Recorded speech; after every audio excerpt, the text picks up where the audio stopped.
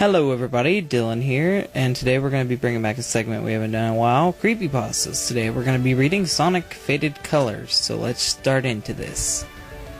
I had always been meaning to get into the Sonic franchise, but never had found any real good games other than Sonic Generations. It's not like you could go back to the Genesis games, or the Dreamcast games, or Google it, hell, even use YouTube, but apparently our author is lazy. One day, I was asking my friends at school again if they had an extra copy of Sonic Colors that I could borrow or use theirs for a while, because I'm cheap and I don't want to go on eBay. But then again, you know how eBay is. I almost gave up, because yet again, like I said, lazy! Until a strange boy came up to me. I knew this boy. I was in a few of his classes. Hello, he greeted me with an odd smile. Hey, I replied, you need something? Oh no, he said, I just heard you were looking for Sonic Colors, and I have a copy I don't need. With that, I got really excited, but I wanted to be cautious. Do you have the disc with you, I asked, because this is obviously a drug deal. He pulled out a plastic baggie. Oh look, it is a drug deal. But this was no ordinary baggie. It was a baggie with a disc in it, with all of its glory inside. I grabbed it out in excitement and joy. Finally, I could play Sonic Colors. Don't get too excited, because you'll be really disappointed pretty quickly. I asked him if he wanted any money for it. I had $5 that my mommy had given me for an allowance when I was talking to him. Oh, I don't need the money. Consider it a gift from a friend, he replied as he winked and smiled again. Man, that's a creeper stare. You might want to back away from this guy. Just look at that. Pedo child. But then again, I'm sure you can trust this happy fellow. After school, I went home and did my homework and chores and worked on projects. I'm a good boy. My parents weren't home, so I decided to pop in the game and play it. I don't know what else I would do besides play it. Maybe I would just look at it, but that's besides the point. A feeling of joy came over me as the beginning cutscene played Reach for the Stars blasted out of the speakers. I love that song. I had it on my 3DS, even though I'd never heard of this game before, and I'm just now playing it for the first time. The first level was a pure joy rush. Learning all the basics was a breeze, and high-speed Sonic action was all I desired. But then I noticed something odd. Of course you did. It wouldn't be a creepypasta if you didn't. There were no wisps to save. The containers were mostly missing, but the ones you had to break through were all empty. Which is odd because I said I never played this game before, so how do I know what wisps are? But let's just keep going. I thought it was just a bug, so I completed the level and made it to the first boss area. There was no boss fight. Of course there wasn't. This is a creepypasta. Sonic looked around confused at the screen. For some reason, his color turned pale, and he said, "Was I too slow?" Hearing the most famous Sonic taunt used against him was shocking, to say at the least. How do I know this is Sonic's most famous taunt, even though I never heard of the franchise till here recently? I don't know. The game pretty much went on like that, completing enemy-less levels, Sonic getting paler at the end with those haunting words. Of course there was no enemies, cause then this creepypasta would be interesting, and we wouldn't want that, would we, writer? By the time I reached the stage with the final boss, Sonic was basically a pale gray hedgehog, not the blue blur that he had once been. Once again, no boss appeared, just an endless strip of a platform. Well, I would expect a platform because this is a platformer game. Way to mix up the story, writer. I tried to run, but Sonic would only walk. I found this very odd. Sonic not wanting to run? What is this craziness? Man, this person obviously hasn't played Sonic Boom. You couldn't get that guy to run even if you paid him. So I walked along the endless strip, but I noticed that Sonic was getting paler, and he wouldn't collect rings. Not that you would need them because this game is boring and there's no enemies to attack because it's boring. I thought about the phrase he said. Maybe I really was too slow. So I replayed the first level a couple times trying to beat my top time because I thought it would make a difference. Odd enough, the game would stick with the exact time I set for every level no matter how many times I tried. I thought that the time meant something, so I put the numbers into different letters, like what you would see on a phone. It's not like there's been several different ways number pads worked on a phone, especially the one to where you could have more than one letter representing each number. I might as well scream Illuminati confirmed while I'm at this strange researching, but let's see what it said. It came out for every time you're too slow. Knowing that I could do nothing else, or because I'm lazy, I went back to the final stage and began walking, and Sonic started getting not only paler, but slower. Near the end, he was on his hands and knees, and just a pure white-gray blob. He looked up at the screen at me. Of course he did, 'cause you're special. Look at Mrs. Special Writer Person, who gets all the attention. Well, let's continue, Mrs. Writer Person. He looked at the screen, at me, with a very sad look, and he spoke very haunting words. For the sake of my own privacy, I'm gonna use my cover name, because I wouldn't want my name getting out there on the public. Especially because then you guys would break into my house and beat the crap out of me for making you read this crappy story. Oh, Fawn, it isn't me after all. It was you. You were way too slow. You didn't get here in time, and now all the Wisp are dead. All of them. Eggman has won because you were too slow. Wow, what a dick. He plopped onto the ground face first as soon as he said it. I assumed he was dead, because he couldn't be sleeping. He has to be dead. Eggman came out of nowhere right then and thanked me for being too slow for Sonic to handle, because he's a dick. He also said that he was draining Sonic's emotions during all of this to the point of depression. But he called it fading his colors because he's cheap and corny, and I just wanted to get the title of this creepypasta somewhere in the story. Score 1 for the writer. I remembered that colors have two meanings, red, orange, etc., and emotions. Sonic faded colors, ... Wow, this writer is really fast at catching on to things. The screen went dead for a while, of course it did, then came back onto the Planet Wisp. I'd never played this game before, so I should know what Planet Wisp is, but let's ignore that and keep moving on. A gray, slightly transparent Sonic was standing in front of the Mother Wisp place, whispering, "Fawn, why were you too slow?" Every important place he went, he said that. The place was just lifeless, everything except for the plants. Thank God the flowers are okay. After his dead tour, he walked into the screen, and it went black. Wow, writer, you really know how to mix this story up, don't you? After a while, he appeared standing over void. Not over a void, just over void. He had a grayish-blue coloring with a red tint, even though earlier I said he was completely gray, but let's forget about that. What he said next, I almost dare myself not to repeat. "This is your fault, Fawn. You didn't get here in time. Now every Wisp is dead. You're too slow, and you always will be." I was used to hearing this because I heard this all during elementary school years. "No matter how fast you run, you will never escape me. I will find you. I will kill you, because like I said, he got real close to the screen, almost close enough to kiss me. And I could have sworn I saw Sonic.EXE for a split second. You're too slow." The game shut off and restarted itself right after that. Of course it did. I immediately got a knock at the door, so I peered out the window to see who it was. It was the boy who gave me the game disc. I opened the door and looked at him with a shocked expression on my face. You see, kids, this is why you don't take random games from strangers who have them in bags, because then they find out where you live, and they're gonna kill you. "Hey," he greeted, "I know some people in the neighborhood, so I thought I'd come over and see how you like Sonic colors." I grabbed the disc and put it in the baggie and shoved it into his hand, saying, "I never wanted to see this damn disc again." He did a really creepy smile and asked, "You've met with a terrible fate, haven't you? What, is Ben Drown getting involved with this now? How do all these creepypastas always get intertwined? What, do they have a tea party or something?" Now I was really freaked out. I was expecting a Ben Drown quote. He laughed and said it was a joke, so I laughed too, because I'm gullible and stupid. Then he got real serious and said, "But in all honesty, you were way too slow, weren't you?" He just left right after that. 3 days later, he vanished and no one even remembered him. I don't see how they could forget him. He's that creepy dude who gives out games in baggies, and he has that smile. If he was at my school, I would so be friends with that guy. It got me thinking. Maybe he played the game. Maybe he was running from the faded Sonic. I guess I'll never know unless he really is going after him, and he's trying to pass the blame over to me. So I warn you, if a kid comes to your school and offers you a Sonic Colors game in a baggie, reject it.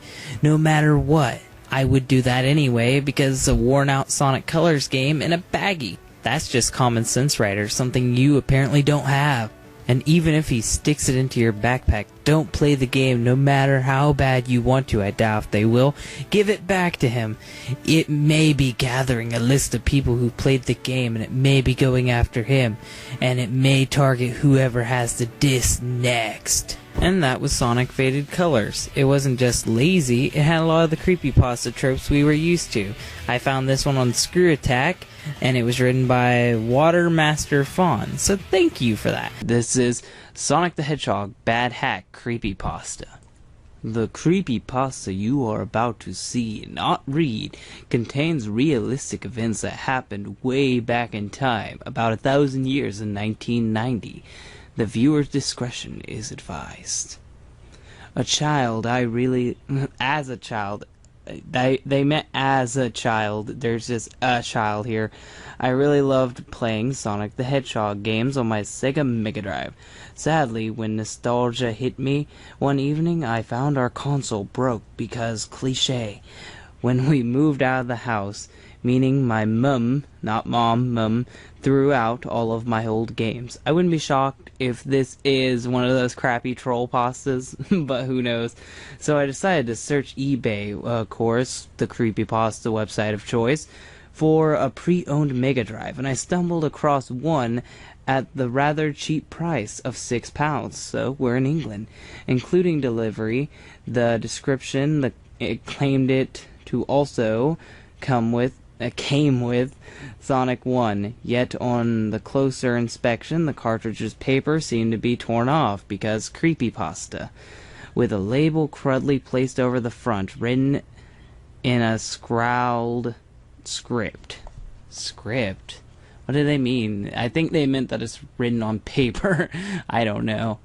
I thought nothing of it, and decided to put a bid on it. Weirdly, despite it being posted a day ago, I immediately won the item.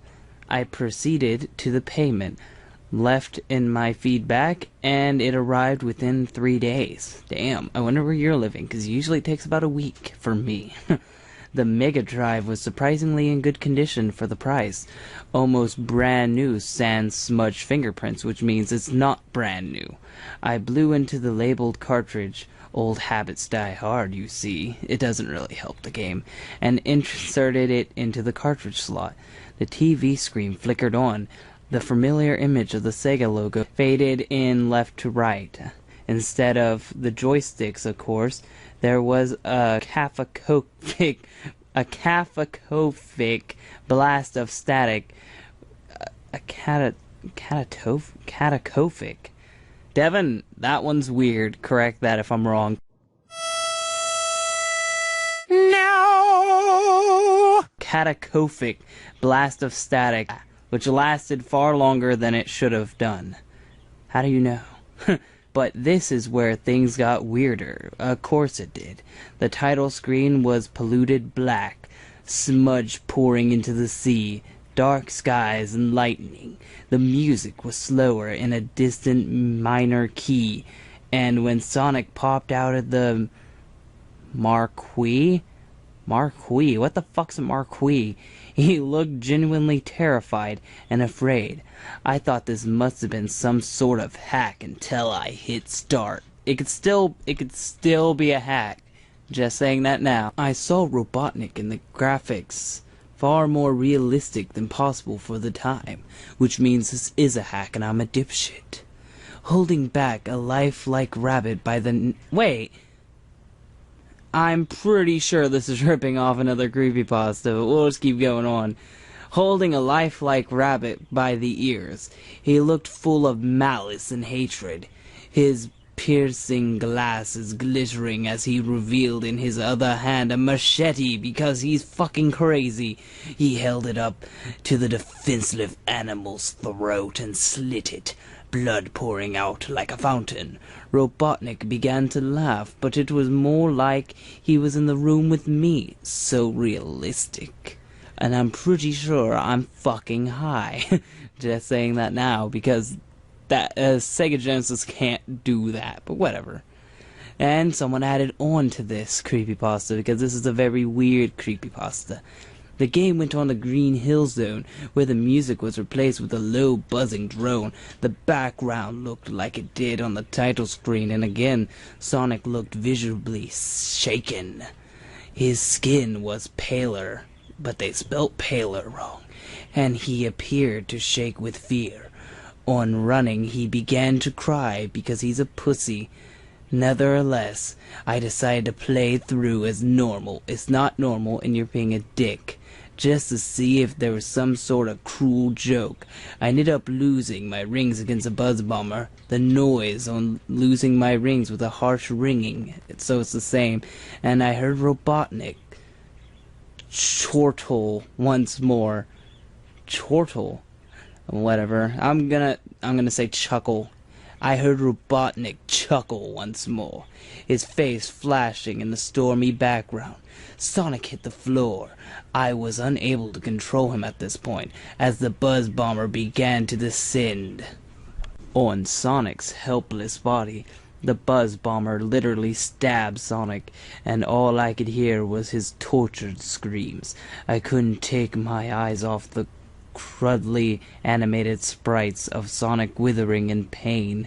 The Buzz Bomber rammed into him again. This went on for a good 30 seconds before the Buzz Bomber flew off because he's a dick, leaving a bloodied Sonic corpse behind. The scream subsided as the screen faded to black. And just saying this now, Sonic's a pussy. He got killed by a Buzz Bomber. What a horrible way to go. I heard incredibly deep murmurings of some sort in a weird language. Maybe Japanese or Korean. Again, hyper-realistic Dr. Robotnik faded into view again. But this time he was holding a more realistic Sonic by the head. Sonic was crying and begging for mercy, sheer terror in his cries. But this time Robotnik didn't have a knife. I thought he had a machete, but whatever. He literally broke Sonic's neck, the sound reverberating as I was treated to the sight of Robotnik kicking the defensive Sonic corpse around because he's a dick. Blood flying everywhere, Sonic's spines breaking off, while at the time the distorted sounds of Robotnik's laughter screamed in the background. A message appeared in Japanese with a selection, yes or no.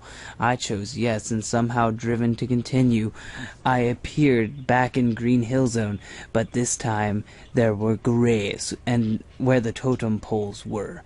Sonic was even more faded, looking directly at the screen as if begging me not to continue. I felt I had to, because I have to write a crappy story today. I continued through the game, of which its layout hadn't changed at all. The iconic loop-de-loops, was there. The tunnel Sonic spanned down, everything was the same, but decaying and full of pollution, which means it's not the same. I reached the end of the level. However, it was the iconic boss level, you know, with the wrecking ball and all. Only when Robotnik appeared, there was a blast of loud, I don't even want to know what that word is, synth sound. Robotnik's face was contorted in sheer disgust for the Hedgehog. And before I had a chance to attack, Robotnik's wrecking ball slammed into Sonic and crushed him against the side of the screen, making all of the haters of Sonic happy. Once more the screams played, but the screen began to glitch horrifically and turned gray. Wait, what? And Sonic turned gray, that's what they meant to say. Almost into the television static. Oh, I guess I didn't mean that.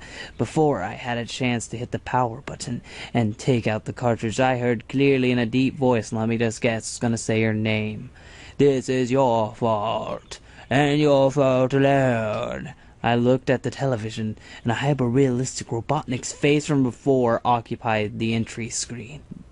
The words, "Game Over," flashed over his face as I saw Sonic's hyper-realistic carcass fall and land on top of the letters, sliding off and hitting the floor. All you could hear was Sonic whimpering and crying like a bitch, asking why. Why did you do this? Why? Why did you play the game? I promptly ripped the game out of the console and threw them both in the garbage, because you know this is the console's fault too. To this day, I've never seen that eBay seller online again because he's a spooky ghost. My computer returned 404s on searching the history, and anyone I asked on the eBay forums claimed the user never existed in the first place. We are reading Tails Abuse, cause what's a friendship without a little bit of abuse? We all saw it coming. They should have had therapy several months ago. So, let's read into this. The author starts with, I'm a retro gamer. I love to play both recent and old games. Look at you being creative there. But especially games created by SEGA. Great, so you like playing shit. Revenge of Shinomi and Streets of Rage and Sonic and Golden Axe. That's all of them. That's every game SEGA made. But a month ago, something happened. Something made me look at these wonderful games in another perspective. He went onto the internet. It was a foggy night, 3 AM to be more specific. Oh, look who's up past bedtime. I was playing Sonic the Hedgehog 2 on an emulator, and look who's being risky. You don't even need a Genesis. You think you're so badass. Since I wasn't sleepy, I chose both Sonic and Tails as my characters and started playing. After reaching Chemical Plant Zone, because Green Hill Zone doesn't matter, I thought I didn't have to tell you about that. I got bored and decided to play a little bit with the characters, because I'm a dick. I went to part of the zone where I could find many enemies, such as a grabber. A spider that grabs the character, then self-destructs. A Spiny who shot balls of acid, and I used Tails to have a little bit more fun, because I'm an asshole. Since he's invincible and imitates every move Sonic does. I took a few steps so the enemy could see me, and when it attacked I ran, leaving Tails behind me. I did this several times until something weird happened. What, you got bored or you ran out of time because you're an asshole running around doing this shit? All of a sudden Tails' animation changed to the one he makes when he drowns. Yeah, liar. And the sound was different too. It was the sound your character makes when it touches the spikes without having any rings left, so the dying sound. The sound was very loud, too, even more than usual. I thought it was a bug, since the game was played on an emulator. I waited for Tails to appear again, but he never showed up. It's probably because you're an asshole. I wouldn't want to hang around with you either, you dick. Going around getting me killed. I don't care if I'm invincible or not. You're supposed to use that to your advantage, not just fuck with it, you dick.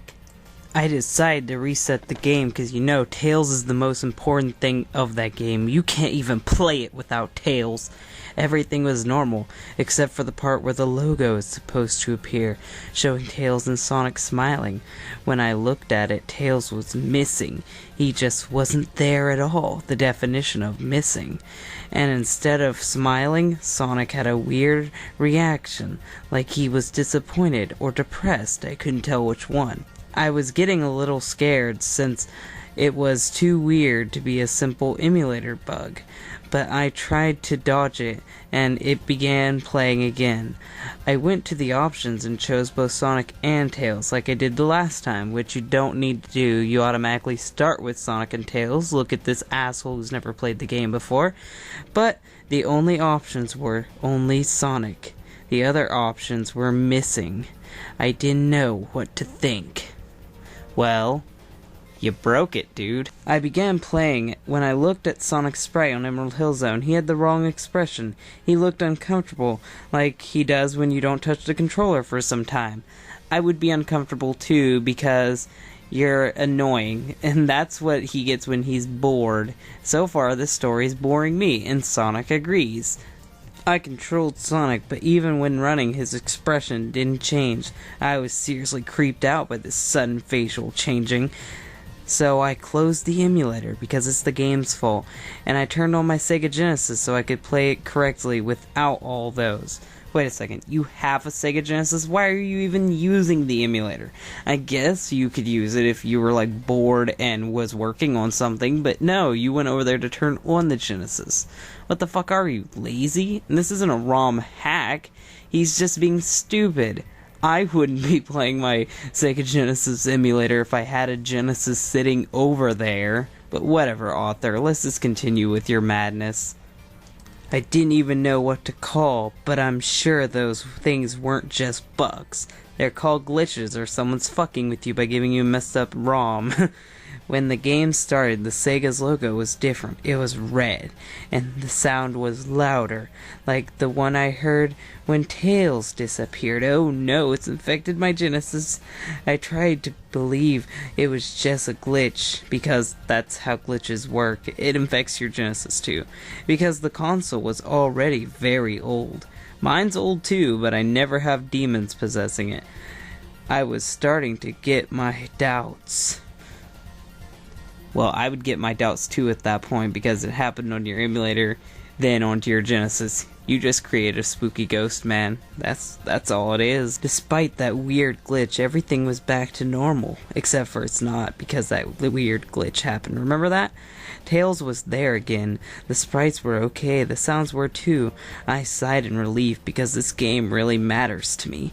And I started playing. When I reached the boss, I didn't have any rings, and I accidentally let Tails touch Robotnik's car because I'm a clumsy dumbass, and made the same animation from the chemical plant zone because this is his fault, and the game froze. I started freaking out and reset it. Seriously, dude, you didn't cause this one. You weren't being a dick. You were just trying to play the game. What, does this happen whenever someone lets Tails die, even if it's by accident? Very fucked up ghost, man. The screen was now white. No Sega logo, no sprites, no sounds, no nothing. I quit. I was very creeped out now because I'm a pussy. And when I went to turn off the console, a text appeared because ghost. I couldn't believe it. I have never seen such a thing in this game. Neither have I. I was more surprised by the text. ... You killed him. I tried to press all the buttons on the controller, all 3 of them, but nothing worked. I also tried to turn off the console, but I couldn't, because I can't unplug it. That's not an option. I even tried to turn off the television, but ... I was very scared by now. It didn't even say that he couldn't do it. Whatever. I sat on the sofa and grabbed the controller again because I have no will. I can't leave the room. I can't burn down my house or whatever. I have to play this game and write a story about it. Another text box appeared. You destroyed his life. Are you gonna try to destroy mine too? Says the game that doesn't have a life. Are you having fun? Are you? And P.S. I don't know what you did, but that game's kind of pissed off. Those are fighting words. That game's gonna kick your ass, man. I'm just gonna laugh watching the Genesis console smack the writer right in the face multiple times. And when he's knocked out, the doctors will come and they will also laugh at you. I pressed the A button again and I was now in the chemical plant zone. The background was different though, and he spelled though wrong. The background was more darker than usual. I could see the different shades of red. What was it? ... Blood? Of course it was. When things like this happens, blood is expected. But what type of blood is it? Is it hyper-realistic blood? The music was different too, because that's cliched and it belongs in this story. It was the boss's music, but in reverse. Only Sonic was there. The gameplay was normal besides one thing. Whenever I defeated an enemy, instead of the sprite of a bunny or a chicken, I would see the same animal but torn apart and in a puddle of blood. The blood was so realistic too. Some would say hyper-realistic. I didn't even reach the second stage. At the end of the first stage, I couldn't control Sonic anymore. He began running for 2 minutes because I had a stopwatch and I thought I would time that shit. When he stopped, another text box appeared. And are you ready for this one? Are you ready? Ready to see what you've done to him? Yes, I'm ready. I was speechless. I asked myself, what could I have done to let this happen? But I realized, did I kill Tails? No, the game did. You just happened to be a dick and let him get killed a bunch. I couldn't believe it. It was just a game, right? It was just a bunch of codes, because that's how game designing works. I couldn't do such a thing, could I? Dude, it's a fucking game, get over it. Then another text box appeared, but this one was different because the other ones were not different. There was just a yes or no option because that's typical of this story. I didn't hesitate to choose no. I knew it. I couldn't even choose the option. I had to choose yes, because admitting to what you've done is a horrible thing to do. The game wanted me to choose yes. I did it because I had no other option. It was a horrible mistake. It can't be a mistake if you had no other option. The screen faded to black for 5 seconds. Stopwatch. I saw a close-up of Tails' corpse because Sega Genesis has incredible detailing. It was full of wounds and his guts were thrown out. He was missing an eye because, gross. That image was so realistic. Some would say hyper-realistic. I almost vomited because I'm a wimp. Then another text box appeared, obviously. I hope you're happy. Well, I'm not because I'm reading this story. You killed me. So we're reading from Tails' perspective. Were you having fun with it? I knew you were. Do you want to do it again? Play with me again? I'm just a simple toy for you. A simple toy for all of you. I was horrified. I felt something different inside me. Was it guilt? Guilt for a simple video game character that doesn't matter? It couldn't be, because I don't feel guilt. That's why it couldn't be. I'm sure more players already did this to Tails, but for some reason I was chosen, almost like I was special. Was he really in pain? No, he's not real, dumbass. I never touched a retro game again because it's all retro games' faults. Letting them die will do the same thing. Try with Mario. Luigi gets pissed. I spend my days playing my PS3 because people don't die in PS3. Or fucking Xbox 360. GTA 5, no one dies in that game, I swear. And every time my character dies, I remember what happened. I'll never forget. We'll never forget. They sacrifice themselves for our entertainment. They will always be remembered. And now, what do I think of that story? It's as cliched as cliched can be. I don't know why people gave this story praise. It's got everything from blood, to text box, to it's the player's fault, he can't turn off the console, for some reason he can't even leave the house. And people like this. I don't know why. Now, I don't know if this is going to be good or bad. I haven't read it. But the guy was stupid and he wrote, criticism requested. Okay, I had created a Sonic the Hedgehog creepypasta that I really want criticism on. Well, guy, you asked for it. So, this is me, Dylan, doing a creepypasta or crappypasta right now. I have no idea when this is getting uploaded, but let's just cut straight to the video. Now, because I have no idea if this is going to be good or bad or not, I'm still going to throw in my criticism. So, let's get into reading this. Many people know who Sonic the Hedgehog is. He's a popular hedgehog amongst gamers and non-gamers alike. He was born in video game platform, and he evolved into more games, cartoons, merchandise, clothing, etc. Yeah, that was all the way up until SEGA ran his name into the ground. Great job. Now, there is a more important thing to remember. When it comes to these things, whenever there's a big fish, there's always a small leech on the belly, and Sonic has many leeches. Ooh, maybe we're talking about bootlegs.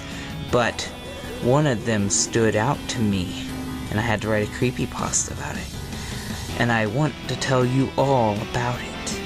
It was about 3 years ago in 2007 when it happened.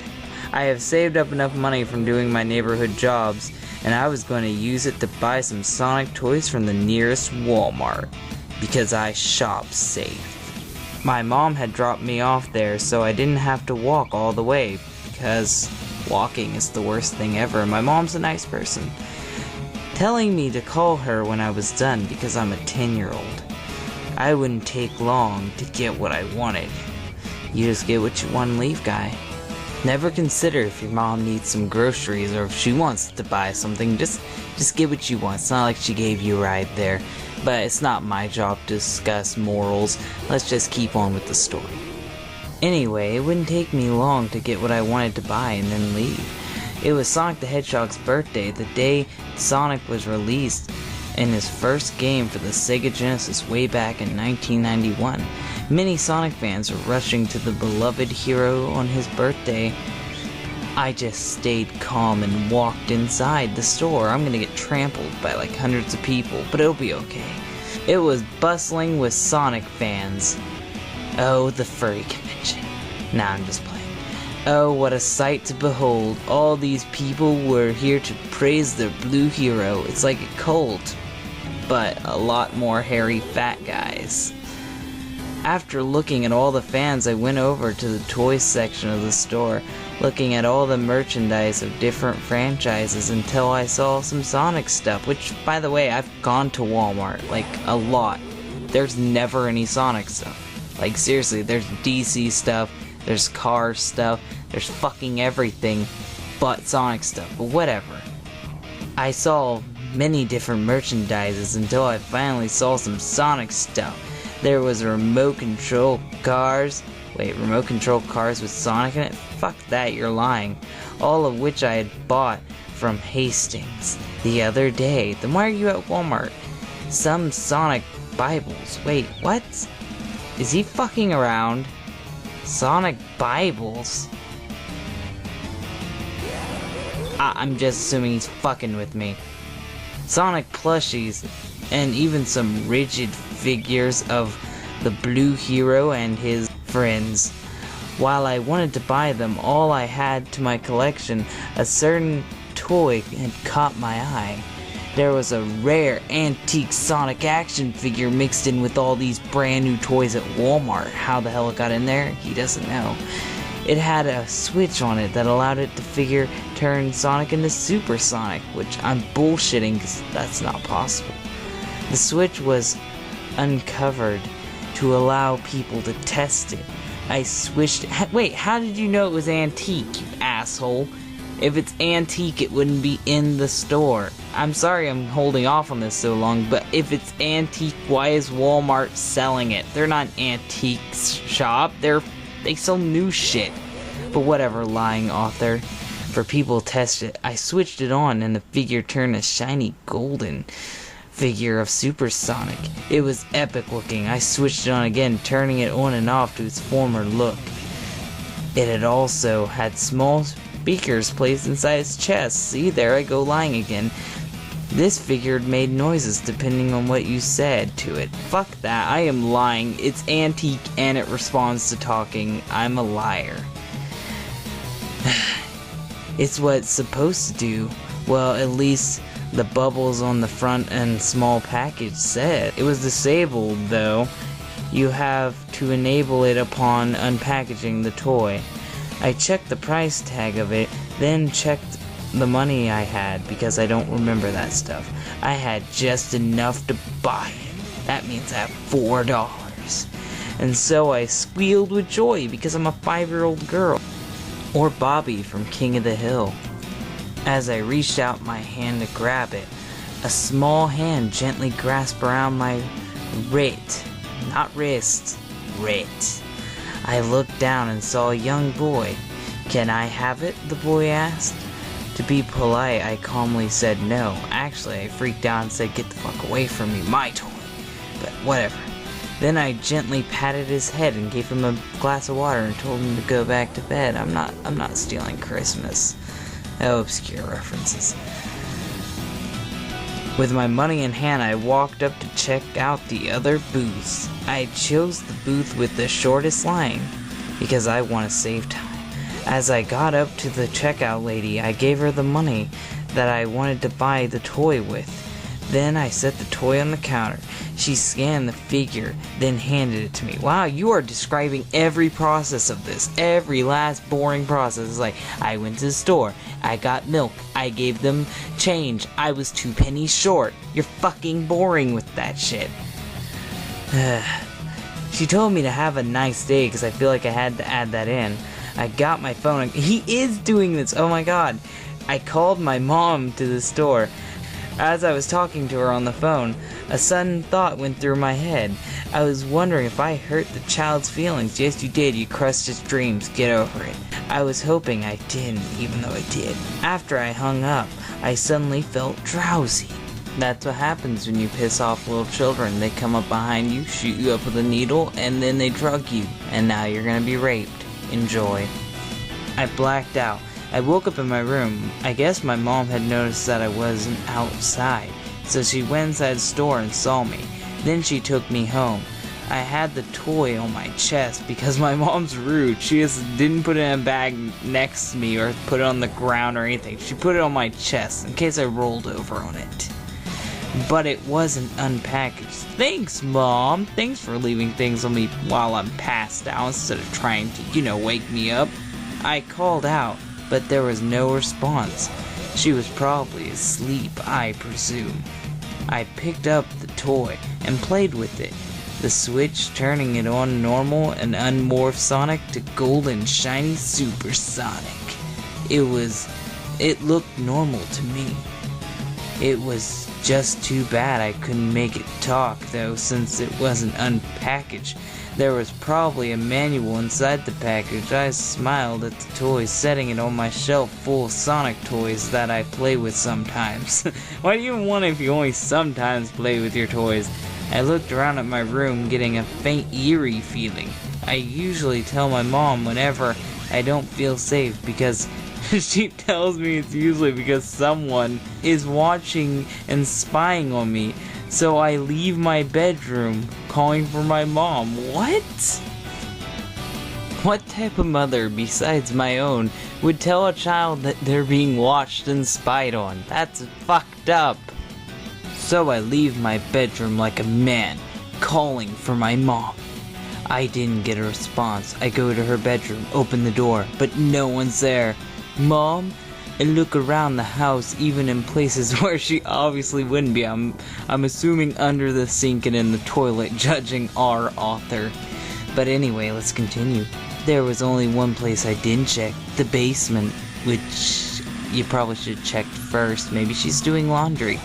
I walked over to the door at the end of the hallway, taking the basement key off from the doorknob. Why does everybody do that? Why in all these horror movies there's like a freaking key right next to the basement? The basement locks, because that's where they store the dead bodies. Anyway, unlocking it, I put the key in my pocket. Then I opened the door. I looked down inside the room, only faintly seeing the beginning of a large staircase. I couldn't see anything else. The basement was too dark. Before going inside, I feel around inside to see if there was a light switch.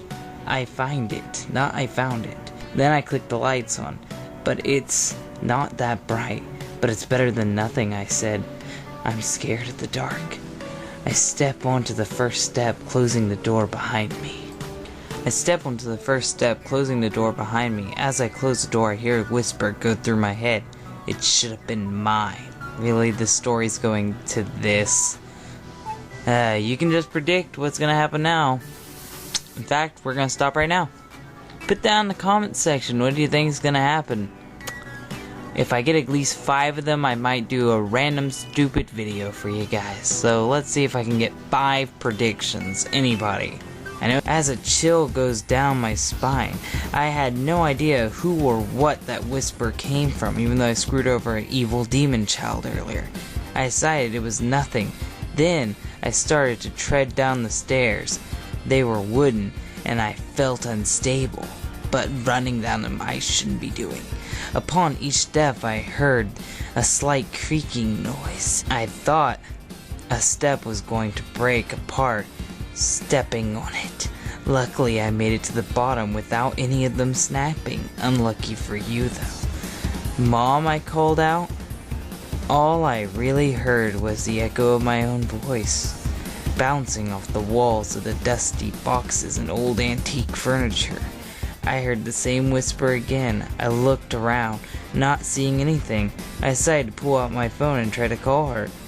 Maybe she just went to get some groceries. Well, maybe if I was more considerate earlier, she could have got fucking groceries while we were shopping. But anyway, I open up the list of apps, looking at my call app, because I don't know how to work my cell phone. Modern technology, you guys. All I saw was my collection of Angry Birds apps, because I like wasting money on garbage. And some Sonic apps, along with Skype and Facebook, and I'm just gonna keep listing off everything. Look, browsers. I couldn't find the call app at all. but I did find Pornhub. And my mom didn't use Skype, so I went on to my contacts app instead. That is associated with your call app, so I don't know how you have one and not the other, but whatever. And I found my mom's contact. I selected it. Usually whenever you select a contact, an option would pop up to let you call them. Yes, I know how a phone works. That option was gone. As a matter of fact, I noticed that my mom's number wasn't even there. Then how the fuck did you click on it? You said a second ago, I clicked on it. You're lying to me again. Damn it, I told you not to do that. It was as if I added a contact, but never added a phone number, which makes no sense. It was very odd to me. It's odd to me too, guy. I can't understand a damn word you're saying, and would probably be odd to anyone else. She'll be back soon, then. I thought to myself, I didn't want to talk, as the echoes would be loud enough to probably scare me because I'm a chicken shit. Then the author states, try to win back his ego to us. You'd probably be scared of your own echo if you were in a situation like this. Yeah, if we were in a dark, creepy basement looking for our mommy, I would do that too. Suddenly, the darkness filled the room. The lights had been turned off, which repeats itself because that is the same thing. I started to panic because I'm a bitch, wondering what was going on. I then heard a voice that sounded dark, but similar to the voice of the young boy. It should have been mine, the voice said. I gasped. The boy was demonic. I was scared because I've been doing that this whole story. I looked around to see if I could finally see anybody, but nothing was there, only pure darkness. I tried to turn on my phone because that was so helpful earlier and use it as a light, but it was turned off conveniently. It seems the battery had ran out without alerting me. Since it wouldn't turn back on, my only charger was in my bedroom. Well, I wouldn't have came prepared for this either, dude. So who would thought your phone would die and then you'd be down in the dark? I give you one for that one. I then heard some footsteps. They were very, very slow, but got louder and louder. Who are you? I called out, wondering who this was. Maybe this was some sort of weird joke, a very elaborate weird joke performed by some kid you barely screwed over at the store. Yeah, that's what this has to be. Maybe I was being stalked. This didn't seem good. Well, of course it doesn't seem good. I can't think of any way it would seem good. I tried to make my way as quickly as possible to the stairs. You're too slow. Wonderful. That's what this story needed, an outdated meme. I heard the voice say. I had started to recognize the voice even more. I wonder who it was. It sounded like Sonic. Well, as the little boy. But at this point, I was terrified. My skin was pure white. I managed to find the stairs, and I began to climb up them as fast as I could. I couldn't run up them, though, as they would collapse, and I wouldn't have any way out. I would take the risk. If they're that old, then your mom should fucking replace the stairs. I then heard footsteps going faster. Man, how big are these stairs going up there? Seriously, they can't be like, what, 2 feet? But yet you can run up them somehow? I then heard the footsteps getting faster and faster, as if someone was running. They got louder and louder, and I heard them as I went up the stairs, although I felt no vibration. I walked up as quick as I could, up the stairs, desperately trying to get out the door. The footsteps got even louder. I was panicking. I almost made it to the door. I saw the shine of the doorknob. Even though it was completely dark, I reached toward it. Your ... I heard the first word. I grabbed the doorknob, but I came to find that it was locked. I reached into my pocket and grabbed the key, but it seems that through the panic I had dropped it. And this is all very coincidental to me, and it fell underneath the stairs. 2 ... I could feel my blood running through my ears as the demonic thing kept getting closer. Slow. As I heard the last word, I felt drowsy, as if my heart had gave out. I fell over, luckily, not tumbling down the stairs. Not lucky for you, though. The only thing I heard was limp on the wooden staircase, creaking as the footsteps approached me. I must have passed out from the panicking, as I never remembered the demonic thing touching me in any physical way, which is what touching means. Quit padding out your story. I remember having the feeling of being carried. I could hear the sound of my Sonic toys as they were being picked up and messed with, probably even being taken. Dear God, don't steal my collection. I regained consciousness, but I still acted as if I was passed out, which means I didn't. I wanted to think of it all. I tried to imagine the person chasing me was my hero, Sonic, trying to help me out, but I passed out, and now he's taking me somewhere where I could rest. I opened my eyes, and I had thought that I was only being held by Sonic. It's okay, we're gonna get you to the hospital, the person carrying me had said to me. It sounded like the blue speedster himself, and it turned out it was just a lie, and that he was coming for me. Man, that pasta was awful. The main problems is that it kept padding itself out to try and make it sound better, and adding big words, but it didn't help at all. There was numerous spelling mistakes, and sometimes I felt like I didn't know where the story was going or what was happening. Mainly at the ending. I didn't know what the hell it meant. I had to read it several times, but yeah, that is the ending. The main thing I'd say is, author, rewrite the ending. I don't know what you're going for with that. If Sonic's carrying him or if Sonic's trying to get him, I don't know. The mom played nothing into it. The kid was pointless.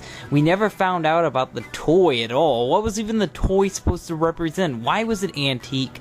Why was it in a Walmart? We never got to find out.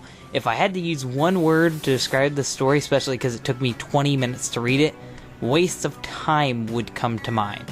So that's the one thing I'd say, author, is cut out the crap and just condense this pasta. You wanted some criticism, here's your criticism. Just fix that problem. Today's Crappypasta is known as the Creepypasta Creepy Sonic is from. I am a classic Sonic the Hedgehog gamer. I've owned many SEGA consoles in those olden times. Yes, those times so long ago, like what, 5 years ago? But since Sonic went to 3D, his games have turned into crap. Oh great, we're dealing with one of those guys.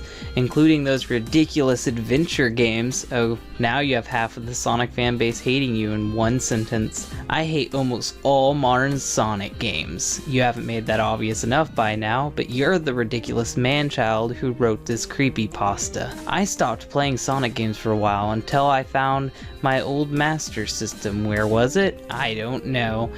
And it was working perfectly when I tested my Shinobi cartridge, but when I put it in, it didn't work. So that means that it wasn't working perfectly. That whole sentence is wrong. So I went in search of any store that would sell this game.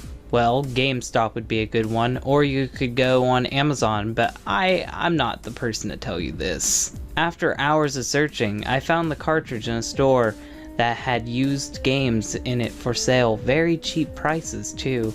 Guess what? I bought Sonic 2 cartridge for the Master System and ran to my house to play it in my Master System. Great, you didn't even get the game you wanted. You wanted Shinobi, why'd you get Sonic 2? And you said you didn't like Sonic recently. Everything was perfectly normal. I was playing the game and having lots of fun in my nostalgia trip. In the game's story, Tails is kidnapped and it's up to Sonic to rescue him from Dr. Robotnik. If you get the Chaos Emeralds, you'll save Tails and get the good ending, but if you reach the end of the game without them, you'll have to fight a mecha copy of Sonic and Tails will be presumed dead. I don't think that's part of the story, but whatever, you're the author.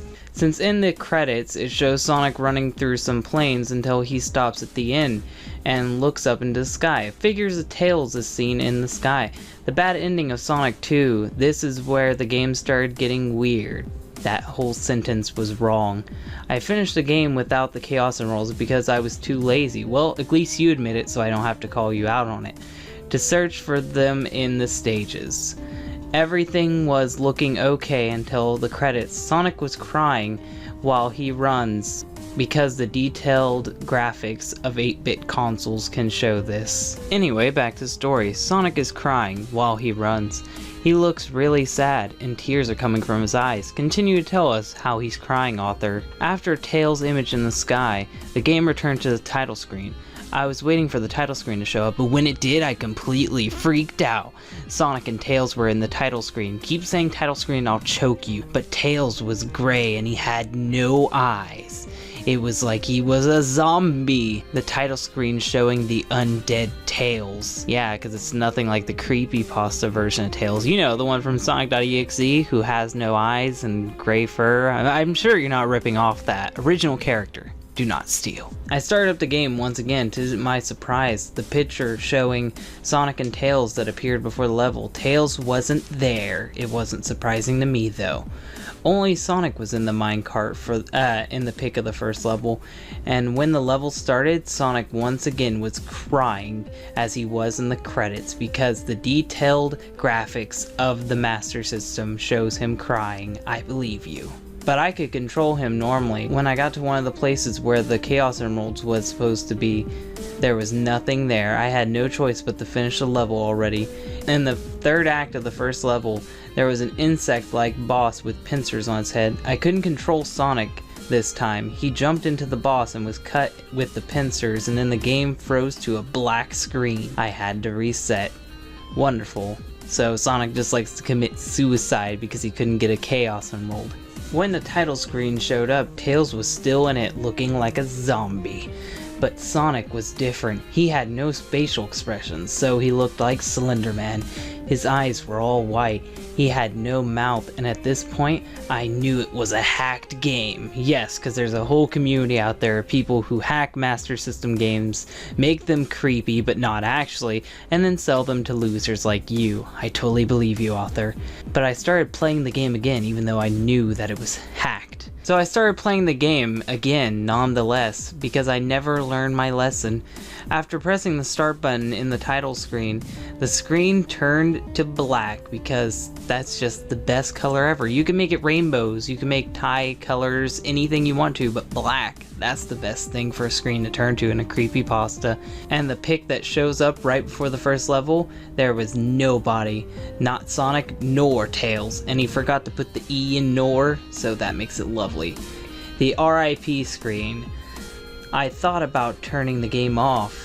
The screen had turned to black once again with text saying RIP popped up. I've had enough of this game. I've had enough of this world. I turned the Master System off and got rid of this goddamn cartridge. I never want to play this game again. Well, here's the thing, author. Nothing really happened. Yeah, Tails appeared as a zombie, but you played the whole game normally, and this is a ripoff of the one I read before, Tails Abuse, but because no creepy stuff happens. The only thing that happens is that a title screen changes. And if this is a hacked game like you said it is, then why even care? Why damn the cartridge to God because it was hacked? The whole thing is nothing really creepy happened, and it was just really, really boring and stupid. But hey, that makes it a good, bad creepypasta to me, and it's worthy of being called a crappypasta. Now, this one's called Sonic Rider CD. Funny that he doesn't even know the name of the game that he's writing this story about, seeing how it is Sonic Riders, but whatever. This story is labeled as fan fiction. Lovely. By Abby the Sheepdog, and it was posted over a year ago. I'm so fucking excited to read this story.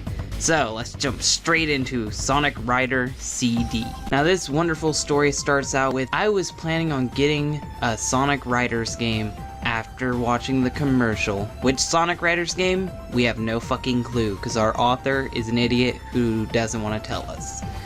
After when end of school, that was a lovely word that you put out there. None of that was fucking right at all. I have finally time to find the game. I looked through everywhere on eBay. Wow, expensive as I can imagine. Yeah, it's new, but here's the thing. If I wanted Sonic Riders, I could go down to any pawn shop and get it for $5, because no one fucking likes that game. I only found the cheapest one, but it looks like a plain Sonic Riders CD, and it looked horribly scratched. Meh, I guess it could work. right? Right? No, it's not gonna work. Do you have a CD?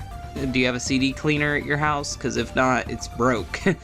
But our brilliant author bought it anyway, and he waited 4 days. Knock, knock. Finally, the CD. Yeah, the CD knocked on the fucking door. Not the mailman, the CD. As I opened the door, nobody was there. Okay, so I guess it was the CD that knocked. Only a package on the floor. What a rude bastard. So I picked it up and began to ran to my room. Fucking lovely grammar there. To my room to play it. And it would probably work, right? Right? You don't have to get this information from me, author. If you think it'll work, you go ahead, but I can't confirm shit. When it began, there was no sound, no SEGA logo, no Sonic Team logo, just only the word start. Fucking suspenseful. I turned up to start.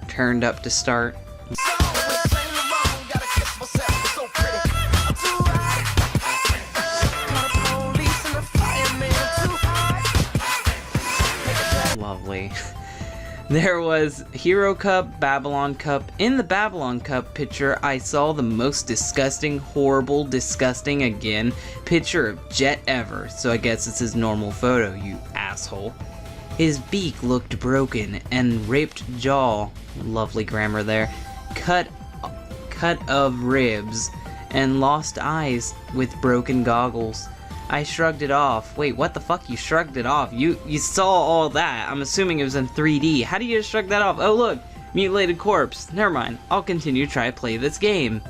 Asshole. I shrugged it off. I played the Hero Cup. As the story began, fucking lovely grammar this author has given us today. It was original. He spelled it ORIGANIL. Fucking lovely. But I was just only Sonic. Sonic was getting beat up by Jet, roughly smashing in his every bloody body that a Hawk broke. Wait, what Hawk? Tony Hawk? Tony Hawk beat up Sonic? That asshole. Sonic was crying in pain. I felt like crying when I saw this. You fucking pussy. The raw Hawk put his feet on Sonic's head. I heard whimpering softly and a whispering voice. No, no, please. It was Sonic. Sonic was whimpering and crying in pain. That fucking bitch. But it's actually excusable this time because he's getting the shit beat out of him. Jet didn't cared and crushed his head and broke it with his own booted foot. No, and crushed it with his own booted feet. Fucking lovely. Before it showed him crushing Sonic the Hedgehog's head, the game restarted. I was shocked at seeing this till I yelled at a screen. Well, fucking lovely. Yelling at the screen's gonna help. The loud music in the game was too loud. Turned down the TV. I turned it back low. Turn it back low. I don't care. You can dance all you want to, author. I'll dance too. Hell.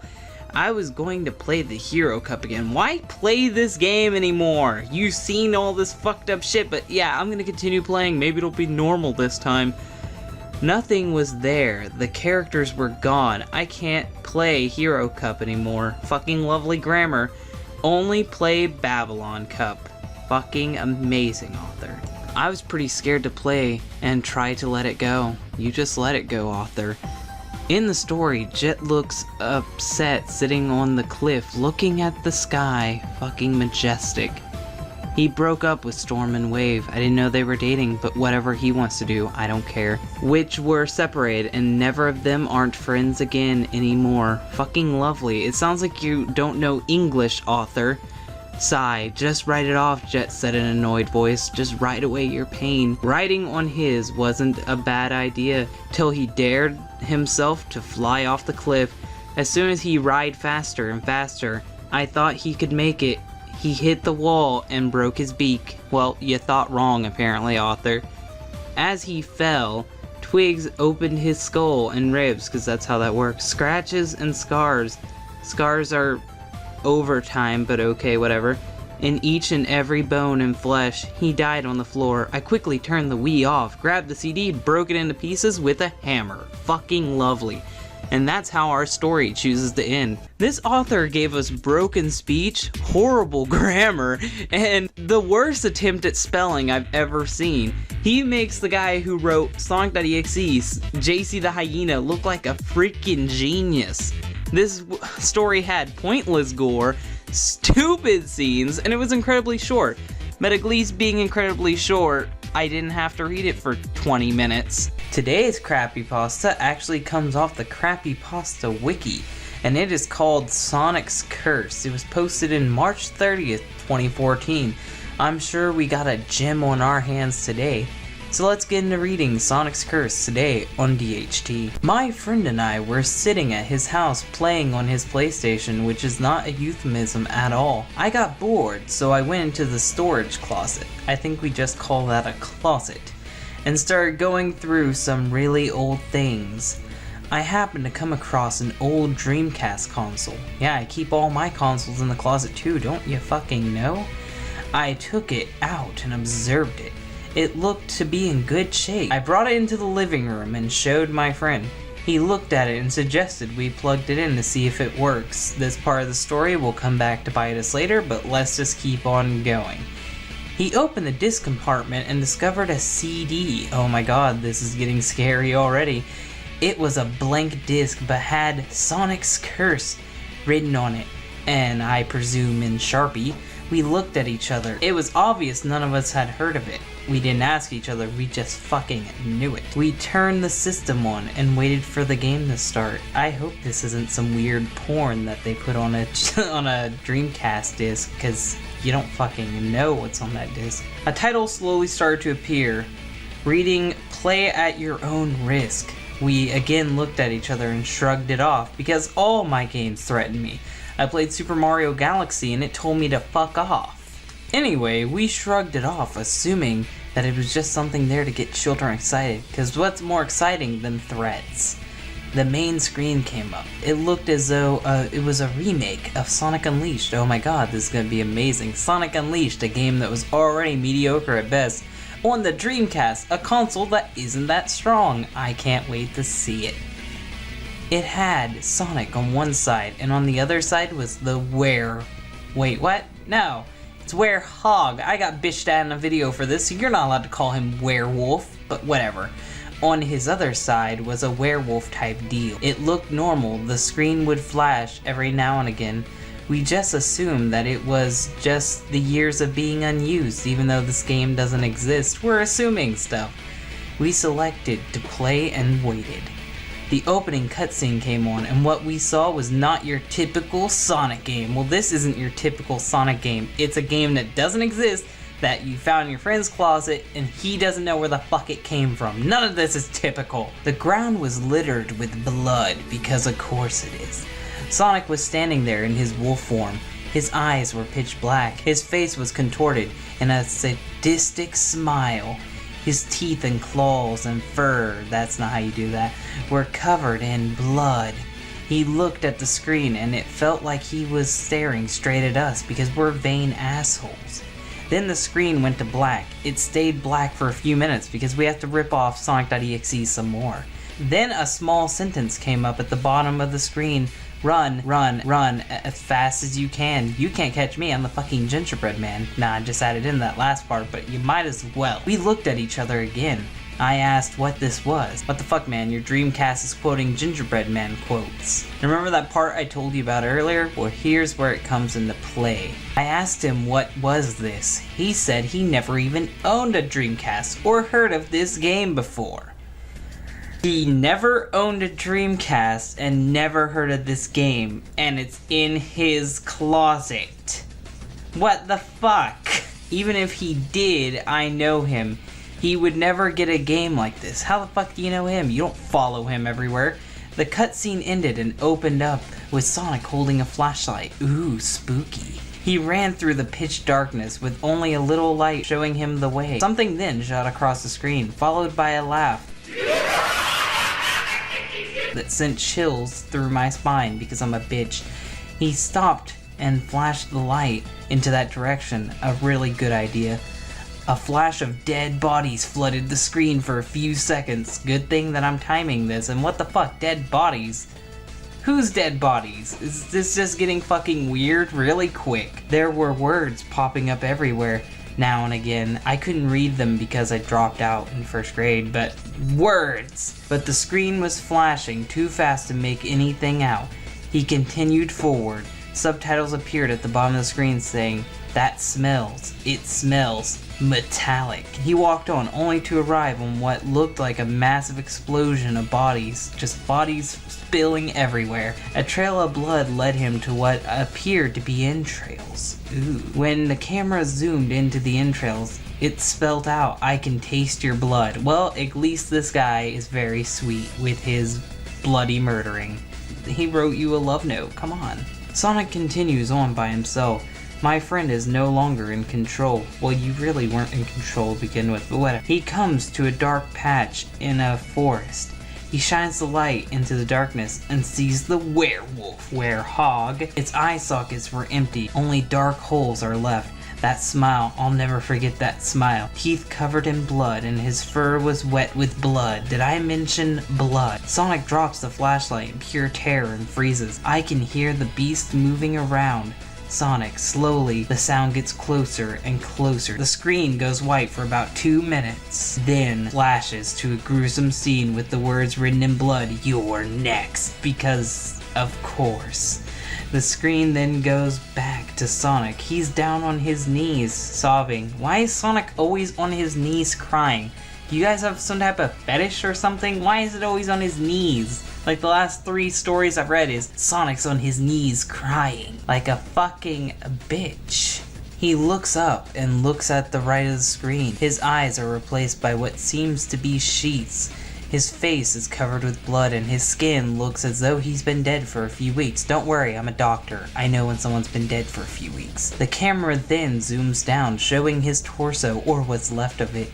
His insides are gone, don't get too descriptive there, and all that remains is his large intestine hanging halfway out. This guy has something for intestines, because he keeps bringing them up a lot. The camera zooms into his face. Sonic then starts to laugh hysterically, because this whole fucking story is so self-aware that he realizes that it sucks. He then stops and looks back at the screen and mutters, "Damn you," and lets out an ear-piercing scream, then falls flat on his face like a drunk. The game goes to static and then opens up to the main screen. We look at each other and then quickly shut the game off. That night, while I lay in my bed, I could swear I hear Sonic's sadistic laugh coming from outside my window.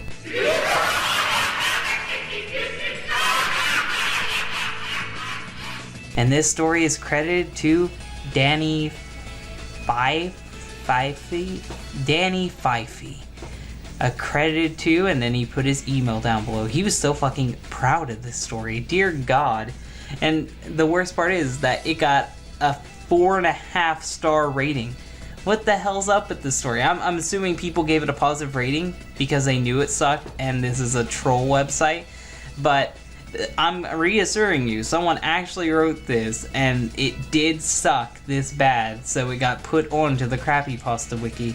So I hope you enjoyed Sonic's Curse. It was a story filled with blood and Sonic Unleashed for the SEGA Dreamcast. Only things we can dream about in our world. Now today's Crappypasta caught my interest right when I read the title. It's a very short Crappypasta, but I believe we're gonna get our money's worth out of it. It's entitled The Eerie Truth Behind Big the Cat. So yeah, with that title alone, it's already got me intrigued, because as you guys know, Big the Cat is one of my favorite characters of all time. So let's get right into reading this Crappypasta today on DHT. What I'm about to tell you is yours to believe or deny. I believe it to be true, and that SEGA covered this up to avoid losing some employees as well as avoiding lawsuits. So with that disclaimer aside, I can already tell this story is going to be total bullshit, because it starts off with a fucking disclaimer. It's like, oh yeah, I'm about to make some stuff up, but I believe it's true. I don't care if you do. SEGA is lying and they're evil. So we're already off to a good start here.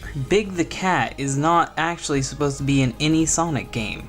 Well, at least someone's willing to admit that Big the Cat was a mistake. Big was the nickname given to a programmer in Sonic Team working on the first Sonic adventure, and we've already started off with a bad cliche. I have a feeling that we're gonna get a Squidward suicide up in this story, which at the time was being planned for the SEGA Saturn. Due to consistent teasing of his co-workers, he went insane, because yeah, that happens all the time, and becoming increasingly agitated, stressed, and depressed.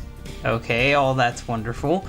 This caused him to create a useless, pointless character named Big, which he coded into the game as a playable character and required to beat the game. He wove it into the source code, thus destroying the files if he were to be removed. Now, here's the thing. I don't know if you know how programming works, but programming is not like that. In order for Big to get into the file, he would have to give it to the person designing the character models. Then he would have to give it to the programmer to insert into the game. Now, if he is the programmer, there's no way he could design the concept for Big, design the levels for Big, design the gameplay for Big, design the character model, and put it in the game without anybody noticing. So, I'm already calling you out on some major bullshit, because you have no idea how a game is made. It's not just made by one person who's doing everything, it's made by several different people. Big wouldn't have gotten into the game if they didn't want him in there. After that, he committed suicide. Well, at least he realized how much of a big fucking mistake that he made, no pun intended, by bringing this monstrosity into the Sonic landscape. At least he killed himself. That's the advice I was given by a wise man, leaving the dev team with no other way of removing Big. Since then, Big has made cameo appearances in the Sonic series in very eerie ways, unexplainable ways. The team sought to appease the restless spirit by making Big a character in Heroes, and for a while it worked. Big wasn't in Sonic 06 or Sonic Riders. Well, to be honest, those games have enough problems on their hand without having Big the Cat thrown in there. So yeah, that's probably a blessing. But started appearing again in subsequent titles. Also, Froggy was very minor character with a very small role. He's not even a character. You can call him a character, but he's just a frog. And therefore was much appreciated by Big, who changed the game to give Froggy more of a meaningful purpose in hopes of redemption for his premeditated suicide. You're trying to be fancy, but this is a fucking story about how Big the Cat was thought up by a programmer who wanted to commit suicide and give a big fuck you to SEGA. Quit, get your big words out of this story, they're not needed.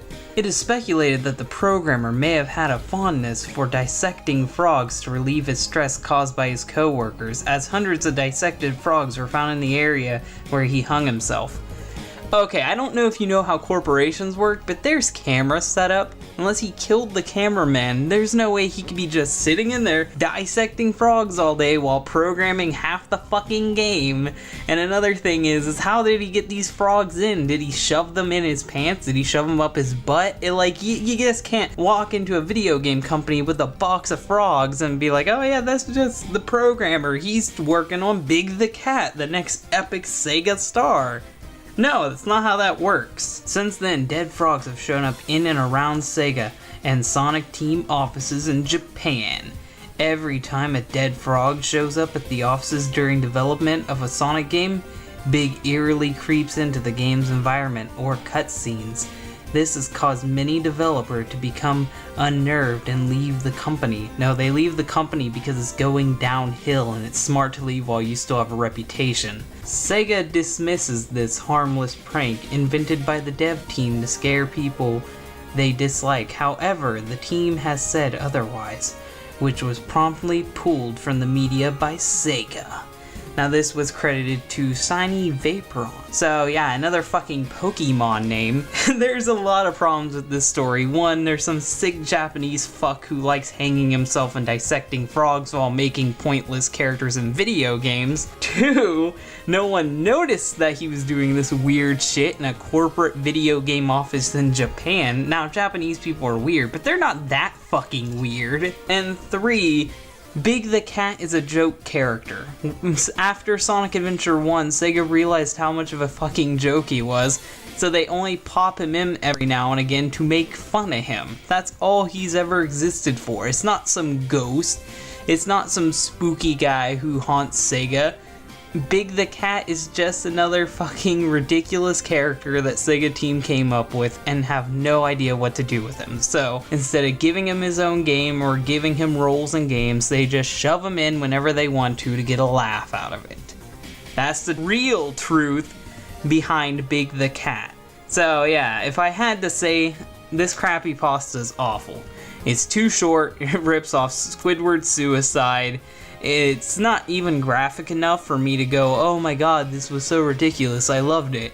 It has nothing going on. It's really boring and stupid. And today's story is Sonic the Hellhog. So I'm sure we're in good hands with this masterful tale. Now, because this is only going to be the first video for this Crappypasta month, it's relatively short, and unfortunately the author spazzed out and never finished the story, so we're gonna try to read what this person calls English. I was a fan of Sega with a lowercase I, and 4 kids. I, also lowercase, watched his shows. Watched Sega's shows? Sega's a guy now, confirmed. It doesn't matter how many genders you think there are, Sega is most definitely a boy. I watched all of his shows. I think they mean Sonic. I don't even fucking know. When there was a episode popping up, it said Sonic X. I was excited, but when it came, it said Sonic the Hellhog. I thought the name was weird, but the show started getting regular with everybody in it. Well, that's pretty fucking normal, but Sonic was full of blood and his eyes were red.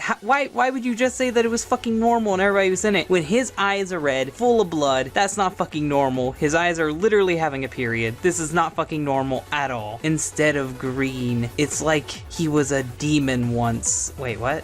You forgot a period. It's like he was a demon. Once he saw Amy, he killed her. That was my sis fave character. Fucking lovely grammar you have there. But mine was Sonic. But he looked still weird. Tails. We have a new character here, everybody. Meet Tails, the one-tailed fox. Fucking OC, do not steal. Tails was looking like a demon. His tails are sharp like a knife. I was scared a bit. When the F's done, I had nightmares. When I woke up, there were 100% repeats of Sonic the Hedgehog. When I changed the channel, there were more Sonic the Hellhog. This is a fucking nightmare for sure. You're stuck and everything that's on TV is Sonic the Hellhog. You can't unplug the TV because that would take fucking common sense, so you're just stuck here watching that fucking horrible cartoon. Day my friend sent me a game called Sonic the Hellhog. It was made by Sega. The note said, by my friend, I got rid of this game because he is getting me. I was getting creeped out. I put the game into my Genesis. The screen was Sonic in blood with red eyes. So at the end, he just started ripping off Tom from Sonic.EXE. The story was fucking garbage. It was horrible. 4 kids is spelled wrong with a Z to be edgy. Tails is now Telds. You knew nothing about Sonic X at all. This story had literally nothing to do with it. It was full of blood. It was fucking terrible. But you know what? What did I expect? So Mitch5496, thank you for making me read your bullshit fucking story. Today we have a story called Sonic's Painful Death. So with this title, we can already tell that it's gonna be fucking amazing, and it's most definitely not Sonic.exe. So let's get right into Sonic's Painful Death today on DHT. This may seem like one of those haunted gaming stories, but technically it's not one of them. Judging by what page the story is now on, I'm pretty sure it is, guy. But let's just keep on reading. But I recently played this one game in a CD called Sonic's Painful Death. Well, I'm glad the game is in a CD, not on a CD, it's in it. So you must have one hell of a time getting it out of there. I thought it was just a hack or a joke. I was mistaken. Someone might have made this game or something. Wait. You said you thought it was a hack, but you were mistaken. But then you follow that up immediately with someone might have made this game or something along those lines other than Sega. That means it's a hack, you dipshit, or a fan game. But you just the contradictions are killing me, guy. What is it? Now I know you're gonna be mad at me for this, but I have played countless Sonic games, from classic to modern Sonic. Well, I'm glad you know me, because I don't give two shits if you played Sonic games. It was a long afternoon and I was playing Sonic Dash on my iPhone. Then I just knew beyond a point, okay, whatever, that something was in my mailbox. He has psychic powers. He has, out of all the powers he could have, he has the psychic ability to know when the mailman arrives. What a fucking hero we have here. In the mail was a CD case for computers. A CD case for computers. And to my surprise, it was a CD copy of Sonic 1. You know, that game that wasn't released on CD, but whatever. But what was in the CD was some text in blue marker that read, "Do not play this game." I was really confused.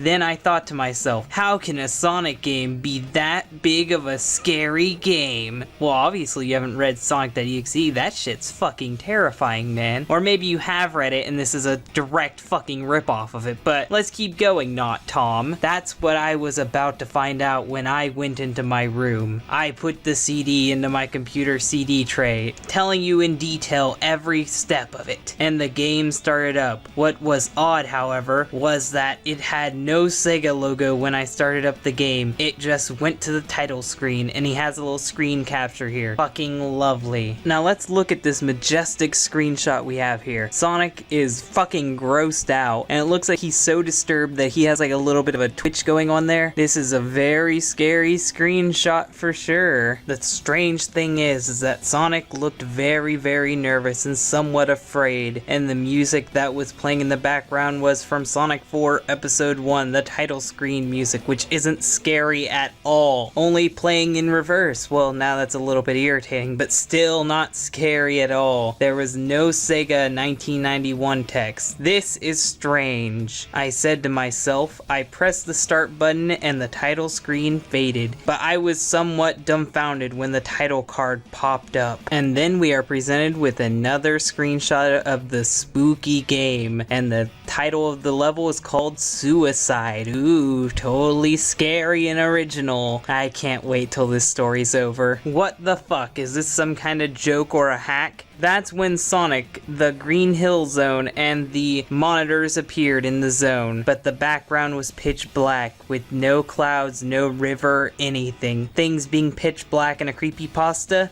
Never done before. I'm totally original, says the author. And the music was, to my surprise, the Green Hill Zone theme. It's my surprise because we're in Green Hill Zone and the actual theme is playing to it. But it was barely slowed down. If it's in reverse, why are you surprised? At all. It's just the same typical creepy bullshit.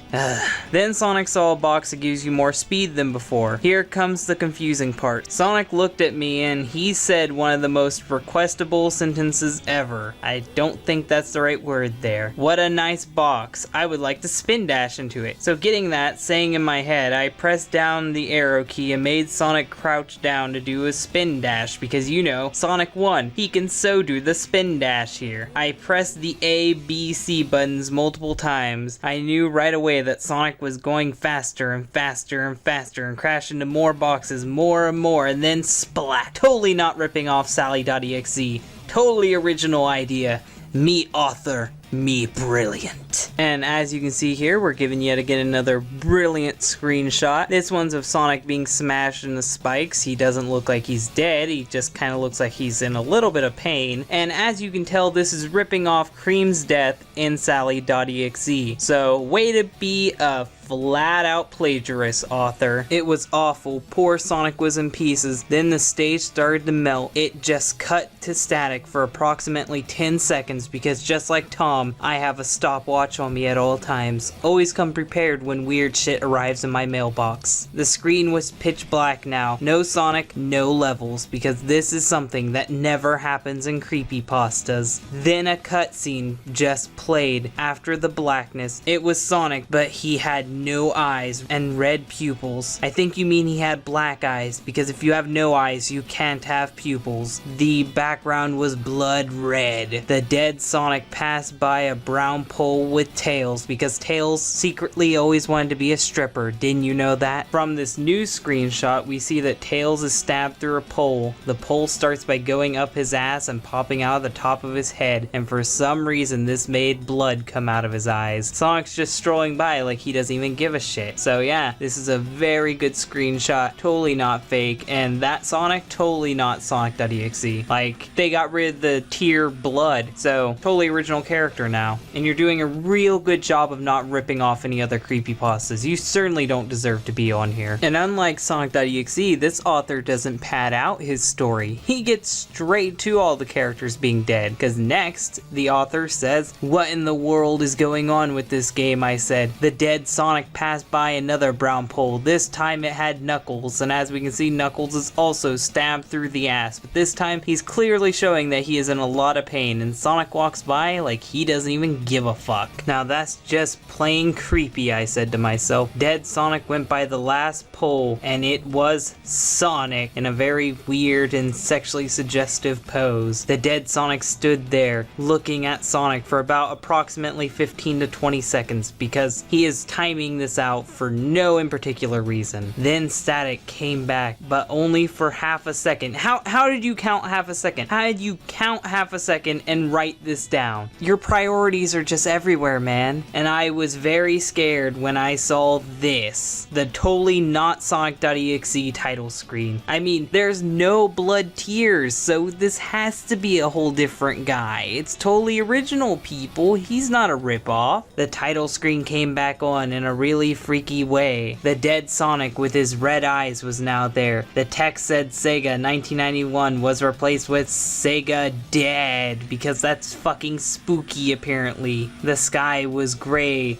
like a thunderstorm, and worst of all, the text that was on the ribbon that said Sonic the Hedgehog was replaced with Sonic the Dead Hog. Totally fucking goofy and not scary at all. You know what's worse? The Sonic CD Game Over music was playing with the US version on it. You know what? Now I am fucking scared. Legit, the US music fucking sucks. If it was the Japanese music, it'd be a little bit more scary, and maybe I would actually like it, but because it's the US version, I'm fucking terrified, man. And the worst part is, the author fully admits that he knows what Sonic.exe is, and he puts a little bit of a disclaimer up. He says, "Now, it may seem similar to Sonic.exe game, but I disagree." It doesn't matter if you fucking disagree. It is the exact same fucking game. The only thing you did was cut out fucking Tom's filler. It's literally the exact same story though. It took a while, but I managed to get the CD out, then finally smashed it into pieces, the one thing Tom forgot to do. After that was over, I heard the dead Sonic was in my desktop. In your desktop, okay. And then said 3 things to me. Why? Why did you torture me? Why did you kill me? Even though it was dead Sonic who was killing people, dead Sonic himself wasn't killed, but whatever. I went downstairs to the living room, and what I saw sent me in the shock. Inside the TV, staring at me directly, was the same dead Sonic I saw in the CD. He saw him in the CD. In the CD I smashed to pieces. He is on my TV with blood red static in the background. It was terrible. It sounds terrible. It's probably about as terrible as this fucking story. This story concludes with note to self: don't get any creepy CD from anyone, even though you got yours from the mailbox and you didn't get it from anyone at all, unless it's a game, a ROM, an official game, or an unofficial CD. I don't know what you were trying to say there. I'm not going to piece it together. I'm not the author. You are. Get your shit straight, because it sounds like to me you're going to be doing this exact same shit again. I'm not calling it quits because of this incident though, so you are going to do this shit again. You are going to die. Some spooky ghost is going to come out of your CD and kill you. I'll probably continue Sonic gaming for the rest of my days, but I will never forget the incident that happened with dead Sonic, and it will happen again because you are a fucking dumbass. What do I have to think of this story? It fucking sucked. I hated this story. It was way too long. It was horrible, and in the end, it's just a flat out rip-off of Sonic.exe. I've wasted 20 minutes of my life reading this thing. 20 minutes of my life reading this fucking horrible rip-off. So dead Sonic, fuck you. I'm done with this story. Today's Crappypasta is called Sonic Has Fallen. man, what a very appropriate title. So let's get into reading this today on DHT. To start off with, if you read this, I don't know what I should do. Well, maybe you should start telling the story instead of improving right here. Give me a moment to explain myself. My name is Joshua. I'm 13 years old. That explains yourself entirely, and now I'm having a lot of doubts about this story. No offense to any 13-year-old writers we might have out there. I'm 13 years old, and this past weekend I went to GameStop to get a game for my SEGA CD. Well, first of all, if you're going to get a game for the SEGA CD, GameStop wouldn't be the place to go. I don't know about your GameStops, but mine packs recent titles. You would go to an older game store to get SEGA CD titles, but whatever. I tried 2 stores, but none actually had any. What a fucking shock, because you're going to GameStops for retro games. I thought this to be normal since it's a relatively old console. Then why are you going to GameStops to try to...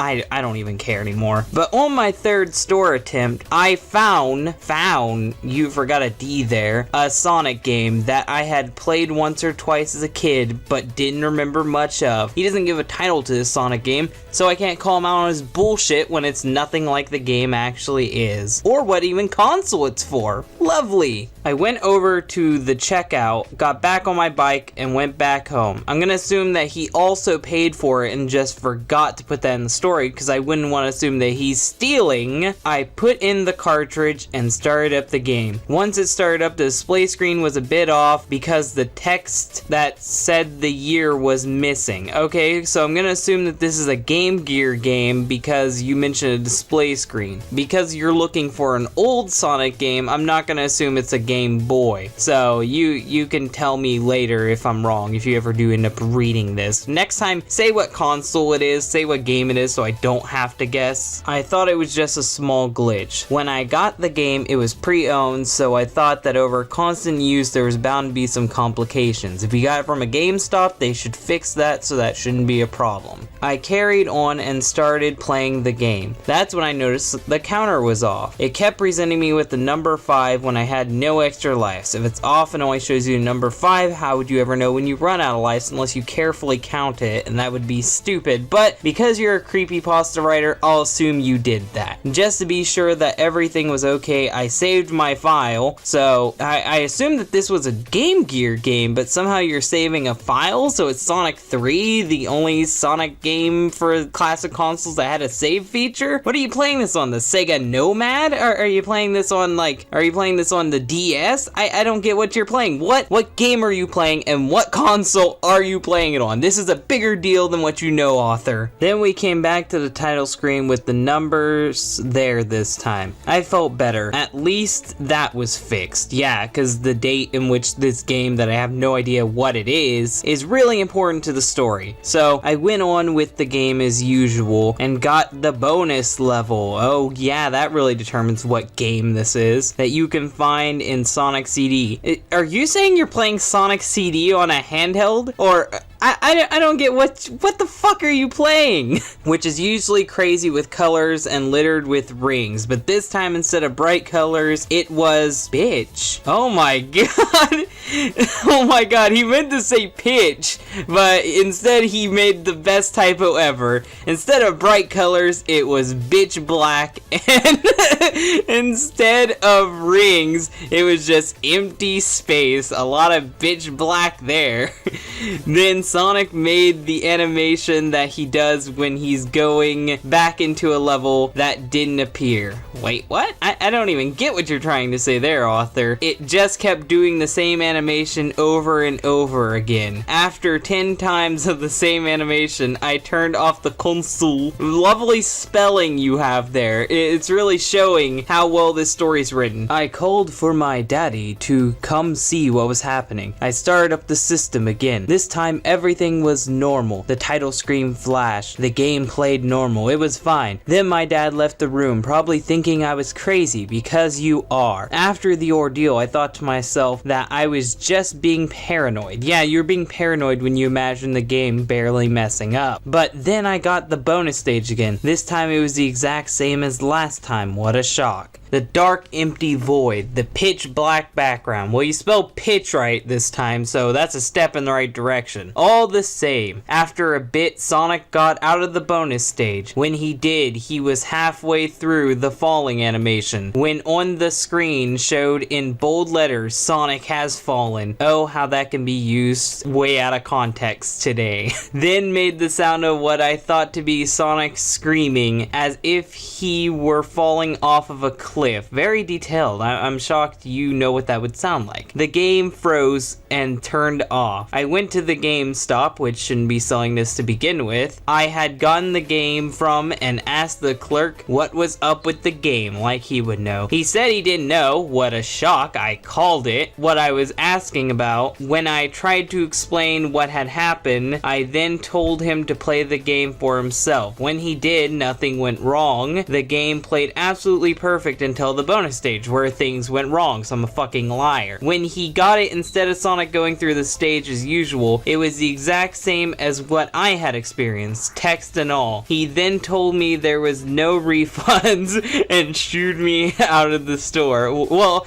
at least he kept that right, of them fucking you over and making you keep the haunted game. I went home and got on the computer and I got on the computer and looking up Sonic Has Fallen. Oh, he meant to put tried. Some help with this. Please, if anyone has any advice, comment. I also hope this doesn't happen to anyone else. I'm putting it away in my dresser. Credit to myself, which I'm assuming is actually Tom. You want some comments? I'll give you some comments. First of all, spell check. If it wasn't for the spell checking, this story wouldn't be that bad, but then again, it wouldn't be hilarious either. I wouldn't get bitch black, which is the best example of your poor spelling. Another thing I'd say is be more detailed. I know that this story is really short because you didn't give details. I have no idea what game you were playing or what console it was for. That's a major problem when I'm trying to get immersed into this story. Another thing is your story is really generic and uses a lot of regular tropes. I'll give you this. There was no blood. There was no hyper-realistic blood. The game didn't break the fourth wall. It was rather calm and self-contained, but that doesn't change the fact that it was shit. So I would say improve these features, make it a little bit longer, and then maybe it'd be a half-decent story. I like the premise of this story, and it's not as shit as the ones that I've read before, but it still needs a lot of work. Try to improve on that. Today's Crappypasta is called Amy Rose, and it is something special. So let's get into reading this today on DHT. This story starts off with, little old Amy Rose. Everyone knows her as Sonic's crazed best friend who's madly in love with him, but sometimes she can get a little violent and get out that hammer.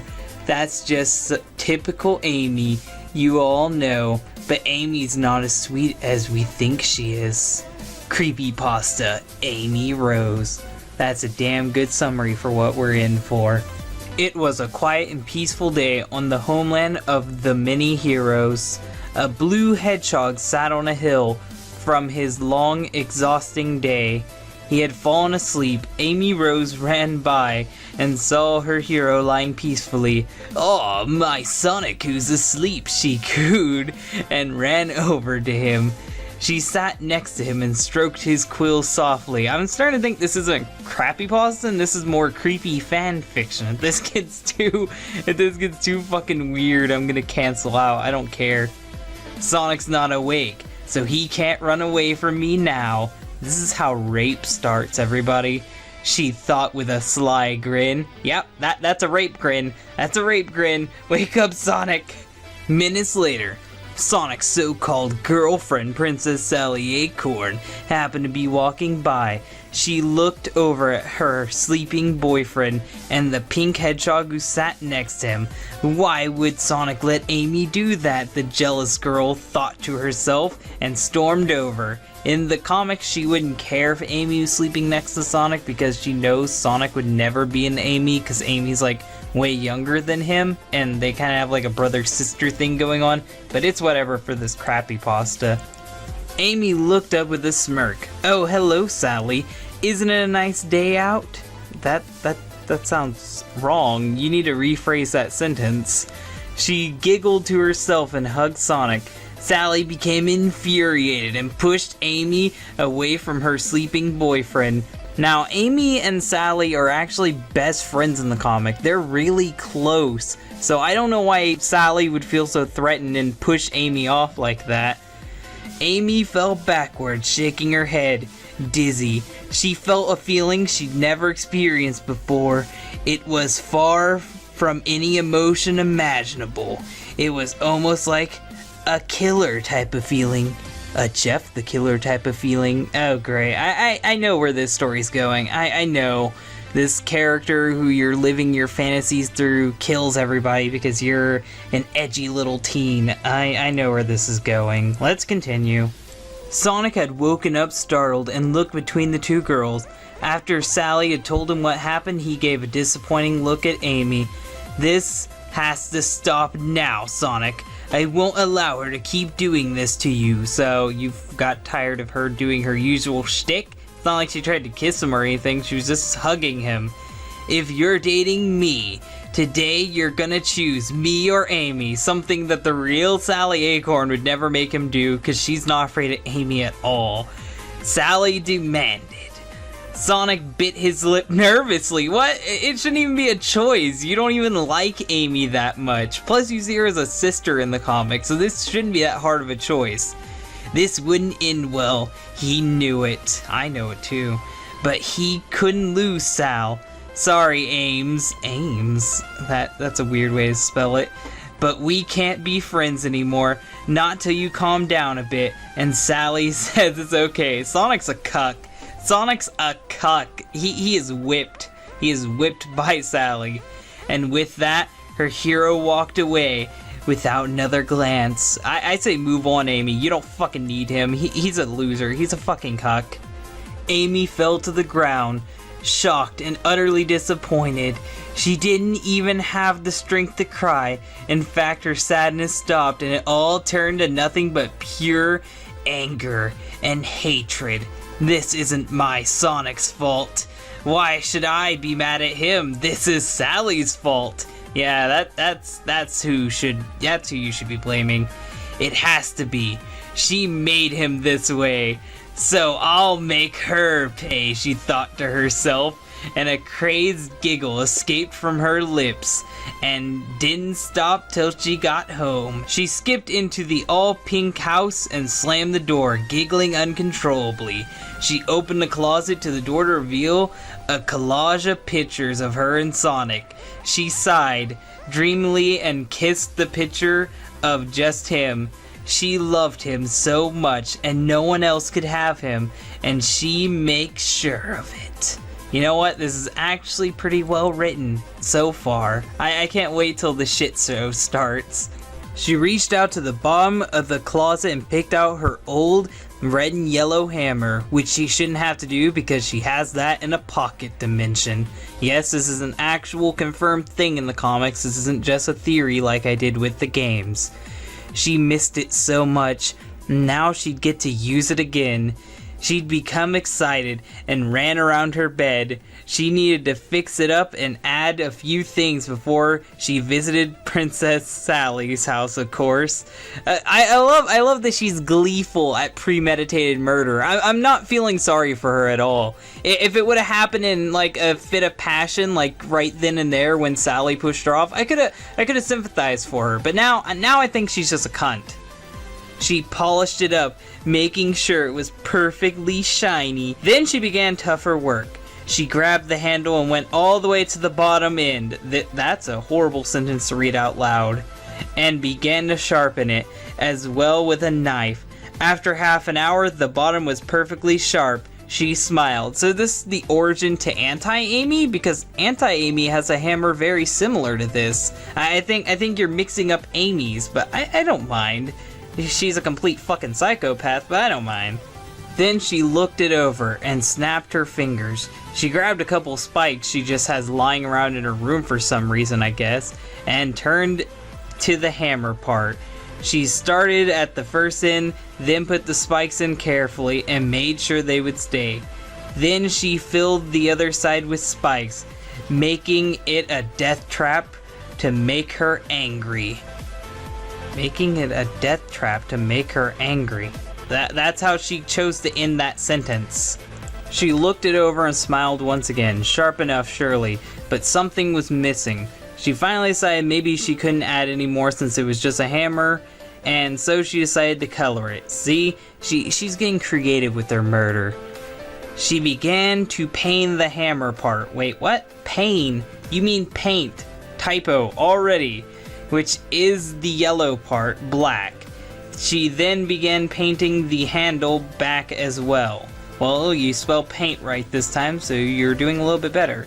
She decided to keep the red part red, but she paint it a little darker red. Well, then she didn't decide to keep it red. She painted it a different color. Don't confuse me. She giggled and hugged the hammer to her chest, delighted. Then she suddenly gasped, seeing the hammer had poked her in the shoulder. See, that's what happens when you're a fucking dumbass. Why would you hug something you just put spikes into, you moron? The red blood trickled down slowly. She wiped it off. She no longer cared for what happened to her. As long as she had Sonic, she would do anything. Capitalized, making me more terrified. ... It had finally become dark out, and Amy grabbed the hammer. Most people were asleep by now, so Amy found it was the perfect time. She ran to Sally's small little cottage, where she chose to live until she was queen. But silly old Sally didn't know what was coming for her. She wouldn't live to be queen, or the princess anymore. The line was perfect as queen anymore, and you had to fuck it up. Amy looked through her window and saw Sally looking into her closet for something. She slowly pulled out the blanket and went over to her bed, turning out the light. Amy giggled sweetly as she ran to the front door. She quietly crept the knob and twisted it. Locked. Oh my god, people lock their doors? Who could have guessed? Well, Amy wasn't the type to give up so quickly. She ran to the nearest window where she could see and lifted up with ease. Sally, Sally, Sally, what a shame, leaving your window unlocked. Wow, you're a fucking creep. How do you expect to sneak in with that giant fucking hammer, you fucking lunatic? Amy walked through the house quietly with a giant hammer behind her and looked over at Sally's bedroom door. She turned the knob slowly and peeked in. Sally was rustled around a little, but it was clear she was asleep. A sly grin spread across Amy's face. She crawled down low so Sally wouldn't wake up too soon. I feel like this is like that scene from How the Grinch Stole Christmas, the animated feature, where he's just like slithering across the floor. I could picture that right now. By now, Amy was by Sally's bedside, staring down at her peacefully. She looked so adorable when she slept. Too bad Amy would have to end it. Amy grabbed the nearest thing she could find, which was the lamp's cord, and she began tying Sally's tight wrists to the bedpost. Sally didn't wake up this whole time from that. I get kinkily tied to beds all the time, and I never wake up from it. So she didn't wake up from it. That's not a normal thing. The lamp, however, was still plugged in. You're the worst, Amy. You're just the worst at this. For the cord was very long. Amy grabbed a jump rope from under the bed. How fucking coincidental. And tied Sally's other wrist. She figured she would need to tie down Sally's legs so she wouldn't let them... I don't know how you... I don't know, author, if you've ever done this before, like tied someone down while they were sleeping, but if you're jumping around, they're gonna wake up. If you tie them to something, they're gonna wake up. So, the fact that she didn't wake up by now is fucking bullshit. She climbed on top of Sally and sat down on her stomach. Sally's still not waking up from this. Then cooed lightly, "Wake up, Sal," and giggled. I think she's getting off on this. I think Amy actually wasn't attracted to Sonic this whole time. She's attracted to murder. That's what she's fucking attracted to. You psychopath. Sally opened her eyes to see a stranger sitting on her. It was so dark Sally couldn't make out who the figure was. Apparently she was on some strong fucking sleeping pills to not wake up before this. "Hiya, Sal. I'm here to visit ya." The most terrifying thing is that she's talking like a stereotypical Sonic character while threatening to kill you. That must be horrifying. I figured I'd been too unfair to you earlier, so I came so we could have some fun. Amy giggled maniacally and looked down at the princess. Sally gasped, realizing it was Amy. Amy, what are you doing here? She stuttered. Exactly what I told you, silly. I'm here to have some fun. The last word, fun, came out darker and deeper than her other words. This is getting strangely kinky. I don't like where this is going. Sally trying to sit up, but noticed her wrists were bound. If you don't leave, I'm gonna tell Sonic what you did. Let me go already. Why would you say this? Of course she's gonna kill you now, and you deserve it. You're a fucking dumbass. Amy looked at her a little hurt and frowned. Is this how you treat all your guests, Sally? Well, I'm a little disappointed in you, Miss Acorn. Wow, that's really fucking creepy. You know what? I was going to give you a little bit of mercy, but since you're so eager to get over with it, I'll show none. You have a giant spiked hammer. I have no fucking clue what you're talking about with mercy, you psychopath.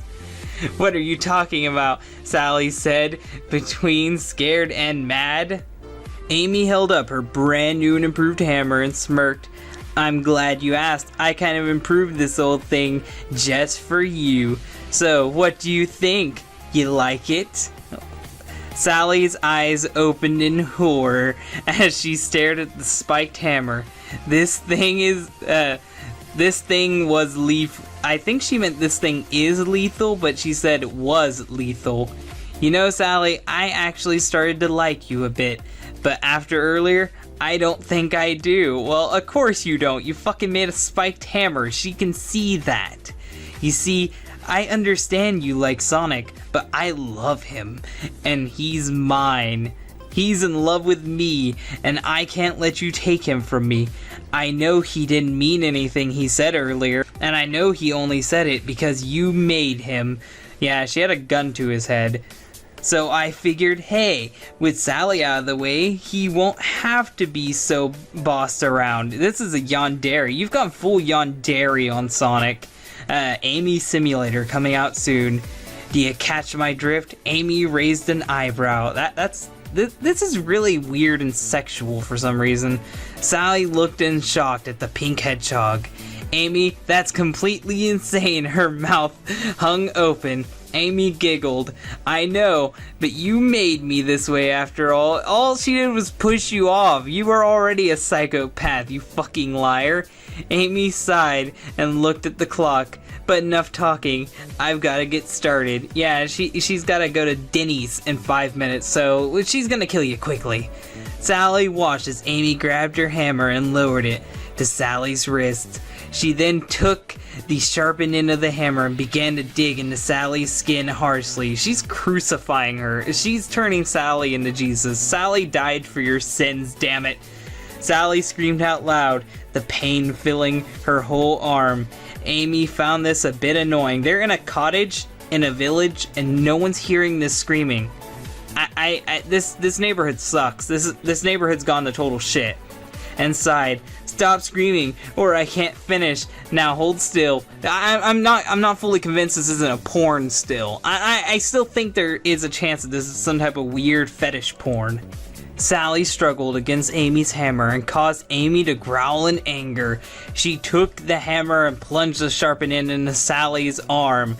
The whole end of the hammer went through Sally's arm. Sally screamed louder. The neighbors don't notice because they don't give a shit. They never liked her to begin with. Than she had ever before. The pain was unbelievable. See what you made me do? Oh great, now she's victim blaming. That's gonna get the SJWs on you now, Amy. Amy screeched. Sally watched in horror as Amy's eyes began to turn soulless black. So now she's turning into a demon because she murdered someone. This is what happens to all murders. It's easy to identify them when their eyes turn pure black. And the only remainder of life in them were her little tiny red pupil in the center. So she turned to Sonic.EXE for murder. I don't think that's how that works, Amy. Amy had enough of her screaming and resisting. She got up and grabbed a shirt, shoving it into Sally's mouth, silencing her. You should have done that from the beginning. Now the neighbors know you're murdering someone. Thank God they don't like Sally. An idea came into Amy's head as she looked at the lamp with a grin. She ran to the kitchen and grabbed a cup of water and ran back to the bedroom. Sally stared at the water and back at her wrist tied to the lamp cord. She started to panic, though the shirt blocking her screams. Amy didn't care for the screams. She shrugged them off. She was in complete insanity right now, and nothing else mattered, and nothing else matters. She tipped the cup over the wire and watched it pour down onto it, making the whole electricity in the house go out, because that's not how you kill someone.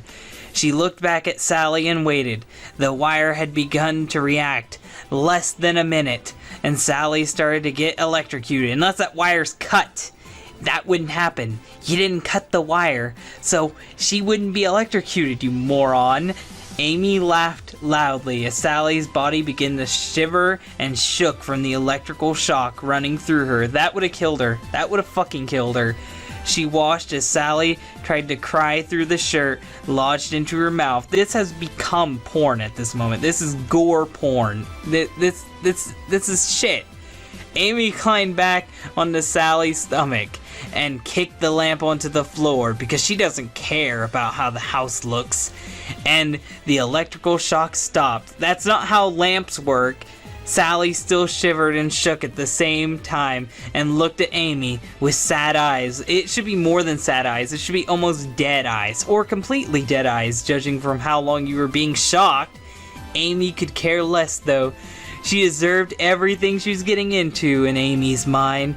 Amy grabbed her hammer again and smirked, and brought it to Sally's left arm and dug it deeper into her skin. Sally muffled screams became quivers in seconds. Obviously, she began begging for Amy to stop. She should have begged before. Like, literally, she's being crucified right now. Amy pondered for a bit and shook her head. No can do, Sal. How dare she want you to get off her boyfriend? That cunt, she deserves to die. But let's move on to a different place, perhaps. Amy moved the handle to Sally's stomach, and Amy began to climb off Sally, so she could get to Sally's stomach better. This is getting weird. This is getting really fucking weird. Sally instantly shook her head and wide-eyed began to scream again, but she has a shirt in her mouth, so she can't really scream. Amy used the end to cut open Sally's stomach to reveal Sally's mini intestines and looked over in amazement in the mess in front of her and giggled. How do you know? Red was my favorite color, Sally. You sick fuck. She started to rummage through Sally's mini organs, pulled out and throwing them all over the floor and scattered around onto the floor in a heap of mess. Maybe this should be called Amy the Killer, because that's what this is reminding me of. A shitty Jeff the Killer knockoff. Amy stopped once she saw Sally's heart. That isn't how the anatomy works. She would be dead. It wouldn't be barely beating. You just can't mix organs around like that, you fucking idiot. Barely beating inside of her, Amy looked up at Sally, whose eyes were slowly lowering, and sighed. Oh well, Sal. Wish I could have said I liked you, but you know, I don't. That's what you say when you're killing someone. She smiled and ripped out her heart, causing blood to spurtle all over the bed and the floor and the lifeless princess, and she ate the heart because she went full Mortal Kombat on her ass. Amy looked down at Sally's face and frowned. I wish she wouldn't have gone to sleep so fast, then we could have played a bit longer. She shrugged it off once again and removed the shirt from Sally's mouth, throwing it onto the floor. Where did you get that shirt from? Sally doesn't even wear shirts. What continuity is this taking place in? I shouldn't be thinking that when there's murder going on, but that's what I'm thinking about. What continuity is this? Because I remember her wearing a jacket. She looked at Sally's face one more time. It's missing something, she mumbled. She got close to Sally's cheek and carved a heart into it. There, that's better, she snickered. Amy hopped out the window with her hammer in hand and her eyes still pitch black with her glowing red pupils. She had headed home to her little home and started to clean out the evidence from the hammer. And that's how that story ends. Oh my god, this story was so fucking awful. It wasn't awful because of the numerous spelling errors, but those did help. It was awful because of the gore. The gore was so fucking strong in this story that I legit feel like that this is someone's sick fucking fetish. It's like Jeff the Killer had a love baby with Sonic the Hedgehog. This story had no motivation for Amy to do this to Sally, and I just didn't feel any sympathy for her. She's just someone's fucking pawn. This is just someone's fucking snuff film. This is shit. This is pure shit. I fucking enjoyed reading it because of how fucking insane it was, but it just turned into fucking gore at the end of it. So I can't recommend this story to anybody. Like, when stories feel like they have to shove an abundance of gore because they don't know how to end or just don't know how to create character motivations, it just makes me sad. So yeah, this story was shit, but it was shit in ways that no story before on Crappypastas have been. Today's Crappypasta is called Sonic Dash.EXE, and judging by that title alone, you can tell we're gonna have a fun time with this story. So let's get into this today on DHT. So, you've all heard of the game Sonic Dash. It's a game on the App Store where you play as the fast-running blue hedgehog himself, Sonic the Hedgehog. Sonic is by now an icon of culture. Well, yeah, obviously. Everybody knows who Sonic is. I doubt some people in like third world countries do, but whatever. And rightly so. The charming blue hedgehog is well loved and respected hero and idol to many, including myself. Well, I don't think you respect him because you wrote this story, so I'm starting to doubt how much respect you actually have for him. Sonic Dash brings the elements universally loved of the Sonic games, new and old, and brings it into a modern app culture. Please tell me what app culture is. I have no fucking clue what it is. Microtransactions? Is that what you mean? You're being too vague there. In Sonic Dash, you play as Sonic, obviously, and run. Though not quite as iconic as the classic games, it's certainly a welcome addition to the Sonic universe, or so I thought. I think you need to learn how to adapt to modern English, cause you're not very good at it. This story is hurting my eyes just to read it. I was on my dad Trevor's iPad. Way to name drop your dad like that. Better be glad no psychopaths are reading this or else they'd hunt him down. Snooping around in his apps, and because this is a Sonic Crappypasta, I want to play the snooping as usual clip. You know what? Hell, I'll do it. Snooping as usual, I see. Snooping around his apps when I saw what looked like Sonic Dash, although with further inspection it clearly said Sonic Dash.EXE, because I'm sure that the game on the App Store runs on an EXE, but I don't even think people know what EXE files are anymore. I think they're just doing it because of the cliche, and that's just sad. I clicked on the icon and was shocked to see Sonic's face. It was Sonic alright, but his eyes I shall never forget because I'm ripping off Sonic.exe directly. The indescribable horror of those beady white balls of eye. Wait, what? Balls of eye? English not very good, I speak. Stared into my soul. I moved my head and almost choked. I think that's a little bit of an overreaction. You saw some eyes that you don't really go into detail very much, and that made you choke? How? How are you choking? Sonic's eyes followed me. Finally, the title screen loaded, and I saw the text Sonic Dash.exe. It was very dark red, and a strange texture to it. I ignored it and began to play. I noticed the music was in G major. How the fuck would you know that? Out of all the shit in this, how did you know that was G major? You some type of music wizard that you just happen to know this? No, fuck you. I don't believe that. But assumed it was an error. Perhaps my dad downloaded an illegal copy of Sonic Dash with unlocked features. Yeah, that's what this is. It's called Sonic Dash Hentai Edition. You're gonna get some good features in that game. My dad was rather cunning, especially in his field, so it was not hard to believe Sonic's run seems slower than usual. My structuring of sentences is also a little bit off.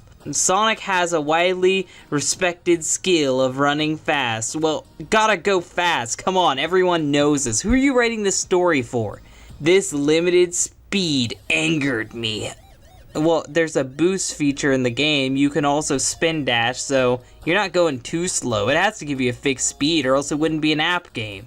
Why was Sonic so slow? I expected more from him. That's what I said with Sonic Boom. Oh yeah, it's a cheap shot, I don't care. I was about to rage quit when I shouted at the screen, "Speed up, Sonic!" That's the rational thing to do. Scream at your tablet. That'll really make it speed up. I then heard the sound of bones crushing as his neck twisted around to face me. He had no eyes. Oh, that's pretty fucking creepy. "Too slow for ya," he chuckled in a raspy voice. "You're not Sonic," I muttered back at the demon, acting like the computer program can understand me. I immediately closed the app. I wasn't going to continue playing after that horror. Yeah, it tried to get me to share to Facebook. It was fucking terrible. I went to delete it when I saw it wouldn't let me. Yeah, it wouldn't let you delete the app. I checked the iPad settings and saw that the game was never installed. Spooky. It came already on the iPad. Surely this must have been a promotional app. If it was already on the iPad, how did your dad not notice this demon? You're not even thinking this through. But why was it so twisted?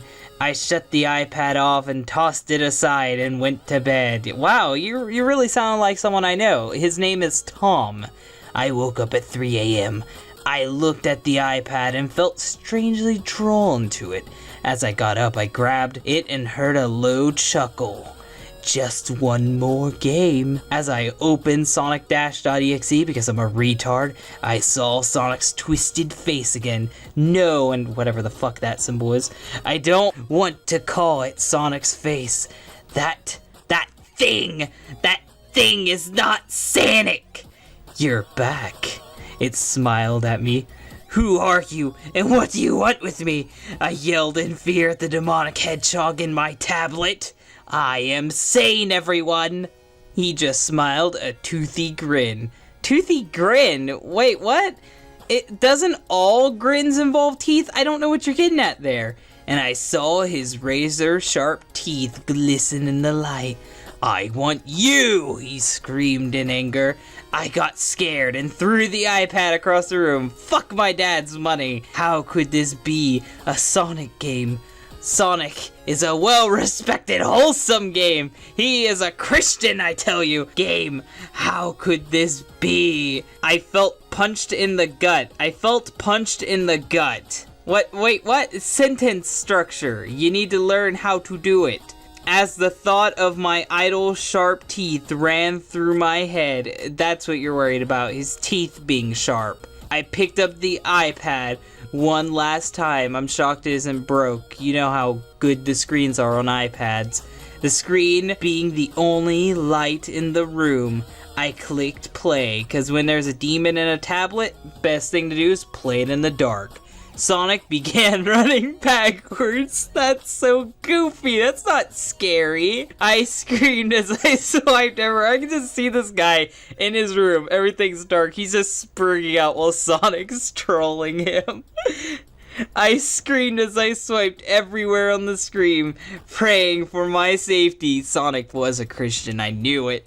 He jumped over obstacles until he reached a halt. He had stopped running, and he finally spoke. You mean all those times when you were speaking before? Those don't count. Those aren't canon. You thought it'd be easy, kid, he snarled. Well, I don't like your tone, I said back. I have completed many Sonic games and am an avid fan of Sonic and Friends franchise. What country are you from? This is not English, kid. I can barely understand what you are saying. I am not Sonic. I'm something much worse. I am the genuine article, it spoke. I remembered what it had said, that it wanted me. I immediately clicked exit game and went back to title screen. As I looked at the text once more, I noticed something. The weird texture. It was full of screaming faces. Yeah, screaming faces. The faces of the players trapped inside the game. Spooky. If you lose the game, you lose your life. How can you lose the game when Sonic was doing everything for you? I screamed in agony, throwing my iPad once more. Can you say Spurg Rage? Can you even say it at this point? My dad heard and ran into the room. What are you doing? He should have done this minutes ago. You've been screaming and throwing shit around. You are psychotic. He yelled. Get some sleep. You have school tomorrow. Yeah, this is what he's worried about. He's not worried about the tablet being slammed into the wall. He has school tomorrow. Better get to your bedtime, son. I sighed and looked at him in the eyes. Dad, where did you get that iPad? I asked him. He smiled with a toothy grin. Hell. What? This story is everything I expect from a bad creepypasta. It's poorly structured, the plot goes nowhere, it has an insane twist, but you know what? I fucking loved reading this story. Unlike last week's story where Amy Rose just went on mutilating people, it actually was corny and pretty hilarious. This kid screaming at tablets, throwing them, and then at the end it turns out his dad is a demon too. It's all types of enjoyably bad. So I would recommend you check this one out if you can find it. Today's Crappypasta is called Don't Look At It. With a title mysterious like that, you can tell we're in for a good story today on DHT. This all started about an year ago. You can tell that this is a good story when in the first sentence the grammar is shit. I was on my computer playing a Sonic game when a pop-up popped up. I think you mean when an ad popped up, but whatever. It said download this and win a free Sonic Generations game. You can tell this is a scam because they have shit grammar in this ad as well. If you download this and stupid as I was back then, this download changed my life for good. Wonderful grammar. That's amazing grammar you have right there. When it started download, it was fine, but when it finished download, my computer started shaking. Oh wait, my computer started shocking. When it stopped, I went back to main desktop and it was covered in blood and there was no files anywhere. But how am I supposed to make the image for this creepypasta if I don't have the paint icon? This is disastrous. But there was writing on the desktop and it said don't look at it. At this point I was more shocked but confused. I looked at the download of the game and it had a game in it called Don't Look At It. Odd, because the messages are telling you not to look at it, but in order to see the messages, you have to look at it. Oh my god, the contradictions here. The same as the desktop background, this is where things got creepy. When I loaded up the game, it looked weird, the quality of the game was mediocre, the grammar of this story is mediocre. I could hardly see where I was going. After I walked in the game for about 3 minutes. Okay, I have a complaint here. Why would you walk nowhere for 3 minutes in a video game? You would turn off the game after like a solid minute because you don't know this is a creepy game. You would get bored, you would think the game is broke, and you would try to reset it. I hate this cliche, I really do. The game went static for about 6 seconds. Ooh, another cliche. And it showed a pop-up picture, but because it was so fast, I couldn't tell what it was. Well, you want a Sonic game, so of course it's gonna be super fast. So I carried on with the game, and what I seen was terrifying. I could see a monster ripping the guts out of 5 children, because death of children, that'll make my story edgy, won't it? I tried to help them. How could you try to help them? It's a monster tearing apart children. But when I did, the monster started attacking me in the game. Well, at least this is realistic. realistic. You got attacked because you tried to help someone. I had no weapons to fight back, so I died. I spawned back near the hospital. You never mentioned a hospital. You never mentioned a hospital. So don't call it the hospital, call it a hospital, where the monster was, and it wasn't there anymore. Now I was confused. I've been confused this whole story. I really have. I thought to myself, did I actually see the monster rip out the guts of those children?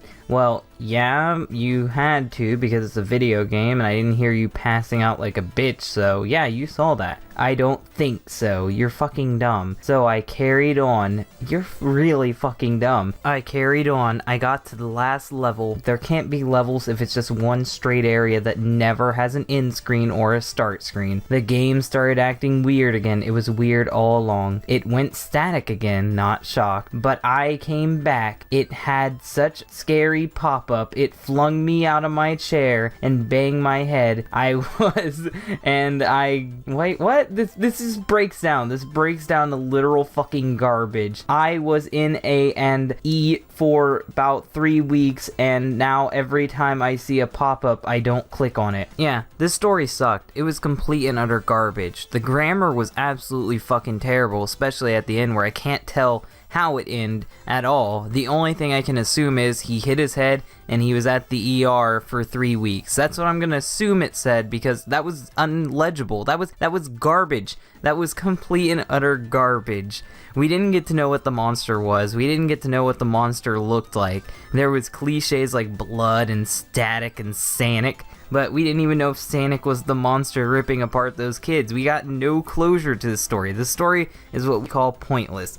It was pointless to read, and I feel like I wasted my time reading it. I'm sure that you guys heard recently that Archie lost the right to make Sonic comics, so I thought in honor of this I would do a creepypasta reading that would be Archie comics themed, and I seem to have found one today. It's called You Left Us Here, and with that title I'm sure that you guys will know where this story's going. So let's get into reading this today on DHT. I love the Sonic Archie comics. They're a guilty pleasure of mine. I don't know why it'd be a guilty pleasure. It's perfectly normal to be reading these. I never got to see the original comics, but the newer ones were good. Apparently not too good if SEGA decided to pull the license from Archie. I also play the games. I own almost every game except for the rare ones. One day I was looking for something in the trash that I threw away and regretted it. That's not a sentence. That's not how you sentence. But I found something way more interesting in there. Wait, what? Something more interesting. I'm terrified. It was a CD that said Sonic in marker. I smiled and decided to take it home. Wait a second, home? Isn't this your trash can? Whose trash can were you throwing stuff in? I'm honestly shocked. Why would you dig in someone else's trash can? Why were you throwing your trash away in there? What the hell? I put it into my GameCube and started to play it. First thing I saw is that I wasn't playing as Sonic. I was playing as Sally. Wait, what game is this? You never even told us what game this is. It's on the GameCube, so maybe it's one of the adventure titles that were re-released, or it could be the Gems collection. We don't know. This asshole never told us. This was probably hacked. You would know if it's hacked if I could actually see what game it is so I could tell you, but as far as I know it could be a fan game. But I didn't care. It was awesome. The gameplay was similar to Sonic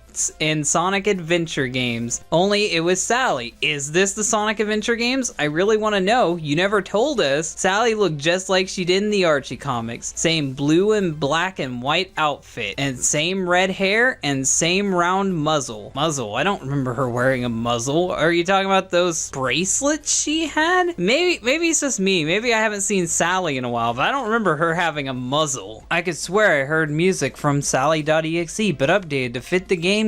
We still don't know what game you're playing on the GameCube. It kinda scared me, but the cloudy blue sky, the green hill like greenery, and the cute badniks made it comforting. I made Sally run ahead. She wasn't as fast as Sonic, but still pretty fast. What level is this and what game is this? I really want to know. Which didn't match her Archie counterpart. But hey, this is a Sonic game. It'd be pretty boring if the characters were slowpokes. The reason why no one liked the silver levels in Sonic 06. voice. As I walked further, the sun started to set like it did in Windy Hill Zone in Sonic Lost World. Yeah, that's so possible in the GameCube, isn't it? The music slowed down and I found a gold ring. I ran into it and it teleported me atop a platform. Sally had trouble standing on it and was desperately trying to keep her balance. Eventually she fell off, but I did not lose a life. I just kept falling. Eventually Sally hit the ground and I heard a voice. And now, because this story is so scary, I'm gonna read this next part in scary voices. Sally, ... We used to be friends, said a shy female voice. Yeah, we missed you and I miss Knuckles, said a tougher female voice. Oh yeah, that's how we know who it is, because she's tougher. Really descriptive there. Why did you abandon us? A voice similar to Sonic said, but deeper and tougher sounding. Yet again, tougher. Really? That's how you describe things? Wonderful. I wished you were forgotten like us, said a bitchy female voice. Bitchy. Wonderful. This story, edgy indeed. I never heard these voices before. Not a chance. Well, I never heard them before either, because they're comic book characters, so yeah, even if you knew who they were, you wouldn't know what their voices sounded like. Who are you? Sally asked. A light came on and 4 characters appeared. A yellow mongoose with a long purple hair and a green purple rocker outfit. A pink echidna that looked like Knuckles because Ken Pender sucks at designing characters, but had robotic dreadlock, and a green hedgehog that looked like Sonic dressed as a greaser, and a scarlet vixen with yellow bow. We're your lost friends, said the pink echidna. Well, I think 2 of you aren't her friends, and I don't know if she was ever really too cool with Mina the mongoose to begin with. And enemies, said the red fox. Okay, so they got me on that one. They got me. We're not the only ones, Mina said. More lights came on, and I saw hundreds, no thousands of characters that I'd never seen before. So did hardly anybody else, because the reboot happened. Thank you, Ken Penders. We were deleted from our universe, and now we're trapped in this purgatory, never to be seen again. This isn't Sally's fault, though. It isn't my fault SEGA actually owned the rights to her. The echidna said, and your memory was wiped. It's like we never existed at all, so yeah, yet again, not her fault. I was pretty confused by this, and by looking at Sally, she was too. I have no idea who you guys are. I'm very sorry, Sally said while tearing up. Then all of the characters disappeared and Sally started to float upwards. I need to get these guys back somehow, Sally said. Please, Cameron, you've got to help me. Oh yeah, she's inserting herself into the story. You're OC. Now you're part of the adventure too, Cameron. I couldn't believe it. Sally said my name. Senpai noticed me. I felt bad for her, but I felt even worse for those other characters that I didn't know anything about, though I had no idea who they were, or if this was just a joke. Yeah, this is a joke. Ashton Kutcher, come out. He got pranked, bro, by the creator of the game, whoever they are. It's obvious it wasn't SEGA. Well, of course it wasn't SEGA. Why would they be making a GameCube game that's relevant anywhere in the 2010s, which is when the story has to take place, because it has to be after the reboot. I need to find out who they were. I like repeating myself too, and I also like saying the same thing more than twice. I might not be able to keep track of them all, but I try for them. ...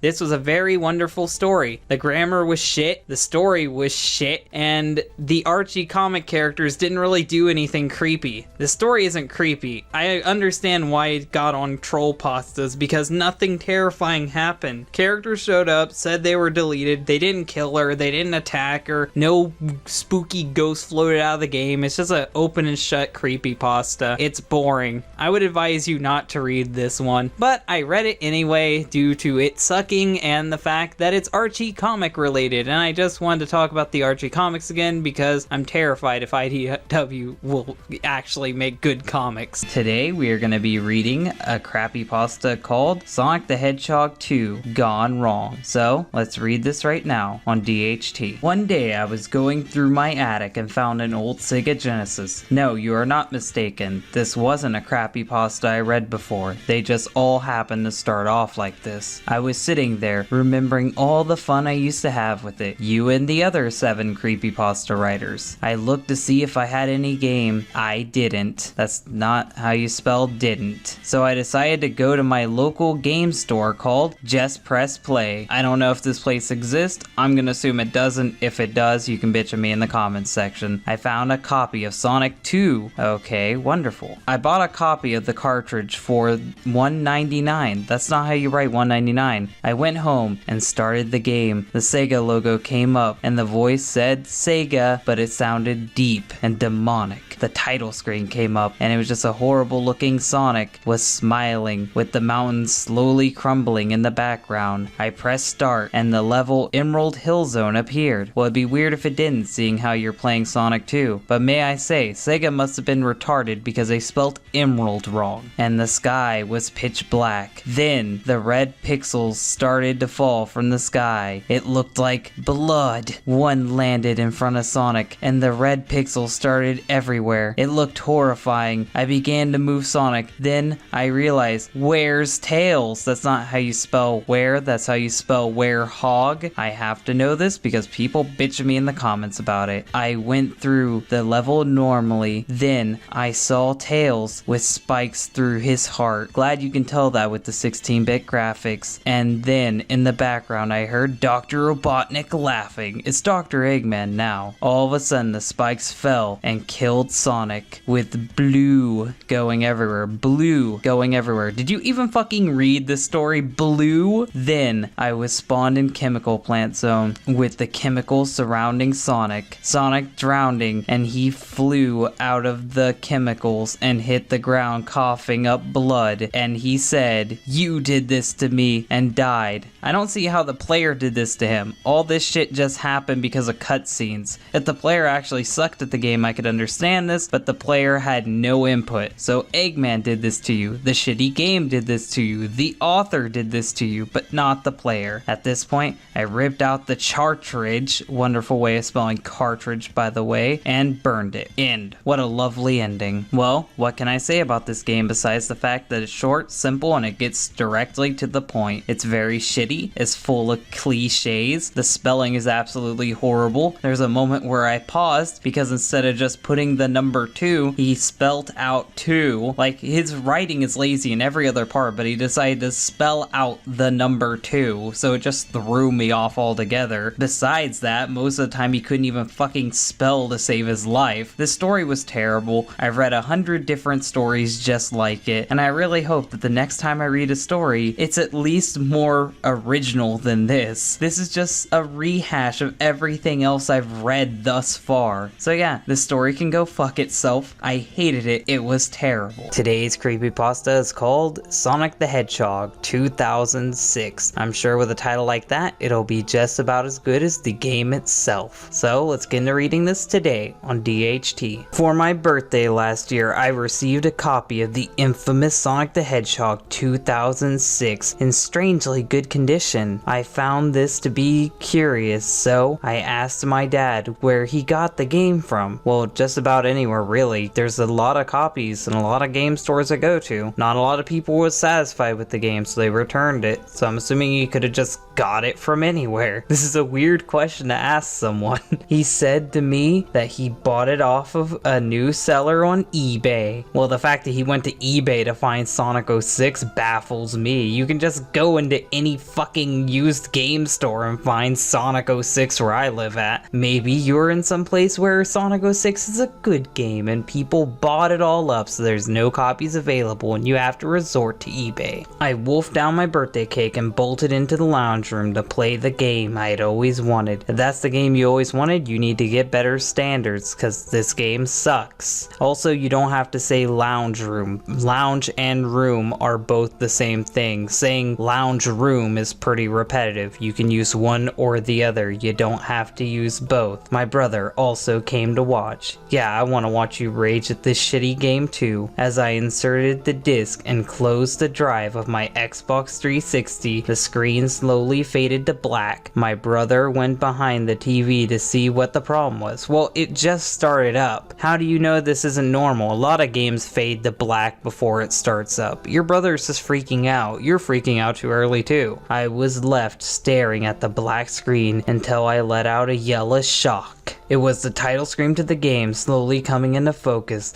As we both sat and watched, the word on the bottom of the screen, Sonic, distorted and changed to the word stab. Stab. So scary. What the fuck? Stab? Really? You couldn't say dead or you're gonna die or anything dramatic. Stab. Okay, I guess because it begins with an S, that's creepy. So the title menu read, Stab the Hedgehog. Stab the Hedgehog, my favorite OC. Wonderful. Me and my brother held our breath until the word distorted itself back to Sonic. As my brother went to click start, I noticed Sonic's eyes were glaring at us. So normal? Actually, that's not normal. Sonic isn't even on the title screen of Sonic 06. Did you even play Sonic 06 before you wrote this story? Have you even knew what Sonic 06 was gonna look like before this story was written? Like, this must be some hacked game if Sonic's on the title screen of this game. Before I could point this out, my brother had already pressed start. That bastard, he doomed you both. We started the game as Sonic since he was the only one there. We watched the opening cutscene and marveled, I think you mean marveled, at the good quality as Sonic arrived, but this wasn't Sonic. I knew, weird colon thing. As he stood above Elise, he grinned and I saw he had huge fangs and red eyes. He had are burned in my memory, while his fur was dark blue. His quills looked as though they had been ripped off of his head. What do you even mean by that? What is that? Ripped out of his head? What does that mean? As this character introduced himself, I nearly had a heart attack. Exclamation point. This is dramatic, guys. He's having a heart attack over a video game. He said, I'm Stab. Stab the Hedgehog. Okay, so we're really going with this? He's the OC Stab the Hedgehog. Red eyes, huge fangs, weird looking quills. Okay, he stabbed the Hedgehog, everybody. Everyone's new favorite OC. Me and my brother gaped at each other. Gaped. Lovely wording. As the cutscene changed, the Hedgehog changed to Sonic. My brother figured out the game was probably glitches. It's probably glitches. What does that even mean? Glitches and it's nothing to worry about. That's not a sentence. That's not how you structure that. You should have said my brother figured the game had glitched and that it was nothing to worry about. There, I helped you with your grammar. The game worked almost perfectly for the rest of the time. A noticeable difference was that Soliana had changed to Suliana.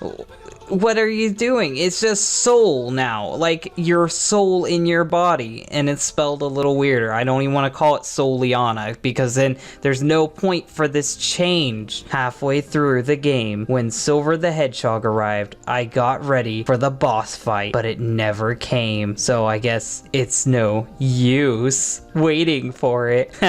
Yeah, I'll go kill myself. Instead, the cutscene before my hand had Sonic change back to Stab. That's not a sentence. I don't even know what you were trying to say there. Like, I can't even begin to try to understand that. And walked towards Silver. Silver had said he wasn't afraid until Stab grabbed him and broke his neck. Ah yeah, Stab the Hedgehog, most notable for breaking necks. Who would have thought that he would stab someone? You know, the thing he's named after? You can't name him Neckbreak the Hedgehog. It had to be Stab, despite him not stabbing anyone yet. Words appeared on the screen. Oppose me and you get what he got. Stab then said to the camera, I show no mercy. Ripping off that other Sonic creepypasta we read a few months ago called Sonic No Mercy. I noticed that a lot of these creepypastas will either steal lines from each other, or they'll just flat out steal the plots and recycle them into whatever story they want to. I had enough. I pulled the plug on the Xbox and wrenched the drive open. I snapped snapped the game disc in half and threw it in the case. My brother hid the case in the attic, and we never breathed a word of what happened to our parents because they'd be disappointed that they wasted money on a terrible game that we broke because we're autistic. Through the vent at night, I'm thoroughly convinced I can see a pair of gleaming red eyes staring at me through the breaks in the cover of the vent. So, what did I think of the story? It was terrible, but it was terrible in a funny way. The typos were hilarious, the poor grammar was pretty funny, not to mention Stab the Hedgehog being named Stab and never stabbing anyone throughout the whole story. It was just a terrible payoff, but in the end, it was funny to read. So at least it was good for something. The problem with finding creepypastas to read for Crappypastas is sometimes they're bad in the boring and pretentious way to where I don't even want to read it because of how long and boring it is. I like these shorter stories that are more ridiculous and stupid because then at least I get some entertainment out of reading them. I like to make fun of a story. I don't like to be bored by it because the author decided to be a poet. This author just wanted to make something creepy and he failed at it, but at least we got a good laugh out of it. Today's creepypasta is called Through Shadow's Eyes. So let's get into reading this today on DHT. This creepypasta starts off just like every other Sonic creepypasta by saying, I've been a fan of the Sonic the Hedgehog series for as long as I can remember. Ever since I played my all-time favorite game, Sonic Adventure 2 Battle, I was hooked. I fell in love with the characters. They were all very likable to me. Those are basically the same thing. You could have just said one of those and it would have been fine. Just giving you a little tip there. Especially my all-time favorite Dark Hedgie named Shadow. You said Hedgie. That's adorable. Shadow is the one character that I can somewhat relate to in a way. Well, yeah, we've all been 16. We've all gone through puberty and related to Shadow eventually. It's normal because we both lost someone close to us. Well, that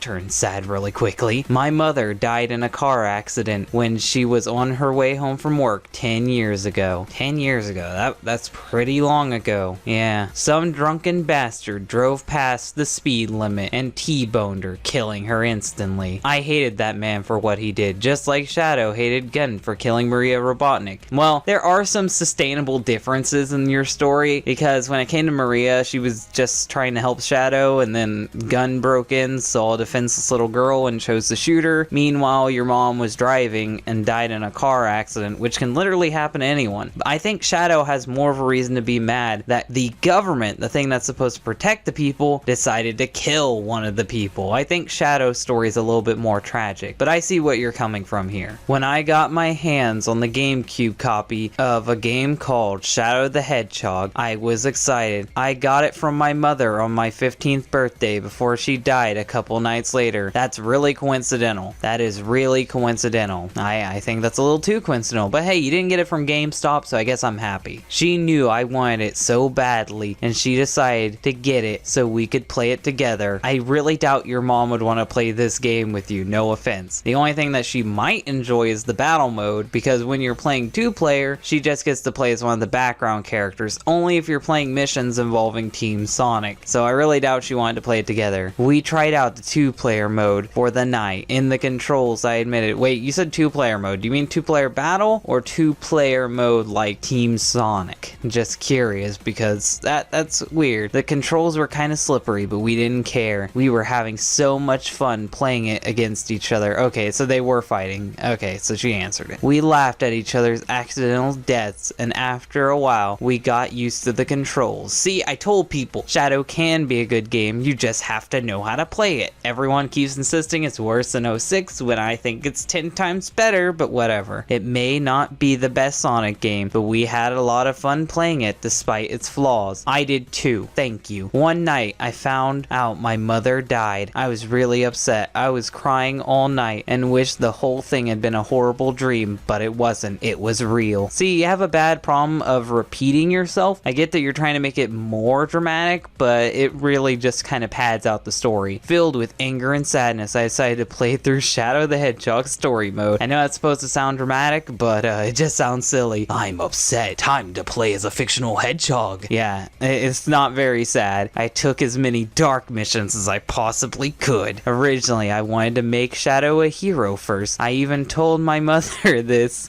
and she agreed. But now, I let out my rage. bitch. Yeah, I know you're trying to make this too serious, but it's fucking goofy. I get it. You're a kid, I think, so I understand, but it's like Shadow doing the hero missions. It really doesn't fucking matter because you can just choose to be a villain at the end. Shadow doing the villain missions. It really doesn't matter because you can choose to be a hero at the end. The choosing your own way of morality was kind of flawed in Shadow the Hedgehog. That's what I'm getting at here. I played the game almost every night. I wanted to complete it as a villain. I wanted to kill all the gun soldiers and help Black Doom. On the day I completed the dark story I chose, I was listening to the end credit song Almost Dead when I heard a knock at my bedroom door. Okay, so let me get this straight. You were playing one dark storyline and it took you days? How young are you? Because this is really easy. I can complete the dark storyline in an hour maybe even less time than that. Why did it take you so long to beat this? Did you play one level per day, like saving it as something you've really fucking enjoyed? I don't get who plays video games like this. I went and opened my door to see my father with a package. Some girl wanted me to give you this, my father said as he handed me the package. I looked at it in confusion. Well, are you gonna open it? Who is the girl that wanted you to give me this? I asked him. He shrugged and said, she's one of your classmates. Oh great, so random fucking children can come up to your door and you're not even gonna ask questions? I'd be quite curious if some random kid I'd never seen my daughter hang out with come to the door. Or I'd at least tell her to give her the package herself. Maybe that's just me. I blinked at the package once again. This feels like padding. Feeling even more confused, I open up the package. Do everything step by step. I really want to hear it, author. Inside of it there were 3 things. A small Sonic X Shadow the Hedgehog plushie with a white GameCube memory card and a note. I took it out and the note said the following. Hello, Derek. My name is Rhea. Rhea. Clever. I'm one of your classmates from science class. Yeah, I'm sure you are. I heard what happened to your mum. Lovely way to break the dramatic tension. And I'm truly sorry for what happened to her. I know we were never really spoken to each other in class, but I really wanted to make you feel better. I hope you like the gifts. I hope we could hang out sometime after school. Take care, Rhea. Well, it's nice that you gave him this, but you gave him a GameCube memory card, not even knowing if he had a GameCube. I'm assuming you're not a spooky ghost right now, but I'm also thinking you are a spooky ghost, so that's the only way this makes sense. But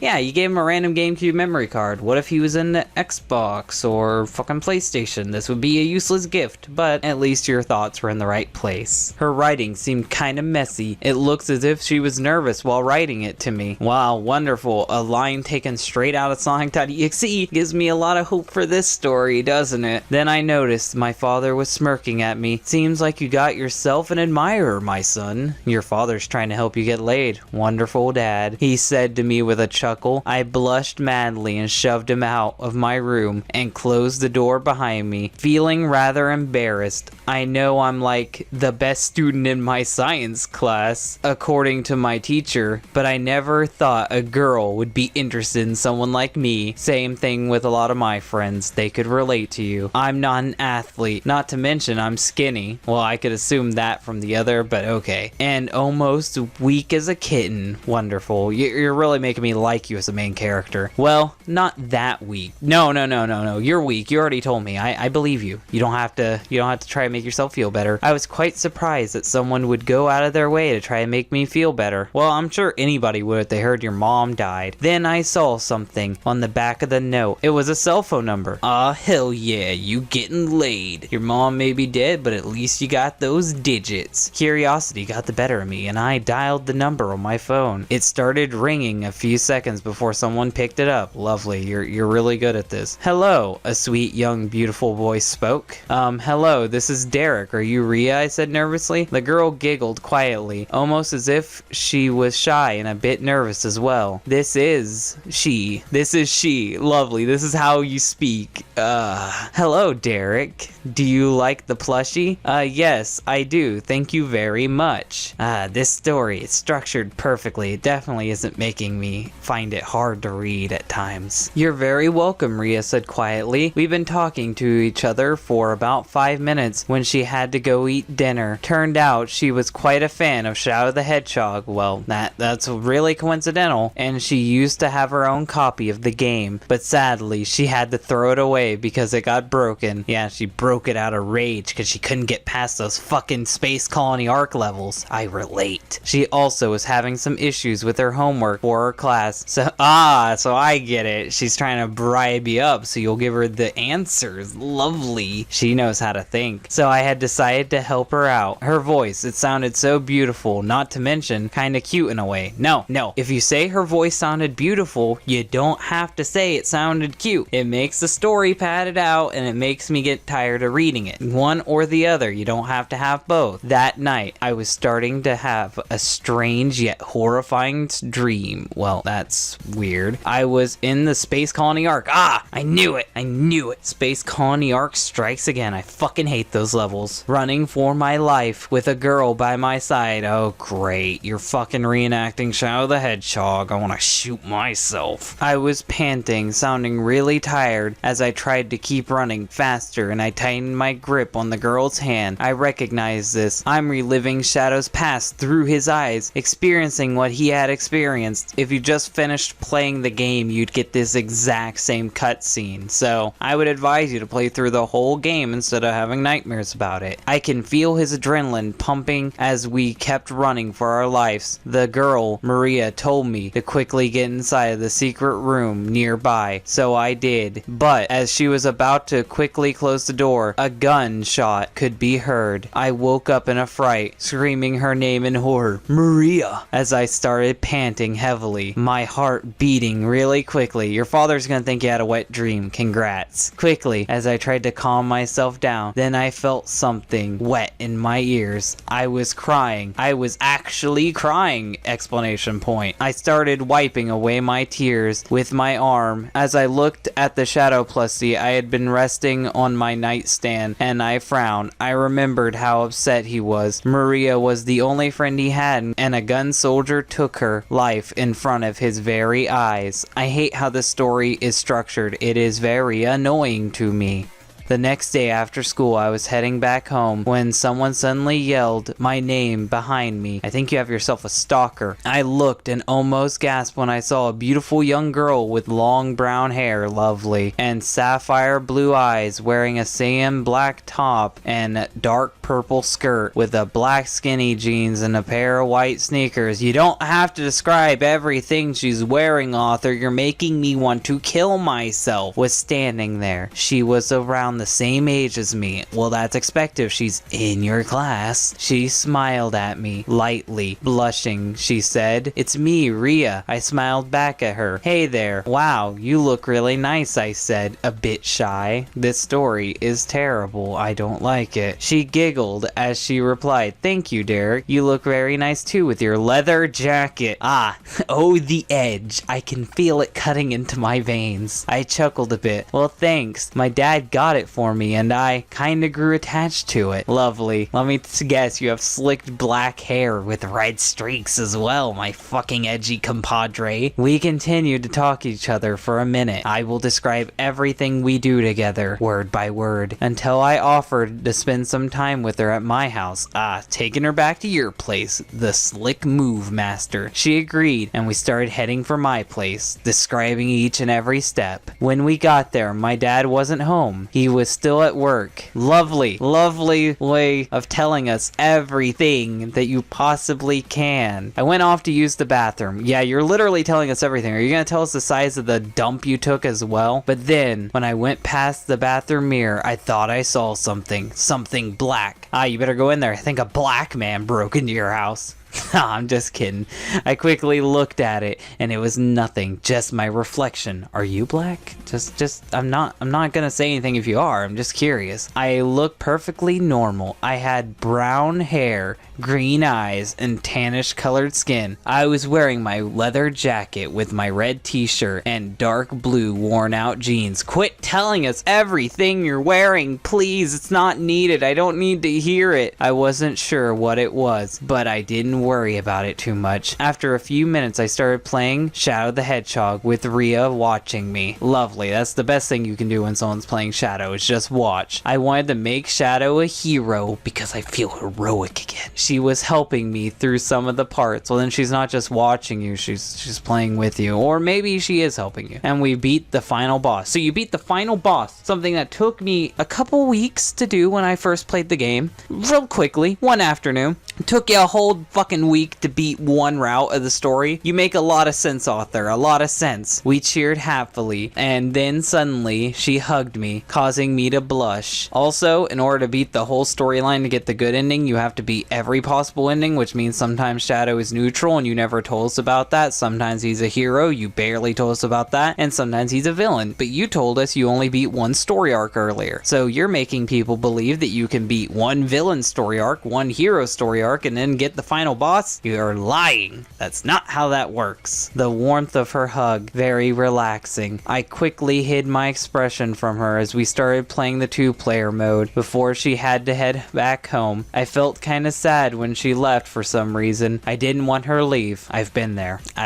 pal. I had another disturbing dream, but it gotten worse. I was in Westopolis, ruined in flames. All around me were corpses of the gun soldiers I killed. Oh great, this is one of those stories where you have to feel bad for playing the game as it was made. When I took the dark path in my first playthrough of the game. Well, here's something that's special that you might want to know. You can't actually kill gun soldiers in this game. If you walk up to them after you shoot them, they're like, help me, and you can actually heal them in most levels. So they're not dead. You didn't kill anyone. You don't have to feel bad for it. I don't know why, but I looked at my hands. No, I looked at Shadow's hands. They were trembling, covered in blood. Then I heard something. As I looked behind me, there was the last remaining soldier who was struggling to stay alive. I could hear Shadow's growl of pure anger as I walked towards the soldier. Please don't kill me. Soldier was weakly begging in fear, clearly not wanting to die. Wow, you're really good with writing, author. I started to feel sorry for him, but then I noticed Shadow's hand aiming his gun at the soldier's head. Go to hell, I heard him say before he pulled the trigger. I woke up again. It was about 4 a.m. when I checked my alarm. I started to question myself. Why was I having those dreams? You're playing too much Shadow the Hedgehog. You play it every single day of your life. You need to stop it. It's a good game, but you're playing it too much. Why was I seeing things from Shadow's point of view? Because you see it in the game from that point of view. It's that easy. I was really confused, but I decided to shrug things off and went back to sleep. That's actually a good idea. Don't have Sonic.exe nightmares. For those next couple days, Rhea and I spent a lot of time together after school. We played games and hung out at the park. Is your dad gone all of those days? Just curious. And I even went over to her place to meet her parents. Okay, so she's not a spooky ghost. That's good. You beat my expectations. It's weird her name is Rhea, but she's not a ghost because she has parents. Her parents would also have to be ghosts if that was the case. They're really nice and seemed to like me for some reason. I wasn't really sure why. I was just really happy spending time with my new friend. You're more than friends, don't even lie. But every night I kept having that weird dream over and over again. Each night I got them, it seemed to get worse. I even told Rhea about these dreams and she said it was weird, and she told me that I didn't have to worry about it. Maybe she's right. They are just dreams after all. Why would you tell your friend that you're having weird Sonic the Hedgehog fanfic dreams? That's weird. That's why she told you it's weird, not for the reasons you think. What's the worst thing that could happen? What could possibly go wrong? I wish I hadn't said this because my dreams became nightmares. They were already nightmares before. You were waking up screaming. Don't pretend like those were dreams. I was in what was left of Westopolis again, but this time things were far different. The black comet had already become connected to the surface, and to my horror, I saw Sonic's and friends' lifeless bodies on the ground, including Eggman. I suddenly looked down at the ground and started to vomit some ...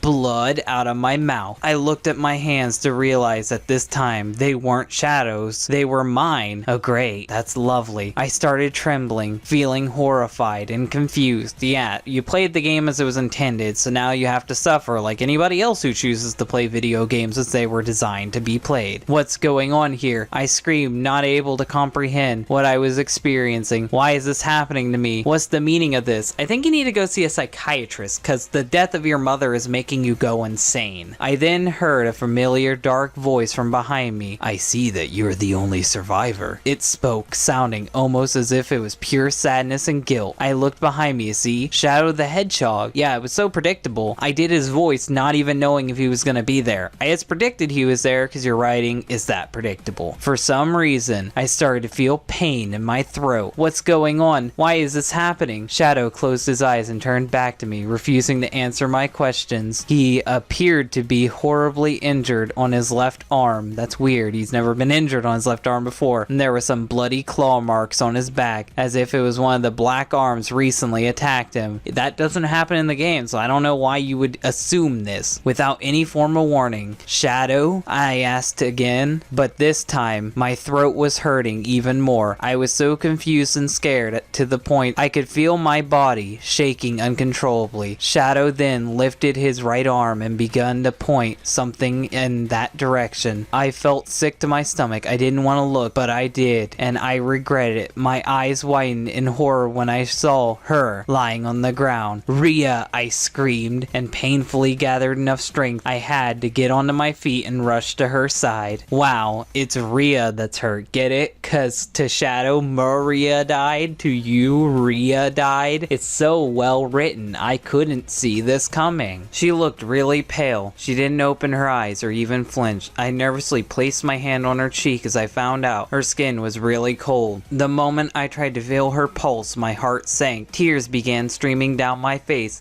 as I started holding her in my arms.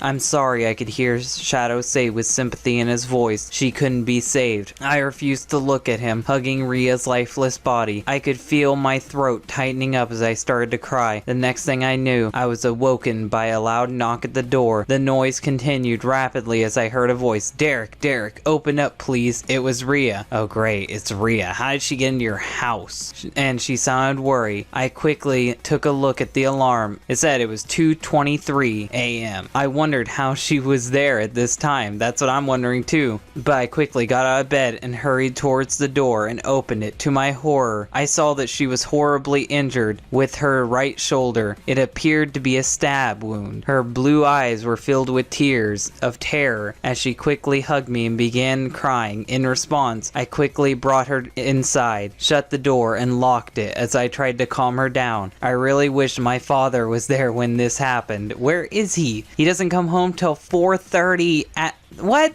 What do you mean he doesn't come home till 4:30? What the hell? What job does your father have? Shush, it's okay, Rhea, you're safe now. No, she's not. You could be killed next too, I said to her as I gently rubbed her back. Please tell me what happened. Yeah, wonderful. I heard my mother screamed, she sobbed. I got worried and I went to go check to see what was wrong, but then I saw it. She started crying even more. I could tell that she didn't want to say anything else, but I was really confused what she meant by it. Come on, Rhea, you gotta tell me what happened. Even though you felt sorry, you're trying to push her into telling you. I want to help you. I told her as I took her at me so we could meet eye to eye. Her eyes were filled with tears as her tears kept falling from them. Lovely. You repeated shit over and over again like you usually do. Some black monster was in my parents' room. Oh great. Shadow the Hedgehog exists in real life. Wonderful. My mother, my father, they were ripped to shreds. She buried her face into my chest. Remember when this story was realistic, when his mom was killed in a car accident by a drunk guy? I remember that too. She suddenly started crying harder and tightened her hug for my protection. My eyes widened in shock and disbelief. A black monster killed her parents? That sounds very unbelievable. You're right. It does. I'm reading the story right now. Right. Well, I thought it was until a strange crimson claw slashed through my door's window. Lovely, your door has windows. Now glass is gonna be everywhere. Rhea screamed as I saw a black monster with yellow eyes staring at us. Oh great, it is the black arms from Shadow the Hedgehog. What dimension do you live in and why is this possible? Chills went down my spine when I recognized it. It was a black oak. Lovely, you remember their names. The same one from from the game. Yeah, we get it. I quickly grabbed Ria's hand as we started running towards my room. Very familiar, isn't it? I could hear it as it completely smashed my door to pieces and started running after us. As we made it into my room, I quickly closed the door and pushed a dresser in front of it. Yeah, it can rip through doors, but don't worry. Your little kid dresser is really gonna hold it back. What's the black oak doing here? I yelled. Yeah, wonderful. I yelled, sounding really terrified and confused. It was supposed to be in the game. Ria just sat on my bed trembling. Yeah, I'd be trembling too. Games are real life, soon Dr. Mario is gonna be here to treat Ria. What the fuck is going on? Trembling in great fear until she saw something and her eyes widened in shock. Derek, your game case, she cried. I quickly looked at the game case lying on the floor. Shadow was missing from the cover.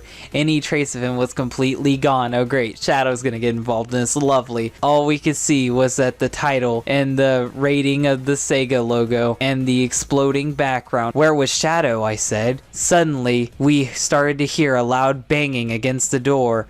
Ria ran behind me and started trembling. What are we gonna do? She said. I began trembling as well. I was very scared. I did not know what to do, but then I heard a familiar dark voice echo in my mind. This is getting so fucking cringy, but I love it. Escape through the window. Hurry, it yelled urgently. I looked over to my window and hurried to it. Since my room was on the second floor, we couldn't jump out of it, but there was a tree right next to it. Its branches were strong enough to support our weight. I quickly opened the window and told Ria to quickly climb out the window. She nodded, knowing exactly what I meant, hurried over to the window. You use hurry and window way too much and it's making my eyes get confused at what I'm reading. Find a way to restructure that sentence, please. I started helping her climb out the window and she grabbed onto the tree branches. After she got towards the tree trunk, she quickly climbed down to her safety and begged me to escape. But when I was about to, the black oak broke through my door and my dresser, and the next thing I knew that it slammed me through the window with a great force. I could hear Ria's voice scream my name in horror before everything grew black. I soon woke up in the hospital bed. My vision was so blurry I could barely make out the people that were in the room. They noticed me waking up as I could hear them say, "He's awake, quickly, bring them here." With a few minutes I could hear my father saying my name in relief. I also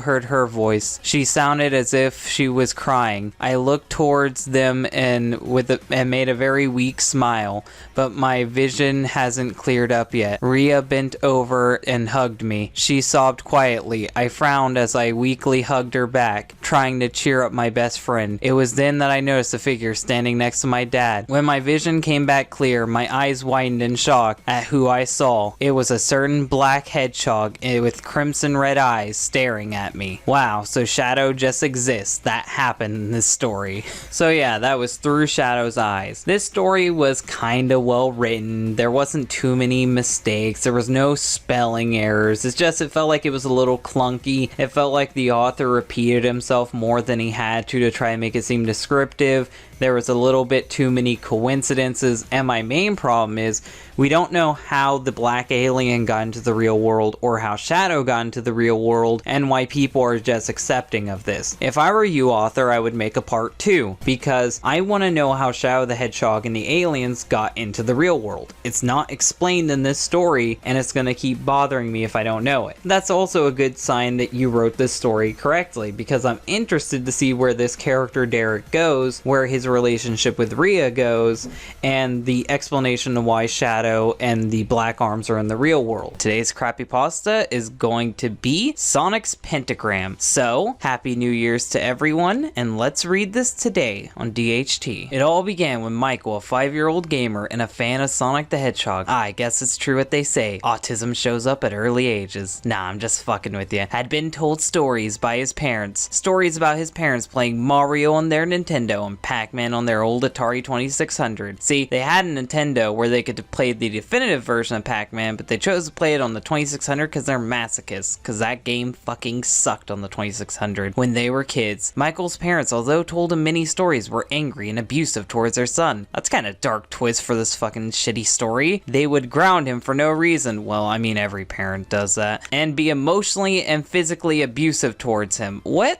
This story? Okay, I'll roll with the punches. Who was a young fat boy. He's a fat boy. Okay, I think they have a reason to abuse him now.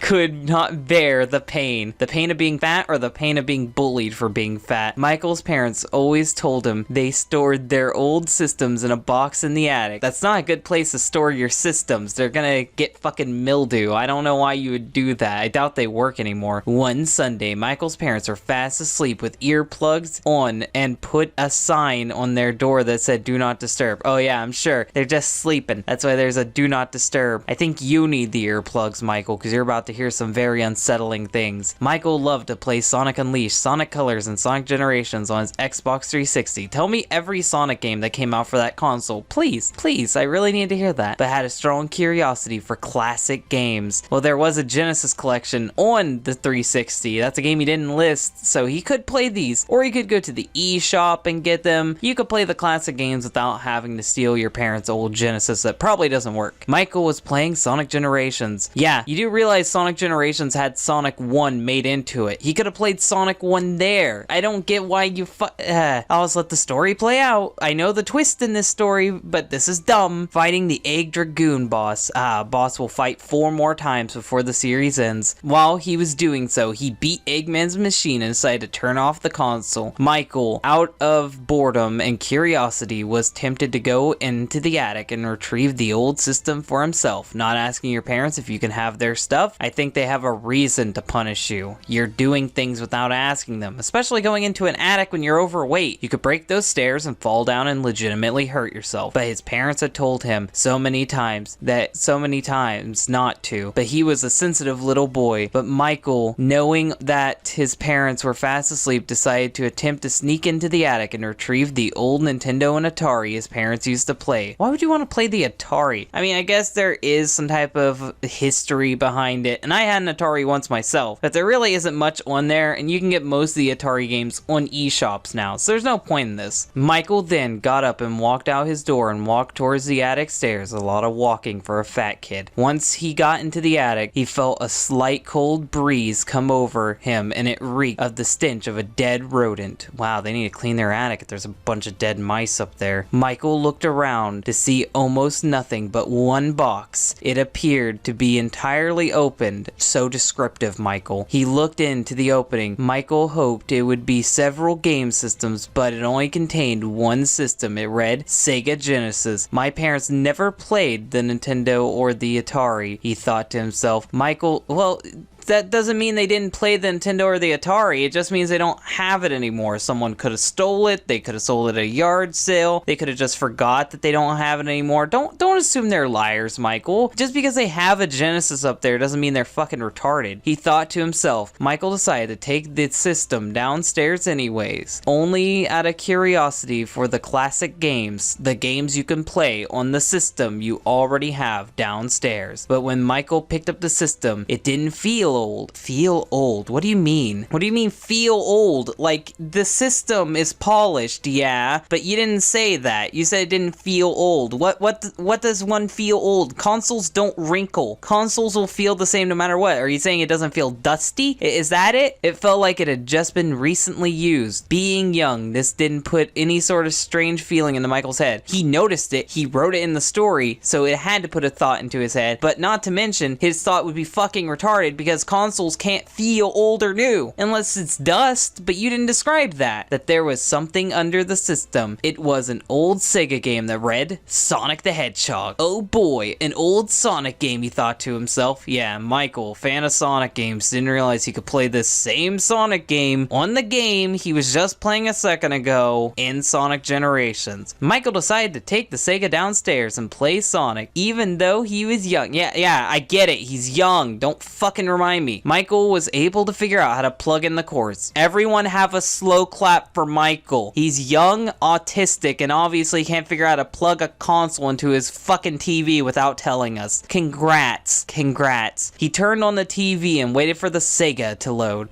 How would you know the SEGA logo was going to be there and say SEGA? How would you know that? You never played this game before. Upon loading the game, it seemed normal. How would you know what normal is? You never played the game despite it being on the game you were just playing playing a second ago. Michael plugged in the Sonic game and he just plugged it in. What do you mean? He just turned it on a second. I'm not gonna question it. Not gonna question it. We'll be here all day to wait for the game to load. We just went through this a second ago. I'm so excited, and my meanie parents don't know. I don't think saying my meanie parents he is the way to describe someone that physically abuses you. Maybe you lied to me. Maybe they don't physically abuse you and they just call you fat and dumb. I agree with them, Michael. Michael then saw the game load. It was the Sonic the Hedgehog title screen with Green Hill Zone in the background. As the game loaded, is this Sonic 06? It doesn't need to load this much. It instantly starts up because it's on a cartridge. If this was a disc-based game made in the 2000s, I'd understand this, but this is a 90s game. It's not loading. You're just taking forever to click the button. Michael started off at a stage that said Stage 1, Green Hill Zone. It doesn't say stage, it says Zone 1. I don't know what the fuck you're doing. I don't know what you're doing. Michael saw a classic pixelated Sonic and proceeded to move him around. As Michael ran into enemies, he lost some rings. Wow, you really suck at this, Michael. I thought you're used to Sonic. But jumped on them to kill them. Wow, you really figured it out, Michael. Everyone have a slow clap for him. He figured out how to play the game after getting hit a couple times. Out of the enemies came no animals, but the enemies just turned into gray and laid on the ground. Oh no, it's Sonic Lost Colors all over again. Sonic Faded Colors all over again. Everyone run. Michael thought that this was to be in the original game, but he never played it before, so he proceeded on. That's legit how the sentence reads. I didn't misread it. It says Michael thought this was to be. What the hell, Michael? You have terrible grammar. Michael then went stage through the Green Hill Zones levels until he got to the Egg Wrecking Ball boss. This guy has terrible fucking grammar. Michael saw that Dr. Robotnik had a sad look on his face. Yeah, I have a sad look on my face too if I was in this story. As if he was about to die.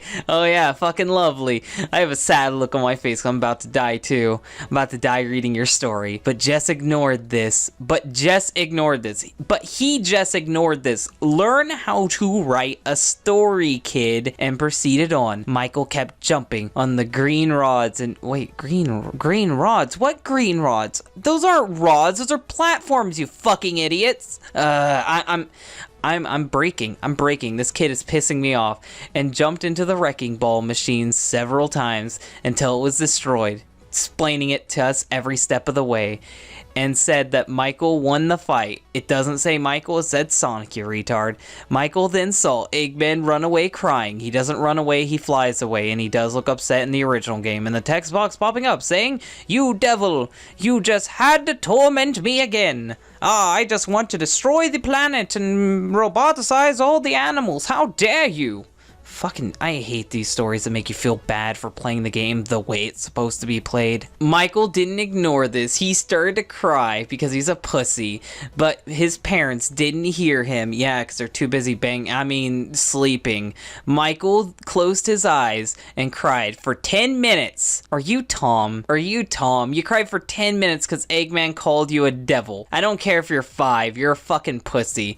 Until he opened his eyes and slowly looked up. He saw something gruesome. He saw that Green Hill Zone was gray. Oh no, it had a gray mist surrounding it. Sonic Faded Colors. My first Crappypasta reading is catching up to me all over again. How fitting for the end of the year. But the worst new feature was Sonic. He had no eyes, just hollow dark sockets, and he was gray. I didn't even mean for this. I don't read these stories beforehand, so this is a sequel to Sonic Faded Colors, a story that I read first. It's the first episode of Crappypastas. You can watch it if you want to. It's terrible. I wouldn't watch it, but what a fucking way to end this year. Sonic looked dead, and so did the enemies walking around the zone. Well, they're robots, so technically they're not alive. Michael felt uneasy, but he was intrigued and kept playing. He was 5. I doubt he could feel intrigue. Michael proceeded to try to move Sonic, but he just wouldn't move. A text box appeared, said, "Destroy the game, Michael, or he'll come for you too." Oh yeah, this is Sonic Faded Colors. I bet you that creepy smiling kid's gonna be at the door. Michael felt frightened, but kept trying to move Sonic, because, you know, insanity. Definition of insanity. Trying the same thing, expecting different results. Sonic, with tears running down his cheeks and confusion running through his head. Now another text box appeared saying, "Stop trying to save me. He'll come for me. He'll come for me." I thought he was coming for Michael, but he won't be able to come for you. Just destroy the game. Oh yeah, thank you, Sonic. Your selfless sacrifice will always be appreciated, you fictional video game character. Michael then felt this was real. Who's coming? I'm coming, reading this. Asked Michael. Sonic just stood there, smiling at Michael. Then another text box popped up saying, "You're gonna be okay, old buddy, old pal, old friend of mine, old chum, amigo, whatever." Michael then saw something pop up behind Sonic. It was a dark figure with horns and wings and claws. Goodbye. You didn't even fucking say a text box appeared to say goodbye. It just says goodbye. I could roll the fucking credits right now and be done with the story, but we still have a few more paragraphs. Sonic said through the TV speakers. Well, I doubt he could say it any other way. The dark figure then stabbed Sonic with its claws and began to absorb him. So it was imperfect cell. I knew he was behind this all along. In about 3 minutes, the figure looked like Sonic. Oh yeah, this is the fucking origin to Sonic.exe, isn't it? The true origin. Fuck my theory. This is the real origin. But something was entirely different. Sonic was completely dark with glowing red eyes and sharp razor teeth. Yeah, this is Sonic.exe, everyone. We've all come to it. It started off as being faded colors. Now it's Sonic.exe. It always goes back to Sonic.exe. Sharp teeth came from his mouth with a menacing smile. He stared at Michael. Michael started crying because he's a bitch and screaming because Sonic began to speak. He doesn't even care about waking up his parents anymore. Blah, blah, blah. "Hello, you fat little fuck. I just want to eat your soul," said Sonic. Oh my god, why? Why am I reading this? What the fuck? Sonic called him a fat fuck. Is Sonic me? What the hell? "Who are you? What did you do with Sonic?" asked Michael. Sonic stood there for a few seconds smiling with razor sharp teeth. Thank you for reminding me about that. I forgot about him having sharp teeth. And began to speak. "Michael, it was a pleasure to meet you. My name is Satan. Now, just lend yourself over." Lend yourself over. I think it'd be lean yourself over. But I doubt he can lean because of how fat he is. I'm gonna keep making these fat jokes because the story's openly calling him fat. Over so we could work this out. "What happened with Sonic?" Michael asked, because he's not very bright. At this point, the morbid green hill zone changed into a stage full of volcanoes, lakes of fire, and demons. Sonic smiled as the demon ripped the dead-looking Sonic apart. Oh yeah, wonderful. What a glorious child's game. In the background were voices uttering an unspeakable language. I want to hear that language. If it's unspeakable, how can I hear it? I think you mean illegible, not unspeakable. Michael, at this point, went back up to the desk and got his wooden cross. Oh god, no. No, the Exorcist? No, why? Why am I reading this garbage? Bring Sonic back in the name of... But before Michael could proceed, Sonic screaming in a monstrous voice as his cross fell apart in two. Oh yeah, Satan's stronger than God, kids. That's the lesson we learned today. Michael then began to feel threatened and screaming prayers at Sonic, and Sonic screamed, "Satan's ex mortis." I hope I didn't just read something that actually offends people. At this point, Sonic screamed, "Stop!" But this was a different voice. Then a gray text box appears saying, "Destroy the damn console. I told you he'll come for you." Oh yeah, Sonic speaking us beyond the grave to help us fight off the devil. Best story of 2017. Then it began to rain outside. How would he know it's raining if we can't see it? Whatever. Outside of Michael's house, and only Michael's house. And Sonic began to take form of a more sinister creature. Blood ran off his mouth, and he was devouring the corpse of Dr. Robotnik mercilessly. How did he get to Dr. Robotnik's corpse?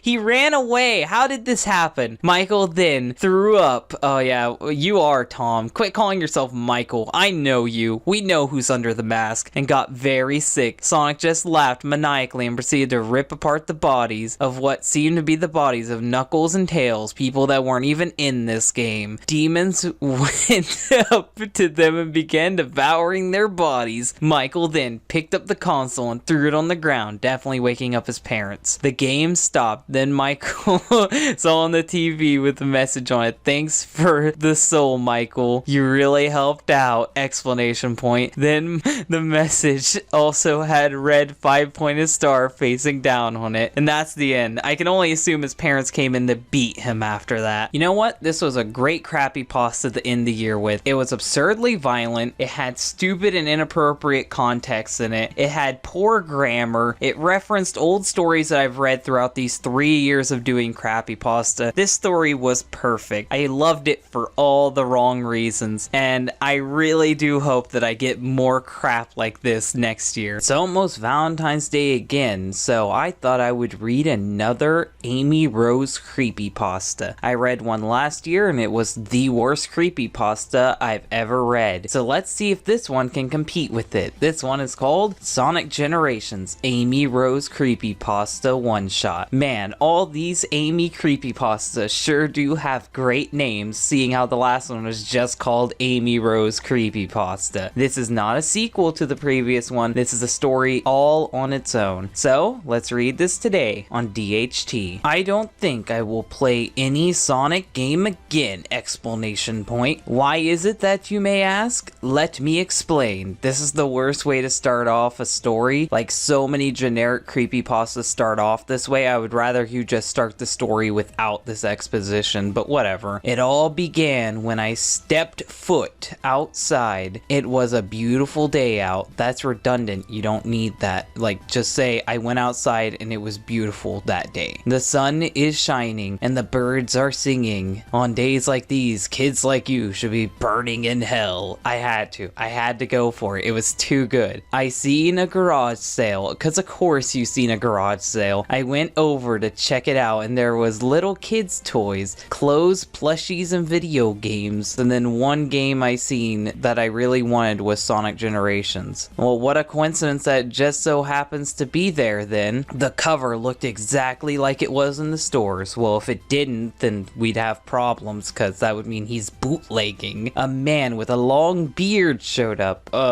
Does he own all those children toys? Because if he owns all those children toys and has a creepy long beard, I think this might be an elaborate trap he set up to get you, but I don't want to judge. I don't want to judge too soon. He noticed I was staring at the game and he said, "It's free, take it." I immediately grabbed it and ran away and said thank you and ran home. I would run home too. This guy is creepy as fuck. He has a bunch of children's toys and a weird looking Sonic game. I'm not trusting it. I'm not trusting it at all. Little did I know what was waiting for me. I opened the cover and seen that the disc was completely white. Why didn't you open the cover to begin with? You told us you looked at the cover and it was plain. It looked like the normal game cover. So why didn't you open it to see what the disc looked like? There could be scratches all over that disc and you wouldn't even know. But I guess it's free, so it's worth it. There was tape written on it that says, "Do not play." I ignored that because I'm retarded and removed the tape. Why did you have to remove the tape? Maybe it wouldn't read with the tape on it. You didn't explain that to us. I turned on my Xbox 360 and put in the game while turning on the TV. The game took 1 full minute to load up. I clicked the play button. Oh yeah, the play button. My favorite button on the Xbox 360 controller. And a loud screeching noise was heard because I haven't read that in like 4 other Sonic creepypastas. You're totally original, I promise. I turned down the TV and covered my ears for a bit. If you turn down the TV, you would be fine. If it's still making the screeching noise, it's your console because it has red ring of death because this bootleg game broke it. After that, the title screen looked exactly like on the YouTube videos I watched. Good research you did there. I clicked the start game, my favorite option, and noticed something was wrong. Like, everything's been wrong before this. That screeching noise wasn't supposed to fucking happen. When I clicked the start game, the level name was It Begins. On the YouTube videos, it would say question mark, question mark, question mark, so I was a little terrified. It got much worse though. I then noticed the background was all red. You know, red, the color of blood. It looked like blood too. Oh my god, you fucking said it. You fucking said it. I was joking. I'm just saying that now. I was fucking kidding. I was making fun of your terrible writing. And then your writing gets that terrible. Congrats. The music was playing Can You Feel the Sunshine in G major. I may be a child, but I know G major when I fucking hear it. Oh my god, that's so fucking stupid. This sounds like aliens. Hello, alien. Like, what? No, that doesn't make any sense. Classic Sonic pointed to the right, so I just played the game normally without muting the TV. I was scared, but I was not gonna let this game scare me. Well, you already let it scare you if you're scared, so you're lying to me. No way, you liar. The level was straightforward with no enemies because every fucking creepypasta game ever has to be boring as all hell but yet find some way to scare you. As soon as I reached the goalpost, Classic Sonic looked at me with confusion because breaking the fourth wall hasn't been done in every other creepypasta. I tried to move him, but he just stared at me. The goalpost disappeared, and then he fell through the ground crying because he's a pussy. I just wanted to hug that cute little guy. What am I doing wrong? Suddenly I heard a demon voice in the game. It said, now, no need to cry. I'm here for you, and we'll be here together forever. Just then, a voice wanted me to turn off the console. What? That's not a sentence. You should say, then I heard someone say turn off the console. But the curiosity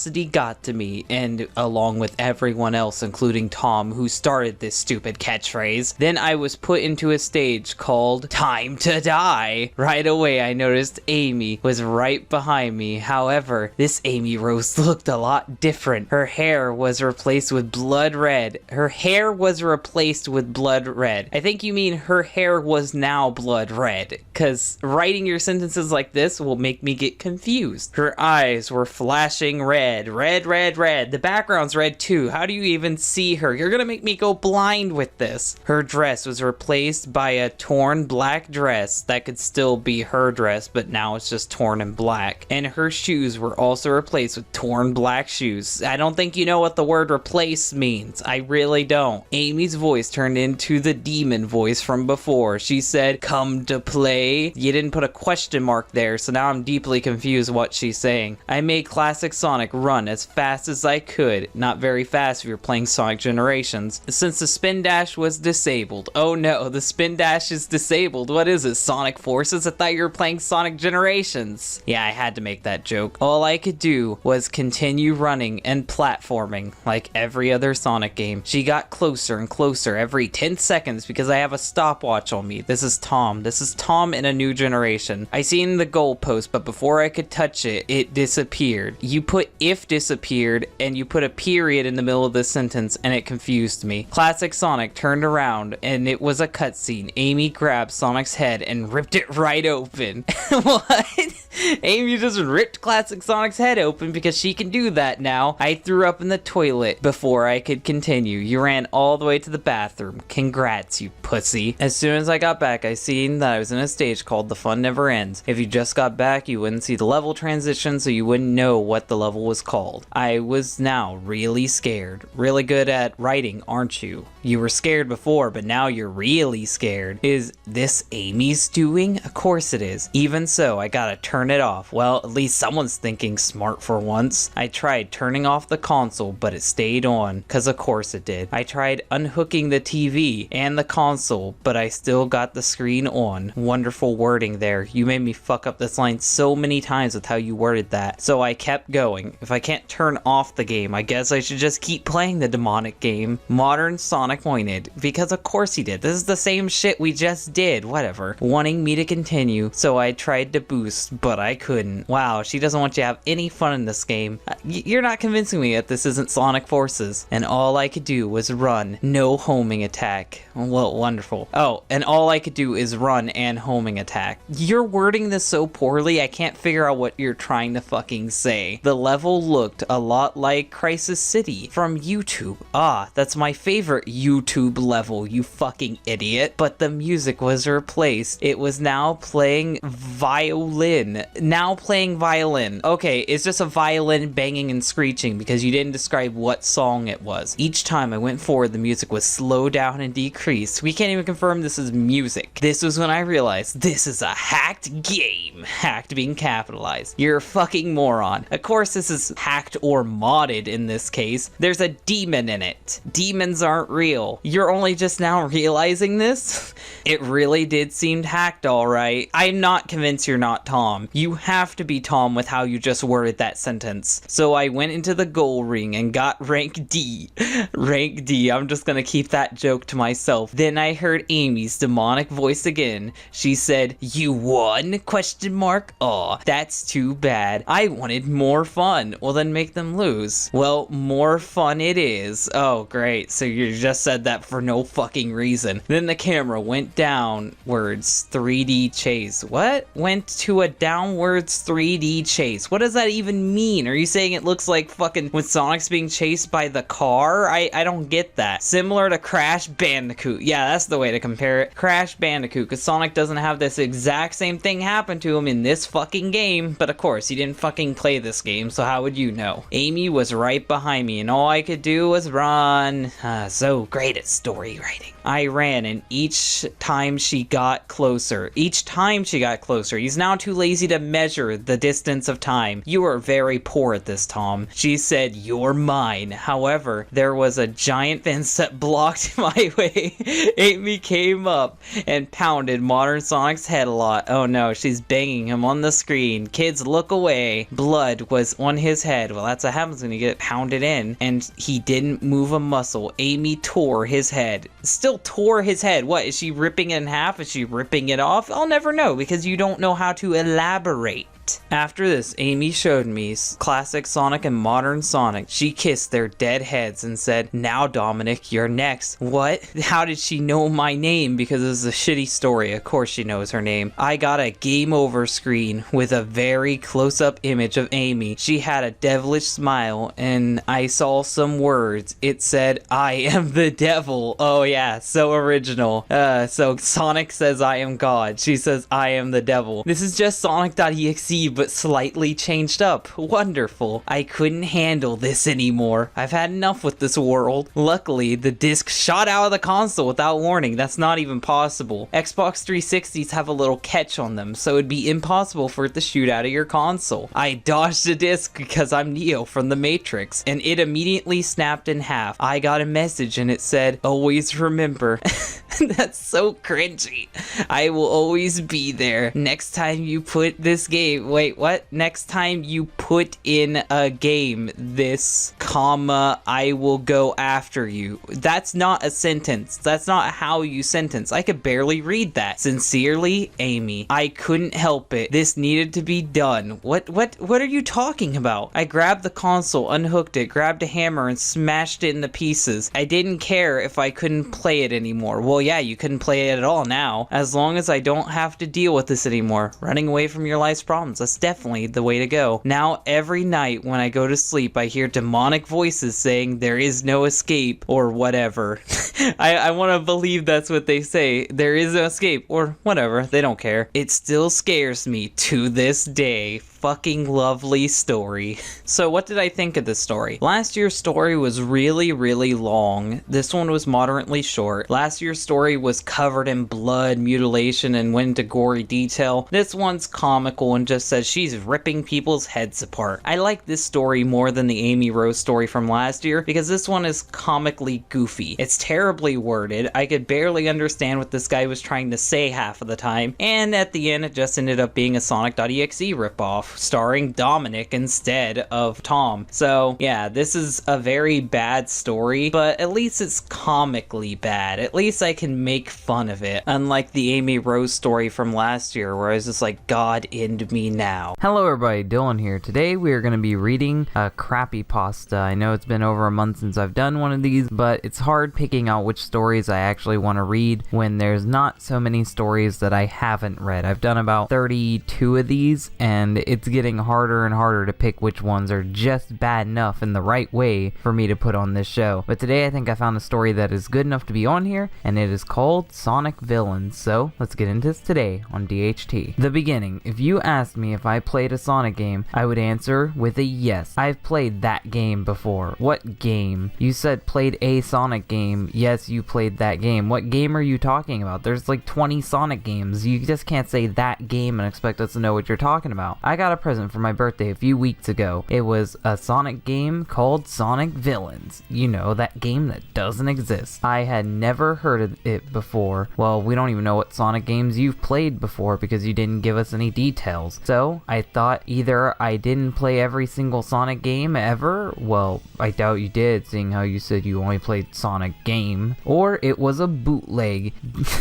Why would your parents buy you a random bootleg? Like, you should know better than that, or whoever bought you this. I'm assuming it's your parents because you're obviously a child. Given the cover picture of 3 dark-looking Sonic characters, a Hedgehog, a Fox, and an Echidna. A Fox? Wait, what? Dark-looking Sonic characters, Sonic, Tails, and Knuckles? Those aren't dark characters at all. I don't know why you even called... I'm confused, deeply confused. I thought it was Sonic Heroes, only Sonic Villains. Wow, you are so clever. You are so clever.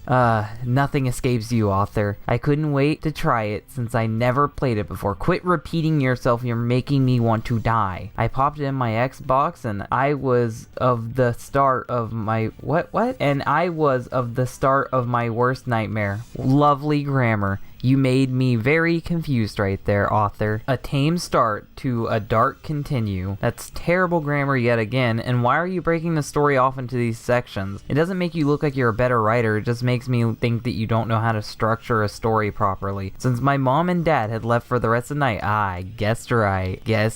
So me and my friends could have a slumber party without any disturbances. Wow, your parents really trust you. Mine wouldn't ever let me do that. We decided to try out my new game since we all were Sonic fans. Oh, so now you're all Sonic fans, but you couldn't even remember what game you had played earlier. Lovely, I believe you. There were only 4 of us left, so we decided to choose teams since there were 4 teams. That's not how Sonic Heroes work. That's not how that works. You pick a team and then you play that whole file. You don't get to play in like a massive experience, but whatever. I don't even care at this point. I chose Team Dark since Shadow is my favorite character. Every day I would play Shadow the Hedgehog for hours on end. I think I realize why this story sucks now. I'm gonna get so much hate for that. Brad chose Team Sonic, Skylar chose Team Chaotix, and Jessie, my little sister, chose Team Rose. I wanted to go last to show how great I was at Sonic games compared to them. Wow, you are a dick. Why would you just do that? Like, you're Team Sonic. That's the neutral of this. Oh no wait, you're Team Shadow. Yeah, I guess I can understand. That is the hardest of all of them, excluding Chaotix, since that's a whole different gameplay style. How would playing Team Dark make you feel better than the Chaotix guy? Like, he has to do completely different gameplay than you. And of course you're gonna feel better than the Team Rose. Team Rose is like really simple. The only person you're competing with is Sonic, but I don't know why you're competing at all. It's Sonic Heroes, damn it. You're gonna be in that room for hours just to prove that you're better than some child at a video game. You have fun with that. So I let my sister go first since she would have to go to bed soon. She started out doing the tutorial since you have to do that with Team Rose. Thank you for telling us that exclusive info, but it seems slightly different. Omochao didn't say his or hers name. What do you mean? I don't know what you're talking about. I still don't know things gender. Oh, okay. It doesn't have a gender. It's a robot. Like, you're overthinking it. And voice was little bit lower. Wow, lovely grammar there, author. You don't know how to structure a sentence to save your life. The farther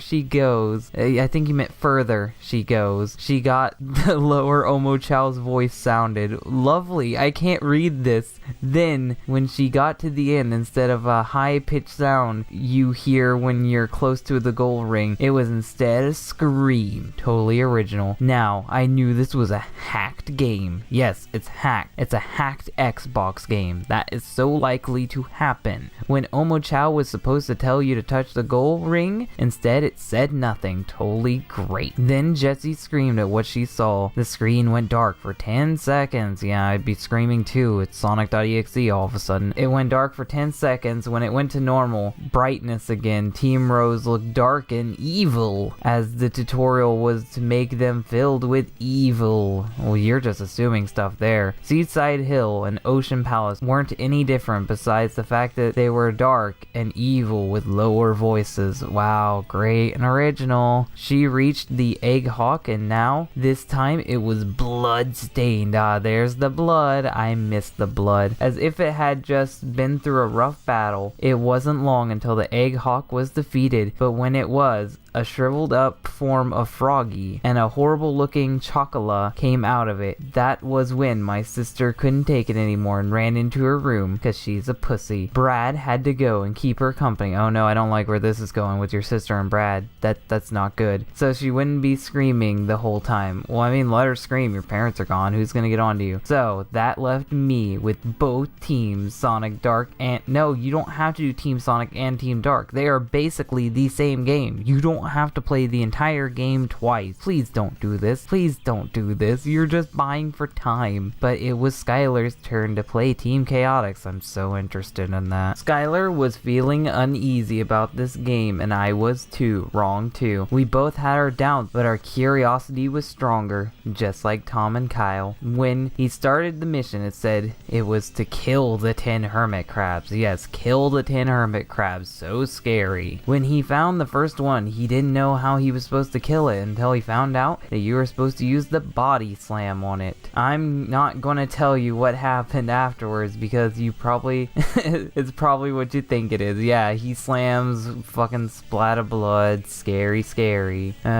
It's what happens when you body slam a crab in real life. Yes, please tell us what that is, because none of us can envision that. Team Chaotix was, well, a bit darker colored, just like Team Rose. After he had beaten the level, and after killing the 10 hermit crabs, and after not realizing how to structure sentences, and leaving a bloody mess where they all were killed at the end, and showed Team Chaotix collection of bloody hermit crab skins. That was when Skylar lost his cake. Oh yes, that made him puke. Little fucking computer crabs. That's really gonna make me puke. That he had for dinner. Wait, he had cake for dinner? Like, you didn't give him real food? No wonder why he threw up. You don't give kids cake for dinner. You gotta give them some food and cake, like pizza or something. He said he was done, so it was finally going to end with me. Yes, I realize how terribly structured this story is, and I'm admitting it while continue to being poorly structured. Team Dark. I started with Team Dark, who was pretty normal at first. No changes to the color at all. No weird evil powers, just normal. Wow, you are boring. I did notice one thing. Oh great, now you're just contradicting yourself. And that was that the Team Blast meter was not filling, and I had collected nearly 200 rings and killed several enemies. Well, you don't kill enemies in this game, so I don't know what you're talking about. But nothing happened. So finally, I got to the Egg Hawk and noticed that my Team Blast was already full. I used it, and just as I did before, Shadow got glowing. Wait, what? You mean just as it did before? This never happened before, but whatever. White eyes, instead of holding an emerald, he was holding an orb with spikes around it. The Team Blast caused the Egg Hawk to explode. Oh great, Eggman died by explosion yet again. This is like a common thing in everything Sonic related. And what fell in front of Team Shadow, it's Team Dark, was a skull of Dr. Eggman. Oh, I guess he's really dead this time. R.I.P. Eggman. That was when we finished using Team Dark. I didn't realize you're more than one person. Team Dark, and we decided to use Team Sonic. Well, you just wrote yourself in as two people for this part of the story, but whatever. Worst regret. When we chose, you say we, no one's around you, it's just you. When we chose Team Sonic, we noticed that they all looked like they were from a Creepypasta. Sonic was Sonic.EXE, Tails was Tails Doll, and Knuckles was pale with black eyes. I'm assuming he is Ugandan Knuckles. I don't know what Knuckles was from. I'm gonna say Ugandan Knuckles. I also noticed that they were already to the Egg Emperor. The characters were so like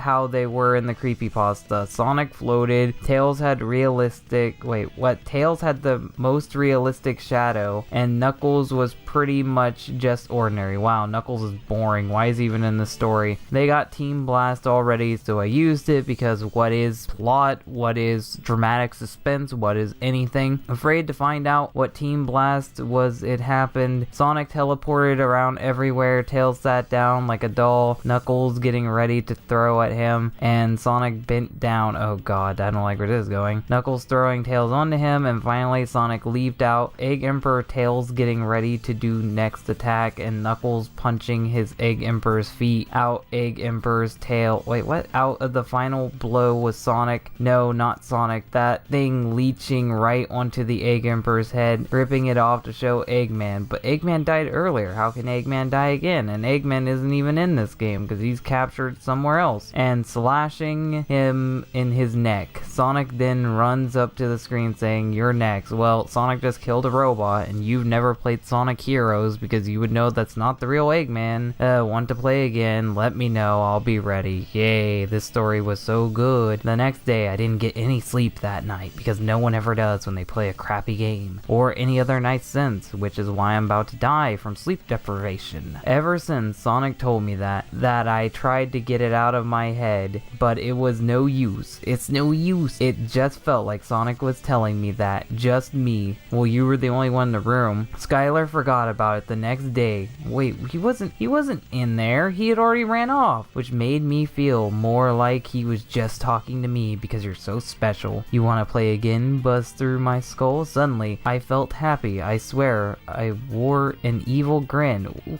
Who is this story being told from? If you wore the evil grin, why are you telling us? And I kind of felt like playing the game again. Hooray. Good ending, guys. So yeah, that was Sonic Villains. It wasn't a good story, and it wasn't even extremely terrible. It was just generic, poorly structured, poorly worded, and sadly the only killing we got to see was Eggman twice and a bunch of crabs. So overall, I can say this was disappointing. It wasn't as spoopy as I wanted it to be, and if you guys want to check it out, you can just type in the story's title into Google. You'll find it right away, but I would really recommend you not read this story because, like I said before, it's just boring. Hello everybody, Dylan here. Now today we're going to be reading a Crappypasta. Today's Crappypasta has the fitting title of Sonic Depression. So if you feel the same way that I do, let's get ready to read this today on DHT. I can say that some of the best years of my life was playing my Super Nintendo in front of my TV when I was younger. That sentence was structured poorly. You could have just said, I can say that some of my best years of my life was playing my Super Nintendo in front of my TV. Or when I was younger, I can say. Either way, this sentence is structured poorly. But lately, I got into an argument with one of my friends at school about the Nintendo being better than,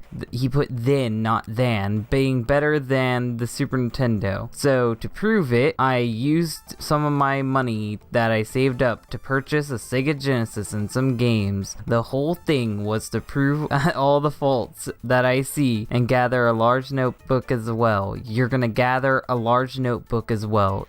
I think you mean I'm gonna log them into a notebook, but whatever. And yeah, I have been known to go to certain lengths to prove that I am right. Wow, you sound like an asshole. I've been told that before. Okay, so at least he knew he was an asshole. So I went to a pawn shop. Why is it always a pawn shop, damn it? And looked around and talked to the owner. You don't need two ands there. Learn how sentences work. To the owner, since we were friends. Of course you're friends. He was nice enough to give me... Wait, what? That's how a sentence starts? Whatever. He was nice enough to give me a discount on the SEGA he had and the 5 game he has. That's not how sentences work. God, you need to reread this and rewrite this. He had a Batman game along with Contra Hard Corps, Sonic the Hedgehog, Mega Man, The Wily Wars, which wasn't released in the US, and Castlevania Bloodlines. So I went home and set up the Genesis and played some games. First, I played Contra and took some notes on the difficulty and such. How does that reflect the system at all? Like, at all? Are we determining which games? Because then you'd have to buy all the games, or at least research all the games to prove which system's better. Why don't you just check the performance of the systems? But really, you don't have to, because hundreds of people have already done this before you. Then I played the Batman game, which was shit. I've played it before. And, well, I took some notes of it, which was kind of both good and bad, which just being a mess. Well, yeah, that's how Batman works. It's fucking terrible. I also played Castlevania, which was rather pretty good. Yes, it is. So I was going to not mention that. Wait, why wouldn't you mention that? Why wouldn't you mention the game? Are you only writing down the bad stuff? You really need to structure this better, because I have no idea what you're trying to do. Are you just looking at the faults? Why would you just count the faults of a system and not its benefits? I picked up the Sonic game. I noticed, why didn't he just,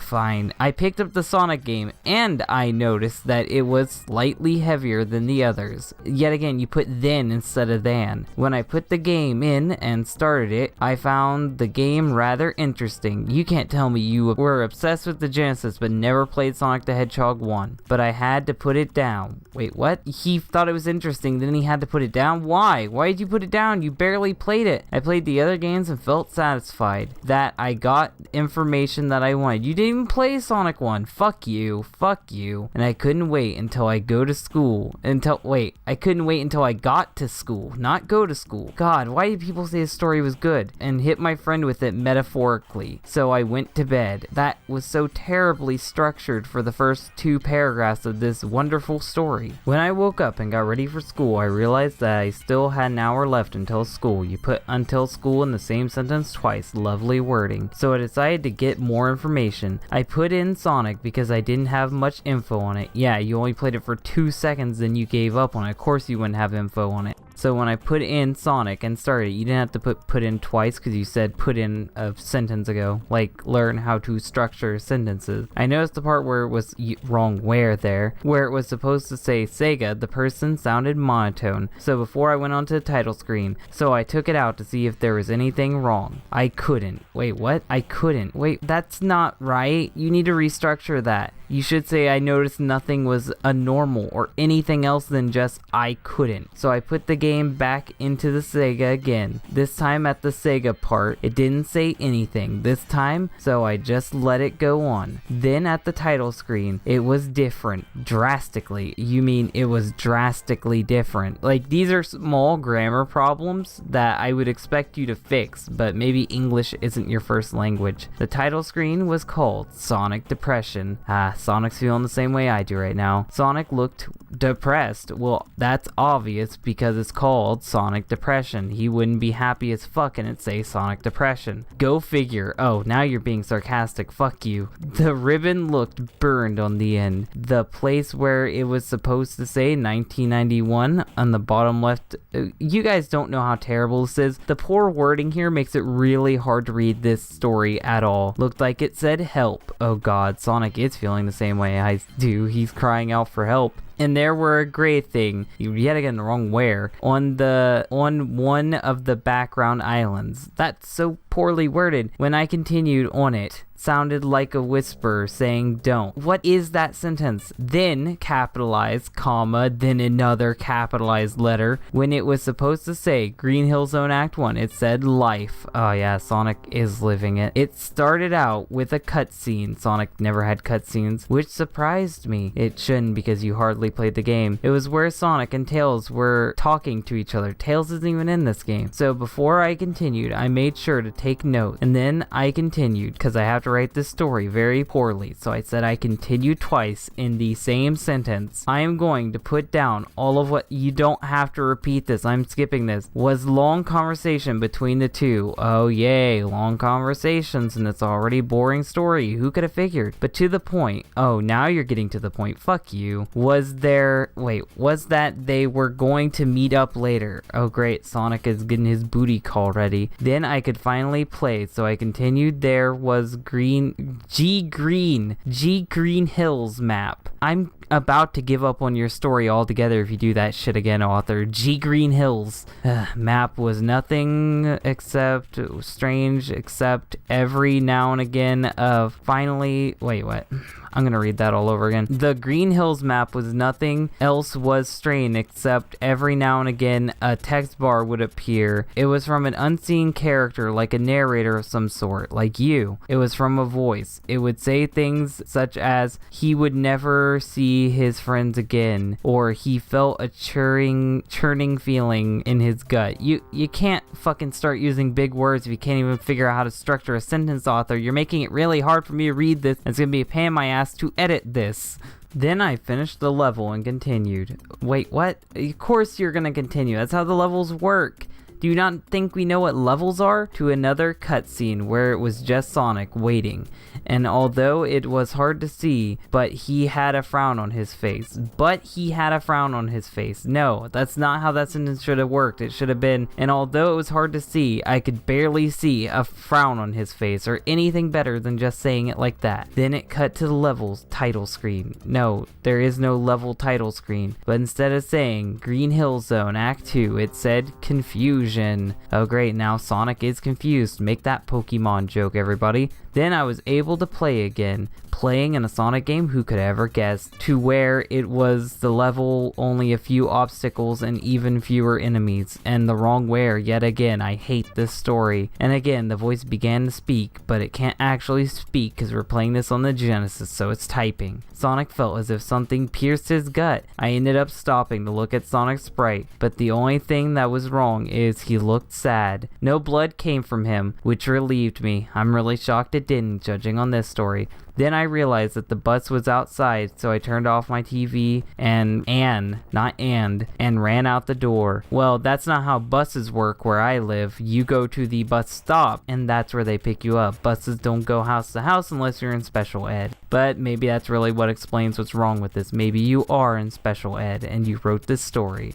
When I got onto the bus, I realized I left my notebook at the house, which made me feel stupid. Wow, you can't feel any stupider than I think you are. At lunch, I hesitated, but I told my friends about the Sonic game, and he figured that I was making the whole thing up, because you are. Because of the argument the day before, which I really couldn't blame him, so I invited him over. Invented him? I think you mean invited. So I invited him over to show him. When we reached my house and turned my TV back on, the game froze with the SEGA logo. I gotten disappointed because of that. You gotten disappointed because of that? I think you mean I was disappointed because of that. Learn how to English, author. So I did one thing that cheered me up. That's the only thing that can cheer you up. I showed my notebook to him. Oh wow, you're gonna show him the notebook full of things that you can't prove. He shrugged and said that I only played 4 out of a large library of games. Yeah, even he knows that you're being stupid.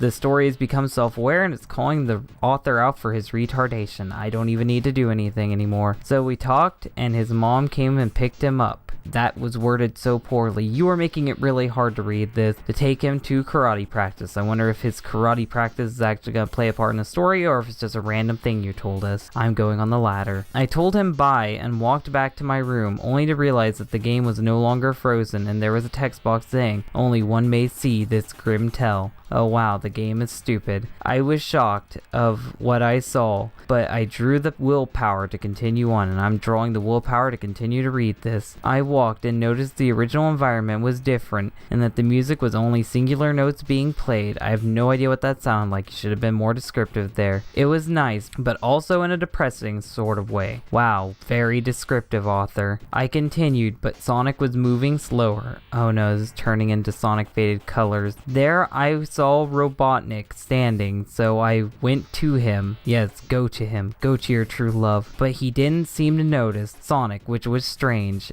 Yeah, Robotnik is Sonic's senpai. Sonic should always notice him, and he should always notice Sonic. With Robotnik and Sonic being enemies and all. Yes, I know. Robotnik is Sonic's enemy. He had his robot minions in front of him, which they did not seem to notice, but they were to move out of the way, which confused Robotnik, and now Robotnik has a lowercase r. Then I completed the level, and this time it said, sadness, it cut.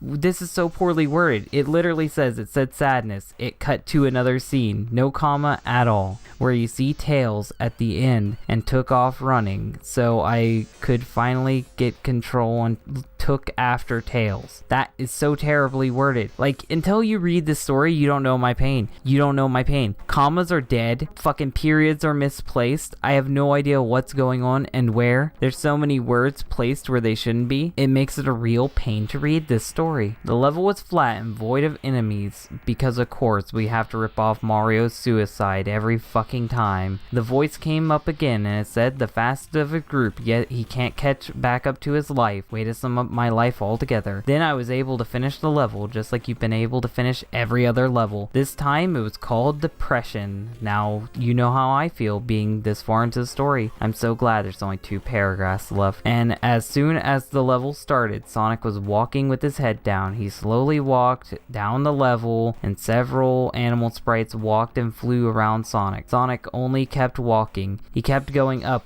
Wait, going up? You said down a second ago. What is up and what is down? Learn how to write, author. Where is he going? Until we countered a grave. He looked up at the grave and he had a surprised look on his face. Only in a second. Wait, only in a second? I think you mean only for a second. Sonic realized something. A close-up of the grave showed that it was his grave! Exclamation point, acting like that's a big twist, which it's not. Then there was a sudden flash. It then showed Sonic rolling along, and all I can think of is rolling around at the speed of sound. Thank you, author. You made me laugh for a brief second. Then he hit a set of spikes. Wow, we're ripping off fucking Sally.exe now? That's exactly how Cream died, you unoriginal hack. Then it cut to another level saying realization. It was a flat level because, of course, yet again there was a red light came up behind Sonic. As soon as I saw it, the level crumbled and was cracking, so I started to run away. So boring from the crumbling level, but Sonic couldn't keep away for long and was later engulfed in the darkness. That darkness was Sonic 06. The SEGA made a few sputtering sounds. What the fuck is sputtering sounds? So I turned it off. It's the SEGA running on motor oil? Why would it be sputtering? That's a terrible way to describe it. I was hesitant, but I turned the SEGA back on because, of course, it was sputtering and about to blow up, but you're gonna turn it on anyway. And the whole SEGA thing was normal again. And the title screen was normal because what is suspense and what is a hack or ghost game? No matter how many times I tried to get to messed up Sonic game, it was useless. This is literally Mario Suicide, or otherwise known as just Mario. You've literally taken that whole creepypasta and just put Sonic in it. Like, this is the same shit. There's like a few different Mario creepypastas slapped together with Sonic shoved in. I written everything in my notebook that I could. Yes, you were writing with one hand and playing the game with the other, you fucking liar. I went on the internet to see if there was any similar. That's not how you spell similar at all. You spelled it S-I-M-U-L-A-R-E. Learn how to spell, author. Happened to anyone else? The closest thing I could find was something called Sonic.exe. Yeah, of course, you were inspired by Sonic.exe. You only just now found out about it. And of course I'm gonna believe you. Where some guy got attacked by a cursed copy of Sonic the Hedgehog, the first one. Yes, I know it's the first Sonic the Hedgehog. All you have to do is call it Sonic the Hedgehog. We're not gonna think it's Sonic 06. But I could tell it was a fake. Oh, that story is fake, but your story is real? Fuck you, author. The way it ended, unlike my story. Oh, so you're saying that story is stupid because yours isn't gonna end with a plushie? Well, newsflash, your story sucks too. The plushie would have just made it extra stupid, so I would have enjoyed it. Now your story is boring, poorly worded, and retarded. When I told my friend about the whole thing, he said I was just making it up like before, because you are. That's literally the whole point to creepypastas. But what I could think is that death comes unexpectedly, and no, fuck this, I'm done. Your story sucks. I'm not gonna listen to your prologue at the end. So what do I have to say about this? It was terribly written. It was structured poorly. Commas were hardly ever there, and when they were, sometimes letters became capitalized anyway. And I read in the comment section of the story, and originally it wasn't even in paragraphs. It was just a big text wall. So I'm not shocked that it fucking sucked. You should have reread the whole thing and reworded the whole thing. Get someone to check your script next time. This story is fucking terrible. Today's Crappypasta is called Sonic's Mine. So let's get into this today on DHT. Let me start by saying I am a Nintendo diehard fan. That's why you are writing a Sonic the Hedgehog story. So why is it that I'm talking about Sonic? It's not that I truly hate SEGA, although, wait, what? It's not that I truly hate SEGA. What do you mean? No one would guess that you hate SEGA because you like Nintendo. This isn't the fucking 90s. Why would anyone assume that? Alright, I really do. Oh, well fuck you. Why would you even build it up like you're not biased, then reveal you are? You're an asshole. This is like at least 2016 when this was written, but it's supposed to be like 2014 because you'll find out later. There's no reason to hate SEGA over Nintendo in that day and age. If you hate SEGA, it's because of Sonic 06 or something more deserving, not because it's Nintendo's rival 20 years ago. It's just that Sonic's not the cute hedgehog you know. Oh, so that's why. That's why. Because of your own story, you hate Sonic the Hedgehog. Well, that won't even make sense by the end of the story, but whatever. But before I start, the name's Kyle. Yes, and for anyone who's familiar with the story or Sonic's creepypastas in general, you should know who Kyle is. It all started when I was playing old games on my emulator. So you made that emulator yourself? It's not the Nintendo emulator, it's your emulator? Just as I was about to beat the last level of Super Mario Bros. 3, no need to get too in particular with that, the doorbell rang and Mario died.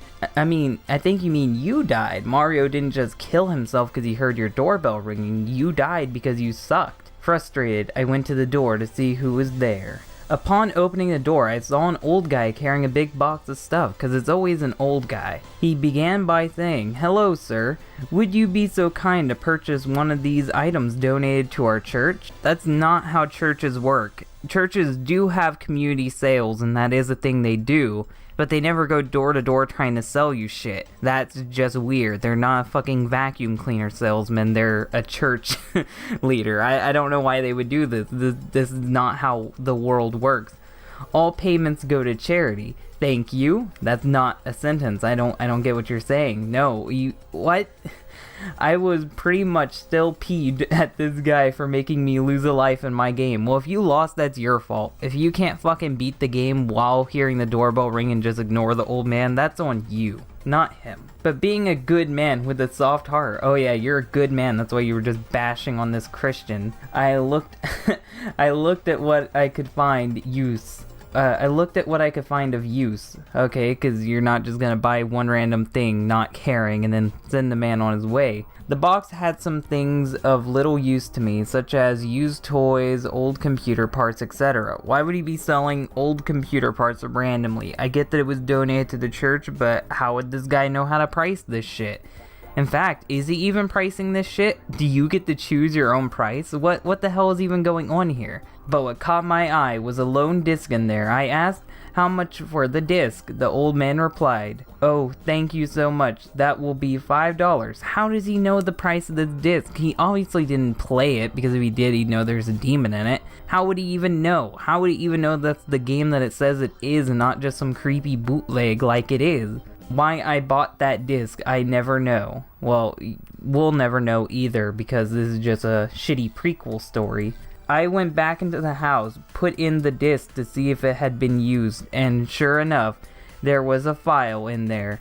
It read Sonic the Hedgehog.exe. Well, if you actually are a prequel to Sonic.exe, the disc itself also said Sonic.exe in marker, unless you put that on there with your marker, but why don't you just write on the thing, "break this Tom" instead? It doesn't make any fucking sense. Someone much really likes Sonic. Much? I think you mean someone must really like Sonic. I thought, as I opened this file in my emulator to see what it was like back then.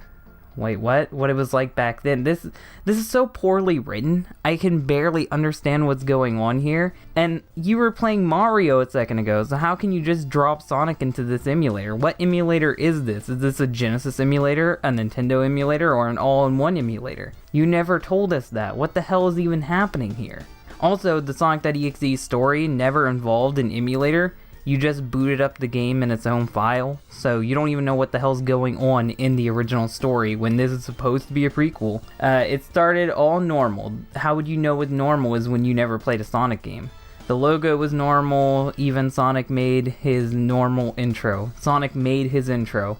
It's good to know Sonic is so creative. With the theme playing, again, normal. So what is wrong? Keep reading and I will tell you. Wow, breaking the fourth wall to address us, the audience. How thrilling.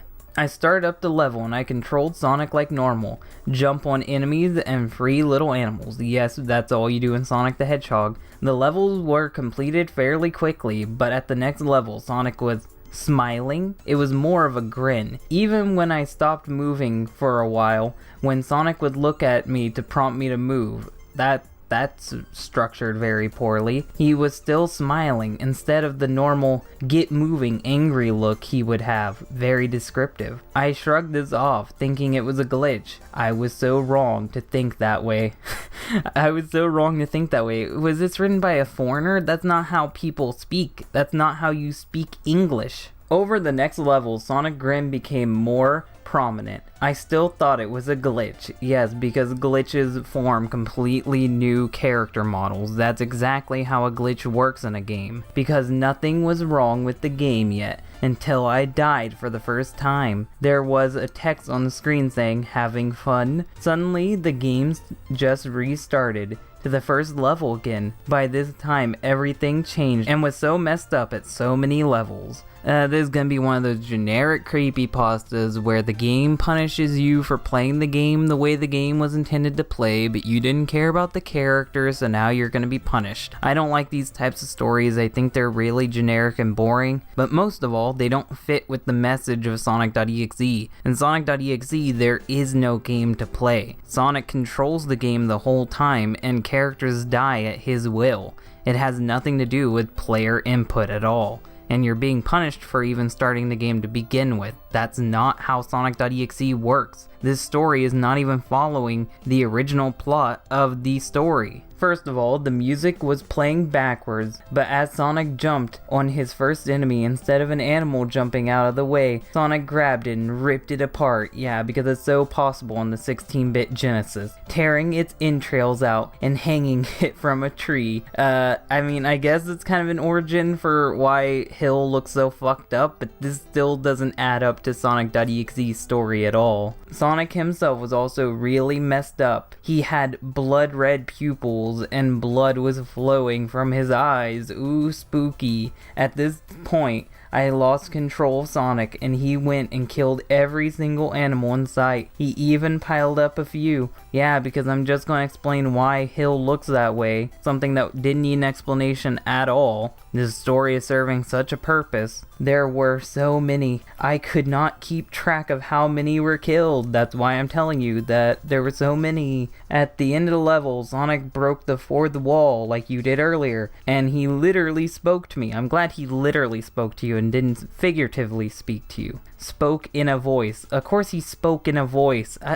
You're so dumb. You're so dumb, author. He said, "Hope you are enjoying yourself." Suddenly the game crashed. If he did speak to you, it would sound terrible because yet again, this is a Genesis game. I was so relieved. Why would you be relieved? The game just crashed on you. It could get worse. When that happened, I went back to the disc and noticed that the file had completely changed and it said Sonic.exe. Didn't it say that earlier? I'm gonna have to go back and reread that because I thought it said Sonic.exe to begin with. Maybe it said Sonic the Hedgehog.exe, but that's the same fucking thing.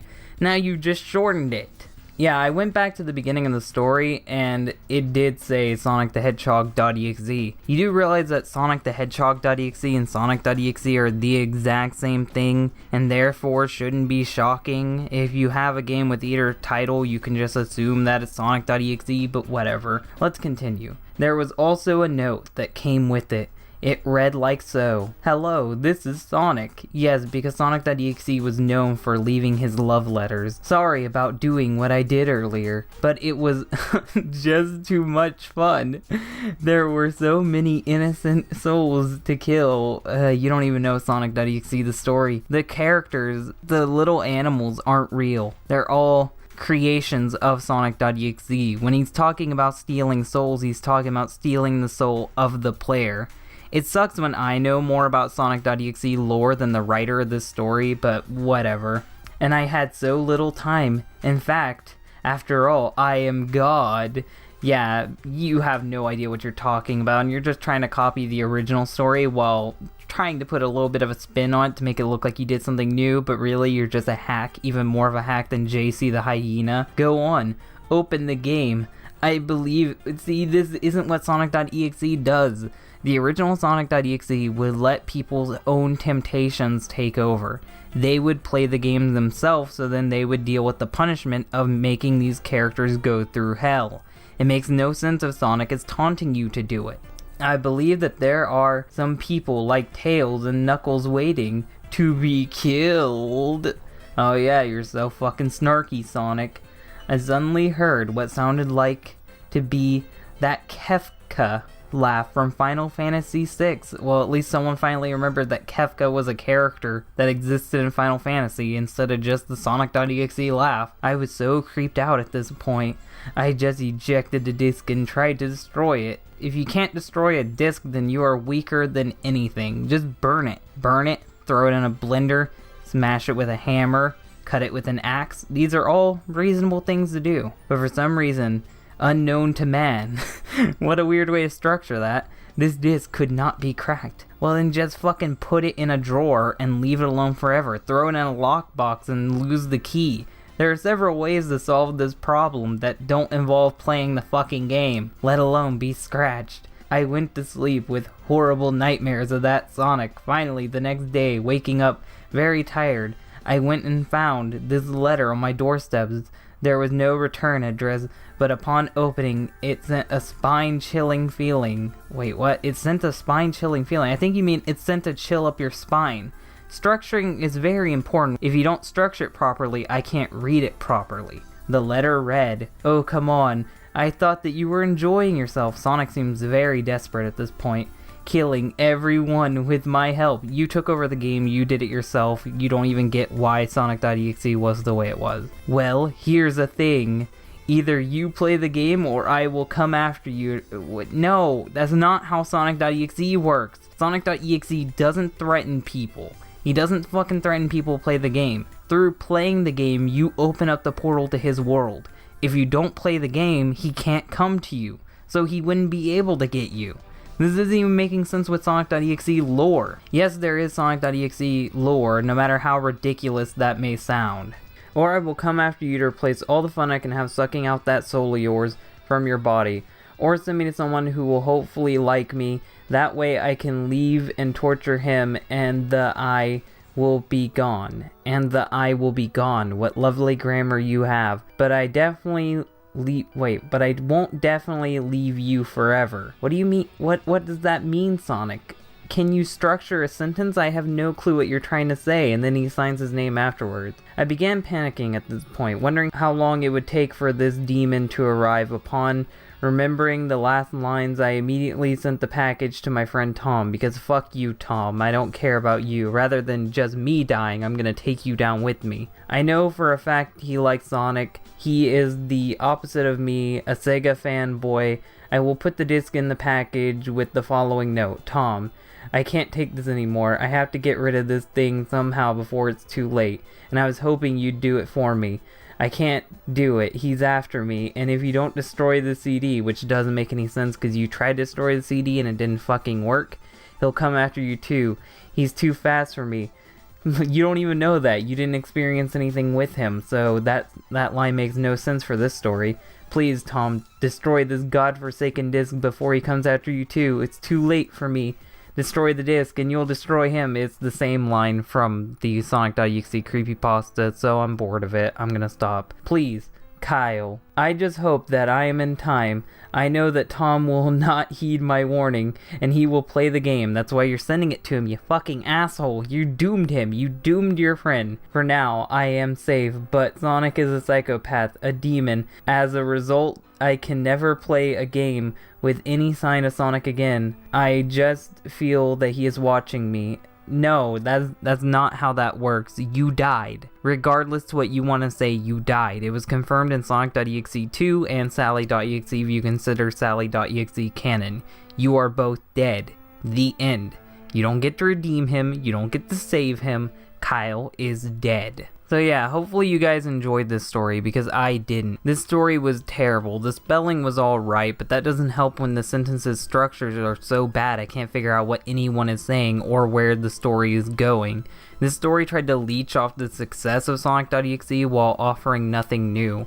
And overall, it just has so many contradictions to the original story that it can't even be considered to be a prequel. Today's Crappypasta is called Shadow's Little Helper. Let's get into reading this today on DHT. I can't take it anymore. He controls me and I can't stop it. He is pure evil. And then the story starts off like normal, meaning that this story is somehow posted after the author has been either captured or killed by the spooky ghosts of this story. So I am deeply confused. If you're captured or being mind controlled or whatever, how did you write and publish this story? Do you have internet in wherever you are? And if you are being mind controlled, how can you write a story? I'm sure Shadow wouldn't want this. I'm just deeply confused and we're only at the first sentence. This all started the day I got a Nintendo GameCube from my friend as she didn't want it. He says this now, but what he means to say is he stole it because his friend left it in the room. It came with the Shadow the Hedgehog game. He says but I think he means the Shadow the Hedgehog game, seeing how there has only been one and not multiple games starring Shadow the Hedgehog all by himself. I asked her about the game as it had no cover art. He says he asked her, but in a second you'll realize there's no way he could have asked her. And it was replaced by some masking tape with the word Shadow the Hedgehog in all caps written on it with a Sharpie. But it turned out that she had moved away and I didn't know her number. I read that properly because the way he wrote it was she moved and I didn't know the number. The number could mean anything, so I corrected the sentence for him. Also, he said she just randomly moved away, so there was no way he could have asked her to begin with, making his previous sentence a lie. But now I know why. Anyway, I put the game in the console and it started up fine, and he actually does something that most writers don't do. He clarifies how he knows what fine is, because he says that he had seen other people play the game and he had actually played a round of it before. I don't know what a round of Shadow the Hedgehog is, maybe one level, maybe one route, I have no clue, but at least he thought ahead, unlike most people who write terrible stories. But once I had got the intro where Shadow says the name haunts him and that he faintly remembers Maria, but the background was a little weird, the sky was darkened, and the grass that was once green and alive, I don't see how it's alive seeing how the world is being lit on fire and destroyed in Shadow the Hedgehog, but whatever, was now yellow, goldish, and dead. Everything is dead. The sky is red. Aliens are popping in and presumably eating people. You can't make the setting of Shadow the Hedgehog more spooky than it already is. Shadow spoke with a fairly distorted voice too, using the wrong to. How spooky. I thought that it was a stupid glitch. Yes, the glitch is stupid, as the game was pretty old. Why would the game be glitching because it's old? Does your friend not take care of their disc? I have no clue why you think age would affect a disc, but whatever. But it wasn't. Then I started to play through Westopolis, and I could see, lowercase I, that there was no gun soldiers or black aliens. Ooh, how spooky. There's no one in this apocalyptic world. How terrifying. It was pretty weird. Then I went on to the next level. Although the level, Shadow kept having these flashbacks about Maria's death, and that kind of ruins the whole point of the game if he has all the flashbacks in the second level, seeing how one of the main things about the game was uncovering your past, but whatever. I could see on his face he had an expression which implied he was either in pain or in regret. Way to be able to tell how facial expressions work. Here's a golden star, but this isn't really scary. This happens in the regular game. What makes this unique? The fact that there's no soldiers? The fact that the sky is dark? Oh wait, it was already dark. How is this a creepypasta? This is just Shadow the Hedgehog. All the levels were the same. No obstacles or missions, because this is a generic creepypasta. You should be used to this by now. I know I sure am after 3 years. Then the time came for the boss battle to come, but it didn't. That sentence is so poorly structured, I'm not even gonna tell you what's wrong with it. Just rewind and listen to that again. begin. Instead, Sonic was standing there with Knuckles, Vectors, Tails, Charmy, Espio, Rouge, and Dr. Robotnik. I'm gonna assume they were T-posing because all these characters in one spot, it has to be development hell. Shadow beat all of them without me even using the controller. Well, that kind of happens in the game already. I know he doesn't beat all of those characters, but he definitely does beat the crap out of Robotnik and Sonic, killing both of them depending on which route you pick. Yeah, that's why this story doesn't work well with Creepypastas, because in the game, you can actually kill people. In the game, some characters actually die, characters that are important to the franchise, but whatever, spooky. He then looked at everyone screaming in pain. Was he screaming in pain? Was everyone screaming in pain? I have no clue because you structured that sentence so terribly. And then he had a sad expression on his face. Well, I don't get what happened. Did he kill them? You didn't say he killed them. He just said someone was screaming in pain. I have no idea what's going on here. He looked directly at me because I'm all that matters in this story. This story is about me, and said, you made me do this.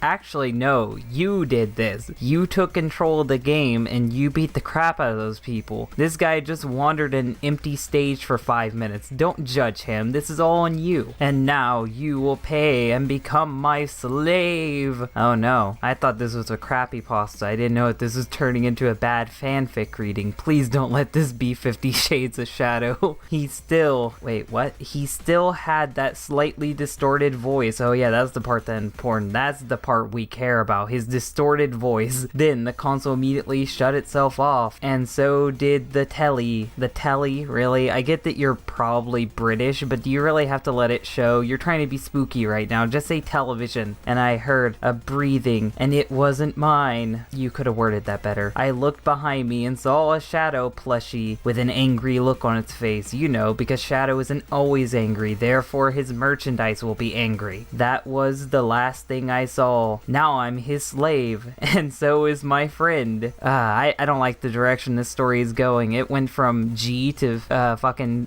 XXX really quickly. I don't like the route this story is going. I'm gonna assume slave just means you do work for him, and I'm gonna assume that this isn't a fetish. I'm gonna be nice. I'm gonna assume that this isn't the worst case scenario.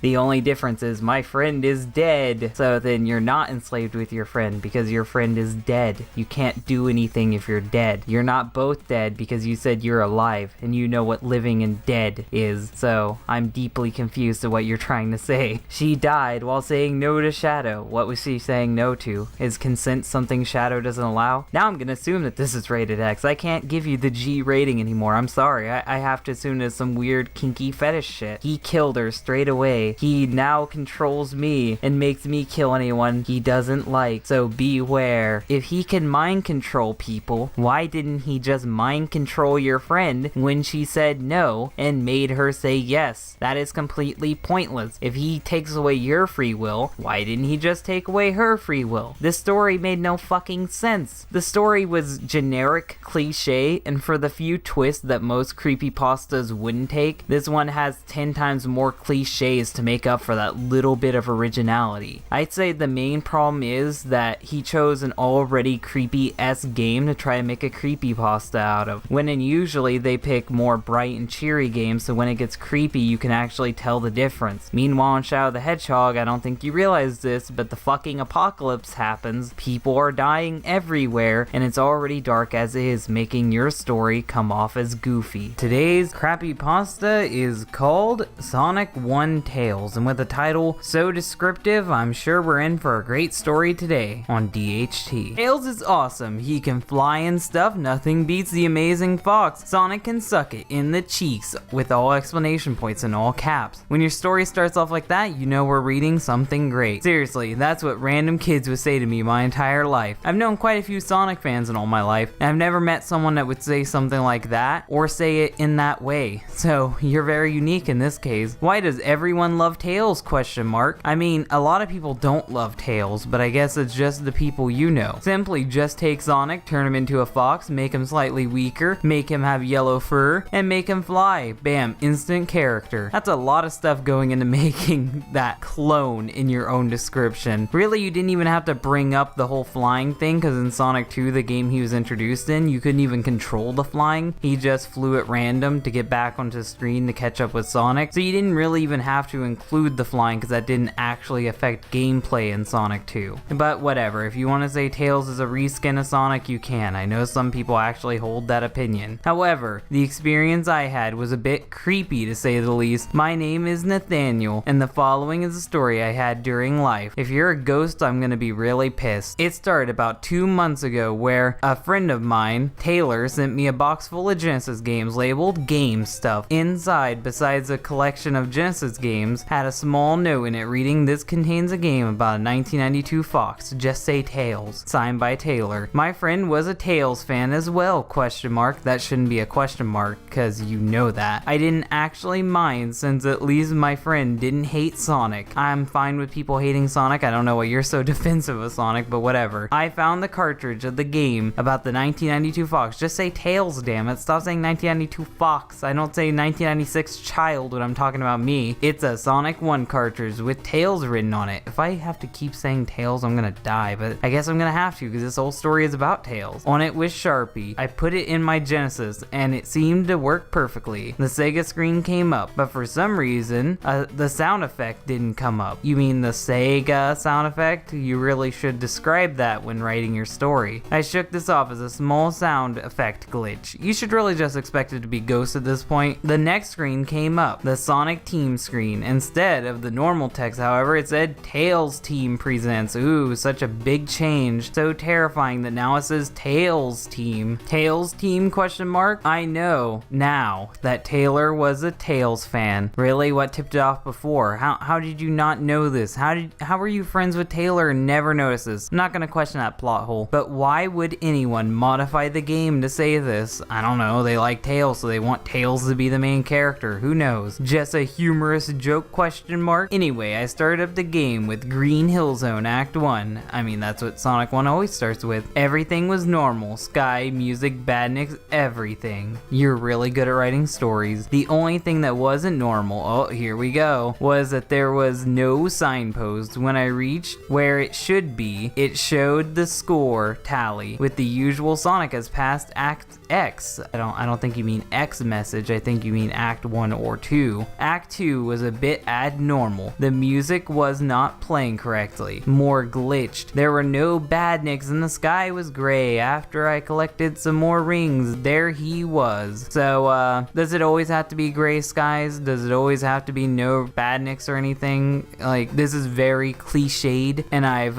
read about this happening a million times over in so many different stories. No screamers or anything, just Tails blindly standing on the same hill as Sonic. Noticeably, he had no tails on his sprite, so then he's not Tails, he's just a fox. I wanted to see if he did anything. As I still had control of Sonic, I slowly walked toward Tails. As soon as I hit Tails, Sonic instantly lost all of his rings, and Tails quickly jumped away. As soon as that happened, everything also faded to normal. Palettes, music, badniks, the normal Green Hill Zone. I remembered. Great, if only every story wasn't about fucking Green Hill Zone. I swear, I think Azuka writes creepypastas now. What happened to Taylor's Sonic game, question mark? She obviously hacked it. I thought. I continued with Act 2 and Act 3 as normal and continued to Marble Zone 1, which also seemed normal, except so it's normal, except with the non-existent signpost once again. Act 2 was a bit abnormal. No badniks. Wow, you're just fucking recycling this over and over again. Act 2's weird. Ugh. No badniks, weirder music, gray sky, just like the abnormal Green Hill Zone 2. It's almost like I'm repeating shit. Tails didn't appear this time though. Ooh, finally something different. Now there's just nothing to look at. Continuing the Act 3 Marble Zone, retain his darkened world different palette. No badniks, gray sky. I'm getting tired of reading that. About halfway through the stage, however, hitting the boss sound effect played. The repeated itself about 6 times. Wow, you count each and every time. On the 7th, I heard an explosion sound effect and the badnik destroyed sound effect. Wow, you really know all your Sonic 1 sound effects to the point where if you hear them randomly, you instantly know what sound effect is playing. I clearly wasn't battling Robotnik at this time. Who done this? Of course, it had to be ...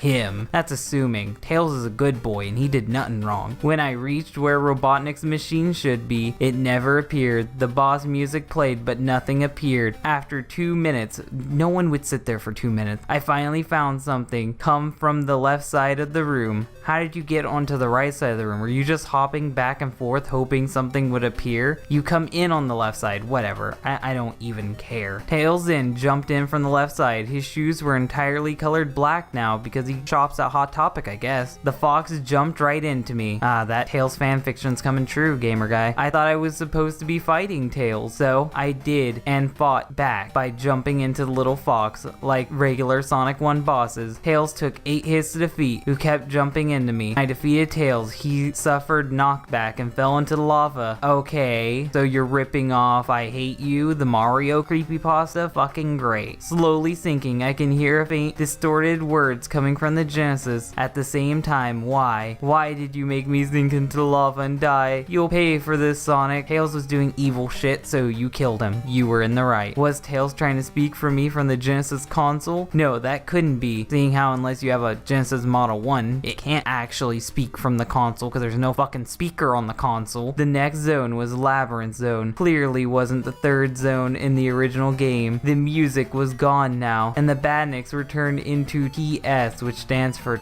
Tails, perhaps? Oh, great. At least the badniks were back now. The water was now pitch black, cause the water shops at Hot Topic too. I felt afraid to go into it at all the time. This is a really great written story. The grammar is wonderful, and I know normally I call things out for grammar issues, but that was just top notch writing, author. At the end of the act, there was a long hallway, because of course there's a long hallway. I finally reached the end of it, seeming forever to get to the final room, and there were a black room, because of course there was a black room. After a minute, a switch rose up from the right side of the screen, but I can't make Sonic move. Tails came back up from the right side as well, because of course he did. He can't stay dead. Now Pitch Black himself, oh now he is Hot Topic, and hit the switch, followed by him quickly jumping away, because he keeps doing that a lot because he likes ripping off Knuckles from Sonic 3. When he jumped away, the switch exploded and the drowning music started to play. The walls were closing in because we love ripping off Sally.exe or whatever it was called. And when Sonic was standing, he looked a lot more frightened than usual because he's not frightened at all usually. Right when the walls came to connect with Sonic, the screen turned black and the music stopped at a loud note. Now it was left black from what seemed forever. I finally considered turning off the Genesis and going to bed because of course you'd rip off Sonic.exe as well. I probably shouldn't have. Ooh, the spooky nightmares. There was Tails and I in a pitch black room with the appearance when he first met Sonic in the game because I love ripping off other creepypastas. He began to open his mouth to speak in his normal childish voice, distorted somehow. I was tortured. I was forgotten. I was subjected to ridicule. People still like you, Tails. Fuck you. Don't you want to play something with me? Oh, quit ripping off Sonic.exe, you fucking hack. Why do I always get to be Sonic's sidekick? You should be lucky to be in the games at all. You could be like Big the Cat. Those words broke my heart as soon as I heard them. You don't even like Tails. I felt Tails' pain. This is all your apology letter to Tails. Why don't you just kiss him? He was incredibly disappointed with how he was always Sonic's basic meat shield. I mean, maybe when you were playing, but I didn't use him as a meat shield. He killed himself most of the time because he's retarded and wanted to get revenge on the Hedgehog and become SEGA's new hero. He'll be disregarded with Alex Kidd. As I was heartbroken, as mentioned, I like repeating myself, Tails said one more word, goodbye. I woke up and the Sonic 1 Tails cartridge was instantly non-existent. That sentence was structured weird. I swear I could have been there before I was asleep. I then text messaged my friend Taylor about my experience. Nathaniel, I had this creepy experience with Sonic 1 ROM hack. All Taylor said was, Sonic 1 Tails, never heard of it. And that was Sonic 1 Tails. It was an unoriginal story that just decided to rip off every creepypasta that came before it, and because of that, it has nothing original to stand out on its own. It's not too cringy to be considered absolutely terrible, and it's not too cringy to actually be considered fun to read. It's just bland and generic. Today's creepypasta is called Sonic Lost Generations. One day I went went to look for a new game at the flea market. I found an Sonic game called Sonic Generations. You know, it's a good story when there's a typo in the first sentence, an Sonic game. I always loved Sonic. I would draw his zones like Green Hill and Seaside Hill. It seems like today only kids will remember the levels with Hill in their title. Well, I went home and I opened my game without looking at it. I placed it in my Xbox. He just wrote, I place it in my Xbox instead of place, so it threw me off. The title screen appeared without saying without saying Sonic Generations. Okay. It said lost in big letters and classic and modern Sonic were missing. I ignored and pressed new game. I ignored? What is up with this fucking grammar? The screen was black for a while and I, lowercase I, was going to turn off my Xbox. Intel, not until, like the company Intel. I heard the first cutscene. Sonic was missing, but the shadow monster was still there. That's his name. That's definitely his name, the Shadow Monster. Not Time Eater, Shadow Monster. Classic Sonic was missing. The Shadow Monster was there. The screen was black without showing the clock. This is really detailed, by the way. I love how descriptive you are. It shows Tails running away from Sonic for his birthday. So as a birthday treat, he's gonna run away from Sonic. What a lovely friend. Then the monster appeared saying lost. That's all he had to say. He didn't even talk in the original game. Then the level, Green Hill Zone, was shown and I played the level, Green Hill.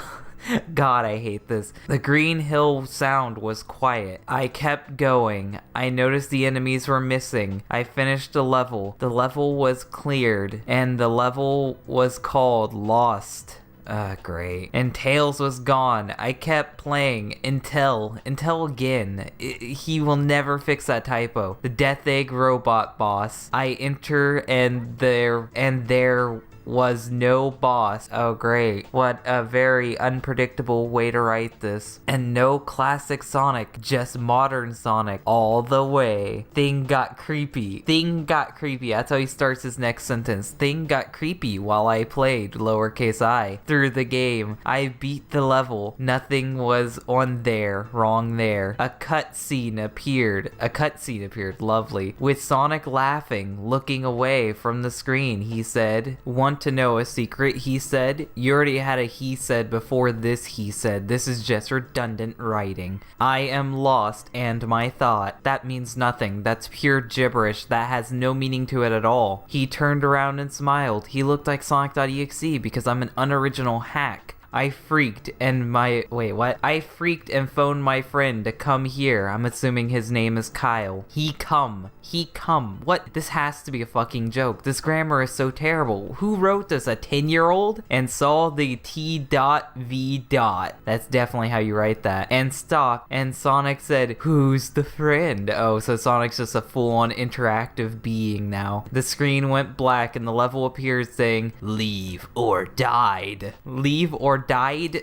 Even Sonic has terrible grammar. Me and my friend were scared, but we kept playing the stage. Why'd you even call your friend if he wasn't gonna help? He's just gonna stand there and die with you. It showed a bunch of dead animals because Sonic.exe happened. It was a thing. I had to be Tails. Yeah, this is just Sonic.exe. And he had a scared look on his face. He wouldn't stop. I saw dead characters like Blaze, Vector, Eggman. There were signs saying turn back now. The song was creepy. It sounds like a man laughing with a girl screaming in the background. Because Sonic.exe. I saw Sonic. Tails walked over slowly. Sonic turning back and smiled because Sonic.exe. Then the screen went black, showing Tails lying there dead. Wrong there again. Then the phone rang. Oh no, Sonic.exe's gone mobile. Sonic.exe called and I answered. I answered it. Oh, he did answer it. The voice I heard was Sonic. I put it on speaker and he yelled, join the fun. Help me find my home. I'm scared. I'm lost. Oh, so he's scared and lost, but yet he's he's supposed to be scary. That's not scary at all. I heard it was Sonic. You already said that. Oh, I already read that. Then he hung up the screen. What? Then he hung up. The screen showed. Oh, you forgot to put a comma there. Another level. I played it. My friend helped me by telling me what's ahead. It's a Sonic game. I guess he's just there for moral support, because everything that's ahead, you should be able to see it if you're playing the game. We beat the level, then a portal appeared showing Sonic walking in and smiled. This grammar is terrible. I can barely read it. It showed classic Sonic looking at him scared. Then the screen went black and a text box appeared with a message saying, "Thank you for helping me kill more in the past." Then the screen showed a boss fight with classic Sonic. Sonic fighting modern Sonic. I hate reading the word Sonic. Modern Sonic has hard. I'm terrified to know what's hard on modern Sonic. But I beat the modern Sonic, disappeared, and classic Sonic turned, showing all of Sonic Friend alive. All of Sonic Friend alive? They thank him. Then a letter showed classic Sonic opened it and it said turn around. He turned around and it went black because black is the color of the day. The screen turned blood red and word spelling having fun appeared because Sonic.exe was a thing. Sonic was smiling, then a loud scream was heard. Then the Xbox disc thing, and the disc was eject. That makes no fucking sense at all. I grab it and ran to the flea market and said destroy it. So you just ran to the flea market and said destroy it. Who are you saying that to? Why didn't you just destroy it at your house? What the hell's wrong with you? What the hell's wrong with this whole story? It's so poorly worded. So, what did I think of Sonic Lost Generations? This story was terrible. It was so poorly structured, poorly worded, and poorly written that I could barely understand what the writer was saying half of the fucking time. And when I did understand what he was saying, he was just plagiarizing Sonic.exe like every other amateur creepypasta writer. Today's Crappypasta is called Sonic Sound Test Syndrome, and that title is not familiar in any way. That has not been done before, and Pokemon does not exist, so I'm excited about this story. Let's get into this totally original tale today on DHT. Hello, please, I cannot name myself, but please call me. Two pleases in the same sentence. We're off to a good start here. Call me Arctic Lion. Great. And our narrator is a furry and he doesn't know how quotations work. Let me tell you the security of this document. This document is top secret. No top secret document is written like this and is going to be whistled. You do not fucking say that your document is going to get leaked in a top secret document. But let me explain. It started in 1964, the Cold War was in full mist and the war in Vietnam was inflicting heat onto America. In 1945, the Second World War was in full mist. Wow, we just hopped around, didn't we? What was the point of bringing up the original statement? There was no point to it. And he keeps saying in full mist. Like, do you not have a colorful vocabulary? You have to repeat all the same words over and over again. If I hear one more thing being in full mist, I might just kill myself. A special operation called Irate Sunset was to extract top Japanese scientist defectors out of Imperial Japan. That sounds like a really good idea.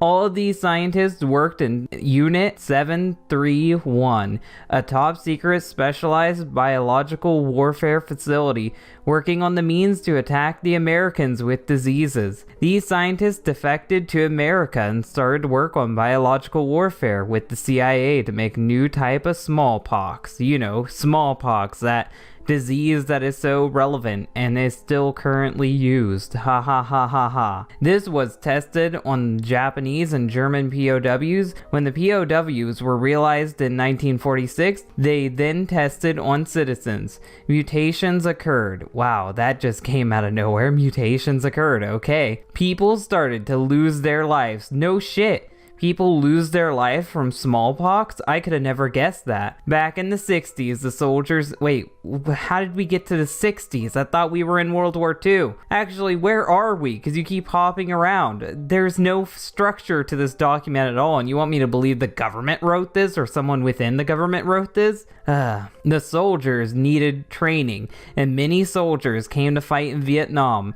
So the group of 731 came to make simulated drug and game. That makes no sense. If they're making drugs and they're experimenting on chemicals, why would they be tasked to do computer work? Why would they be tasked to make game simulations if their specialty is biological warfare? Whatever. This drug was to increase strength, but the side effects were made and many suffered side effects such as mutations. Mutations is not a general term. That is not a side effect. Mutations are not a side effect. If you name the mutation, or if the mutation could even be measured, then yeah, you could say that that mutation in particular was a side effect, but no government document is just going to say, this suffered mutations. The drug came to light on the streets. How the fuck did it get to the streets? You can't just say it went on the streets. How the fuck did that happen? This drug was like, never mind. Now more potent.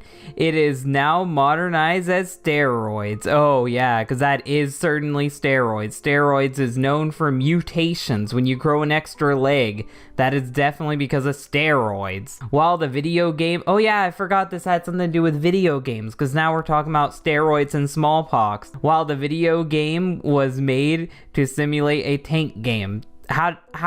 Why... You're telling me the same facility that made steroids and smallpox fucking chemical weapons also made a tank game? That's just what they did on their downtime, making video games? Okay, I'll believe your bullshit. I'll humor it. This was developed in the 60s and came as a video game in an arcade era. Wait, what? Why would they do that? Why would they? I thought this was for troops. Came as the game Battlezone, and that actually is true. This game was made, and it was made for troops, but it definitely wasn't made by a top secret organization of Japanese defectors who also made chemical weapons.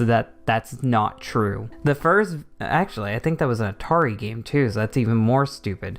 The first video games were merely military strategy simulators, and then came as a video game later on. Now to the point. Wait, the point? We're getting to a point? I didn't know there was a point. We just kept hopping around randomly. Okay, this is the actual plot. Everything before this didn't matter. In the 80s, you would have played a game called Sonic. Sonic is a 90s game, so I don't know how the fuck you were playing it in the 80s. Do you even know anything about video games at all? Who the fuck wrote this? Most of you know that if you use the sound test, you can see things such as music and a satanic message saying fun is infinite. That's not Sonic 1. That's Sonic CD, and that happened way past the 80s. That's like the middle of the 90s almost. That's like 93. Where the fuck are you getting your information from? Who the fuck informed you on this shit? SEGA Enterprises, the devil, and it's not actually the devil, it's Majin, which can be translated to as the devil, but it was actually someone's nickname on the development team. The music was designed to be in the game with lower frequency. No, it wasn't. You are bullshitting everyone. The Sonic game was actually fucking...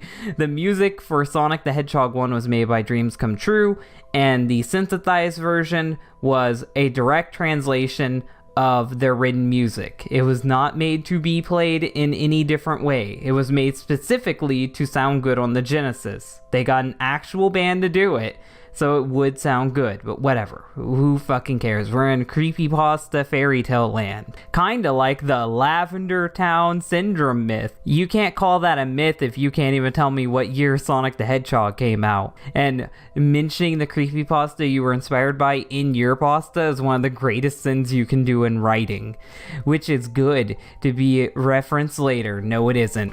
Now back to the subject. There is no subject. This song was very experimental by the unit. Very experimental. What the fuck does that mean? That's not a military term. And started to make the subjects look at the image and hear the music. Oh, I bet they did. Of course, this was in the beta, you know, the beta of Sonic 1, even though fucking the song wasn't even in Sonic 1. It wasn't until Sonic CD that it would be used, but whatever. And the beta was only given to the government as an experiment. Now I have to shed light on something. Unit 731 was working on early military... Yeah, I know that. Yeah, I know. You already told me that. You're shedding light on nothing. After years, they were getting notoriety. No, they weren't. No, they weren't. So it was decided that they would need a cover enterprise. Oh, yeah.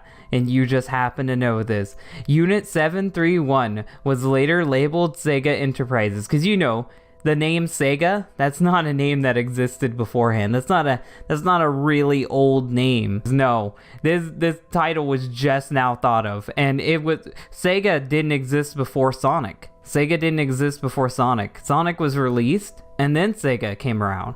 It's not that SEGA needed a mascot, and that's why they made Sonic. No, Sonic needed a SEGA, and that's why he made SEGA. This story is so fucking stupid. SEGA at first were Japanese American scientists working on simulations, drugs, and stimulants. You already told us that. Of course, why don't I say this? And that's our first typo. Congrats. Unit 731 is also...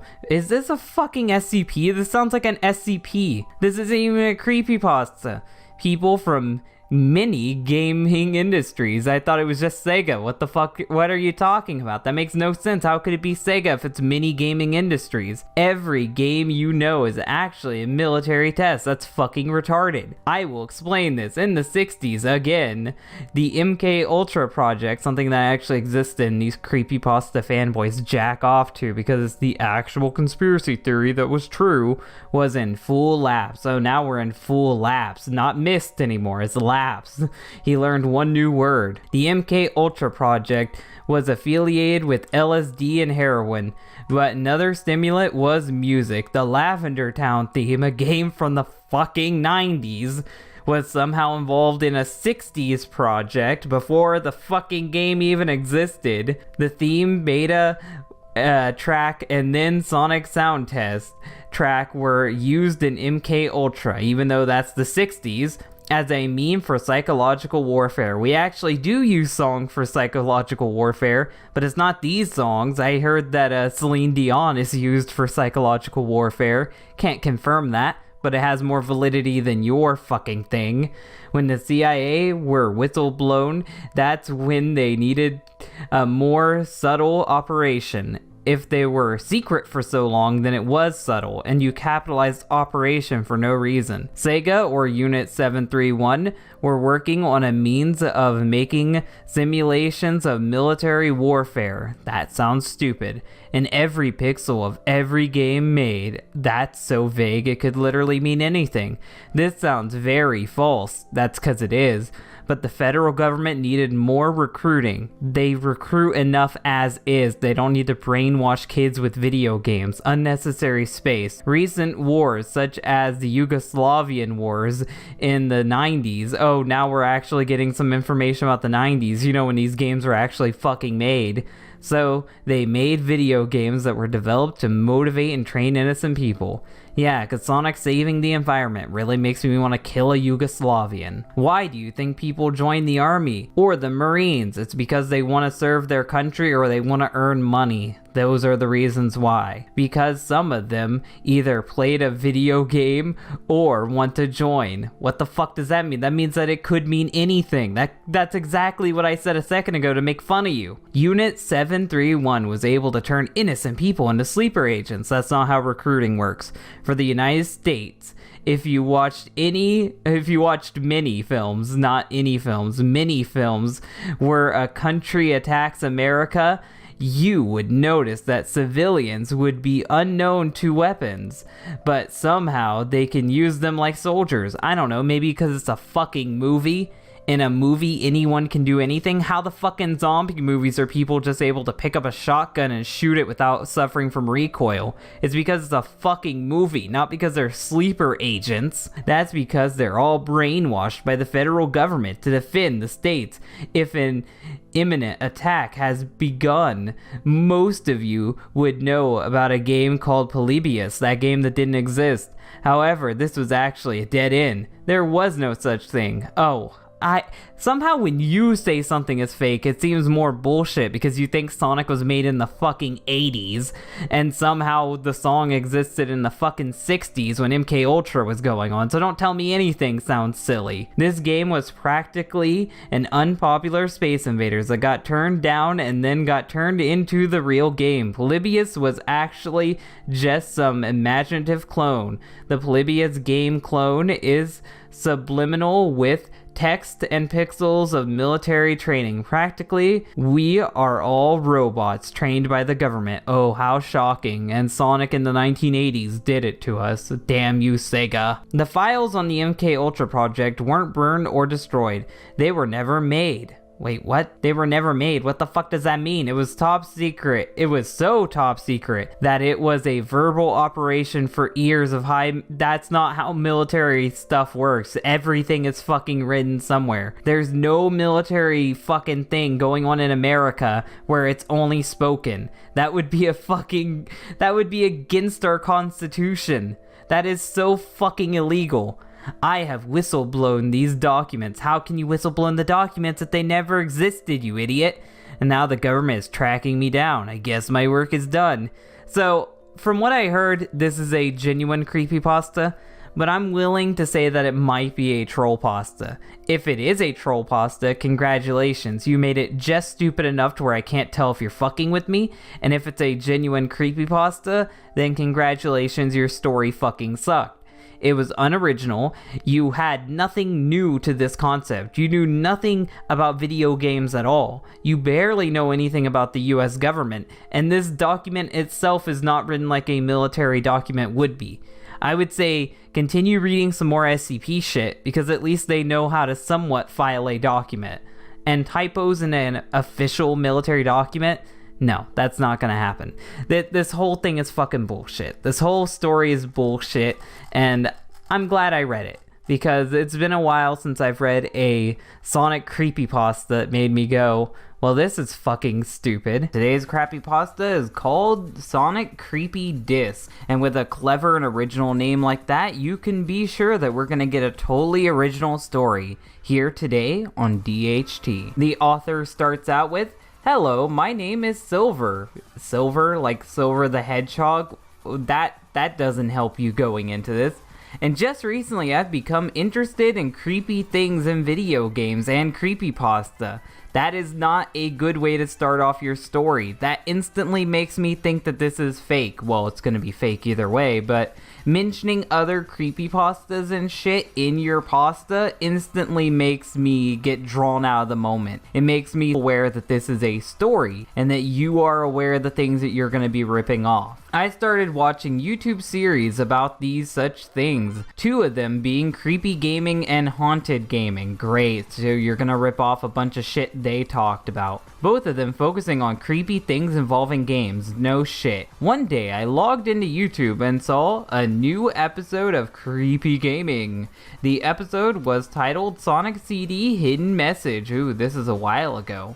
This is a few years ago. I remember when that was new too. I thought this was strange. How did you think it was strange? It's just a normal video like all the rest of his videos. What could it possibly be?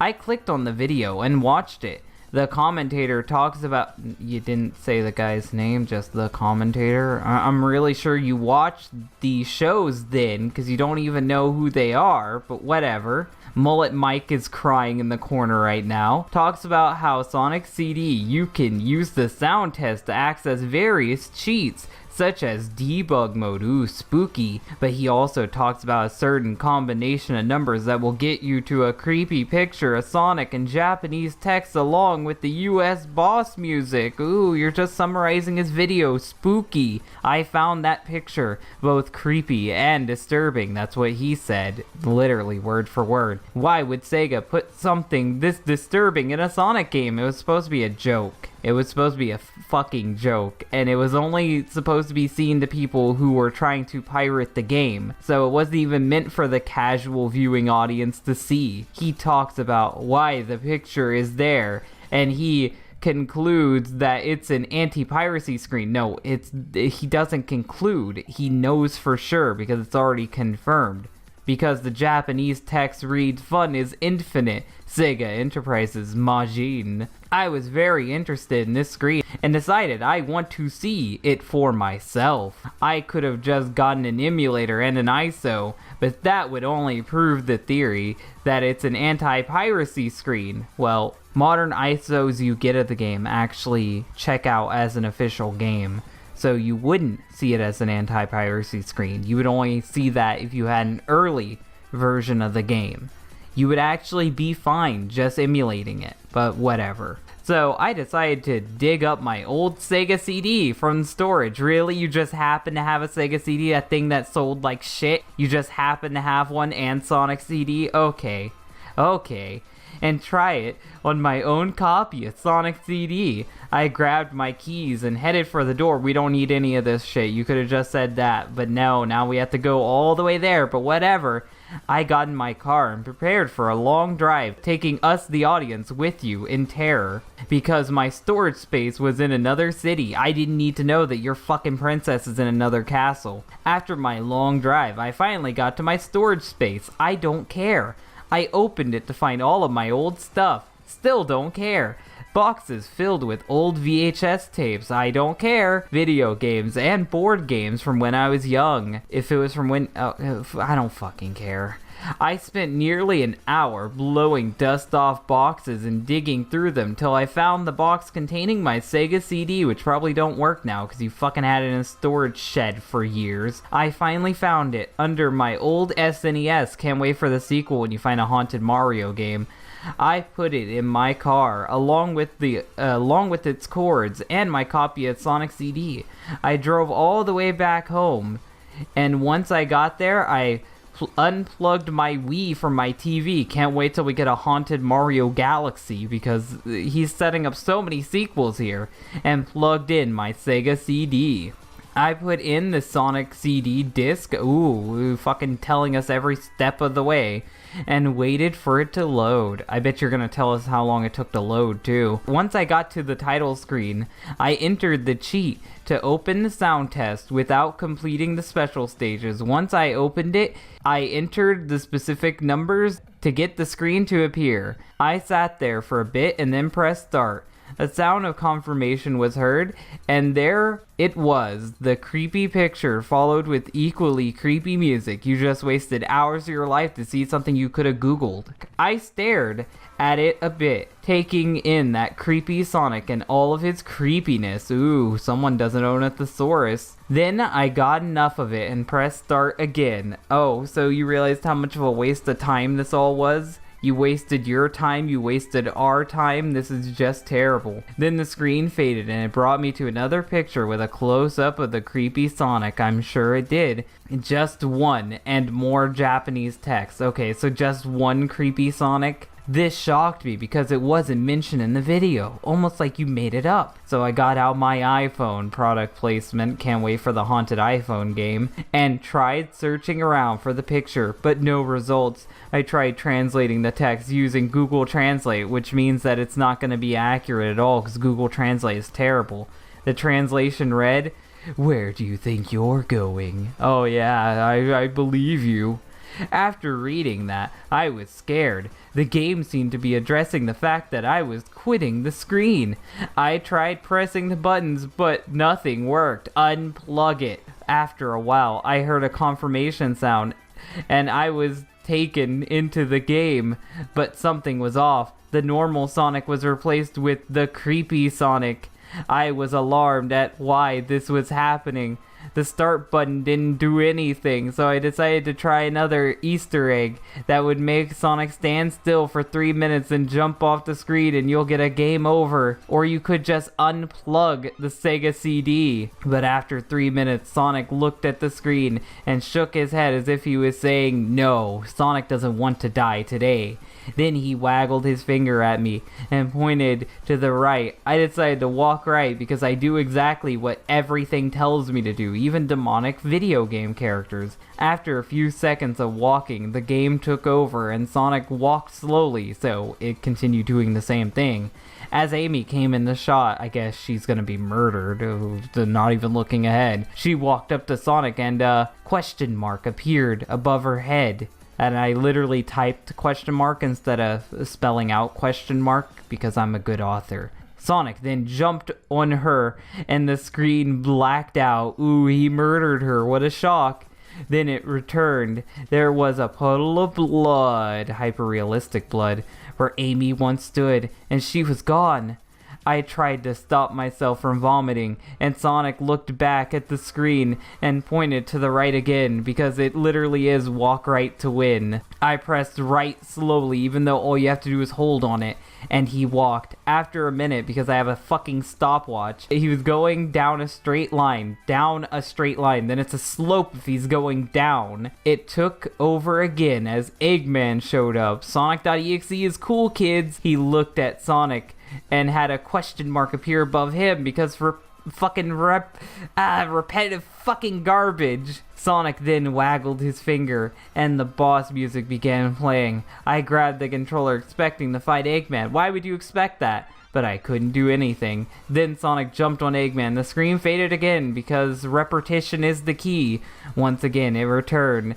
Eggman was gone, and a puddle of blood was remaining where he once was. I started freaking out, only just now, and I got up from my chair and walked over to my SEGA CD and turned it off. Wow, someone actually fucking did that for once? You mean you didn't beat it with a hammer? But when I got up, Sonic started moving and Metal Sonic appeared. He stood there, and then the Chaos Emerald surrounded Sonic, and he turned super and rushed right through Metal Sonic. Metal flew all over, and oil was on the ground. Sonic then faced the screen and waggled his finger and shook his head because he's very disappointed in you, author.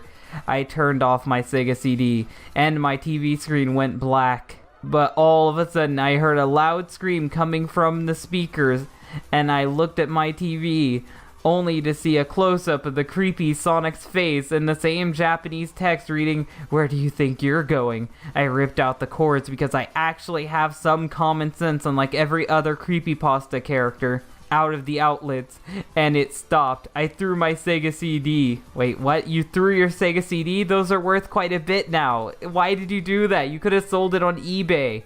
Back into the box and drove back to the storage room, and then you're gonna forget that it's haunted, and then you're gonna get it like 10 years from now, and then you're gonna have this happen all over again.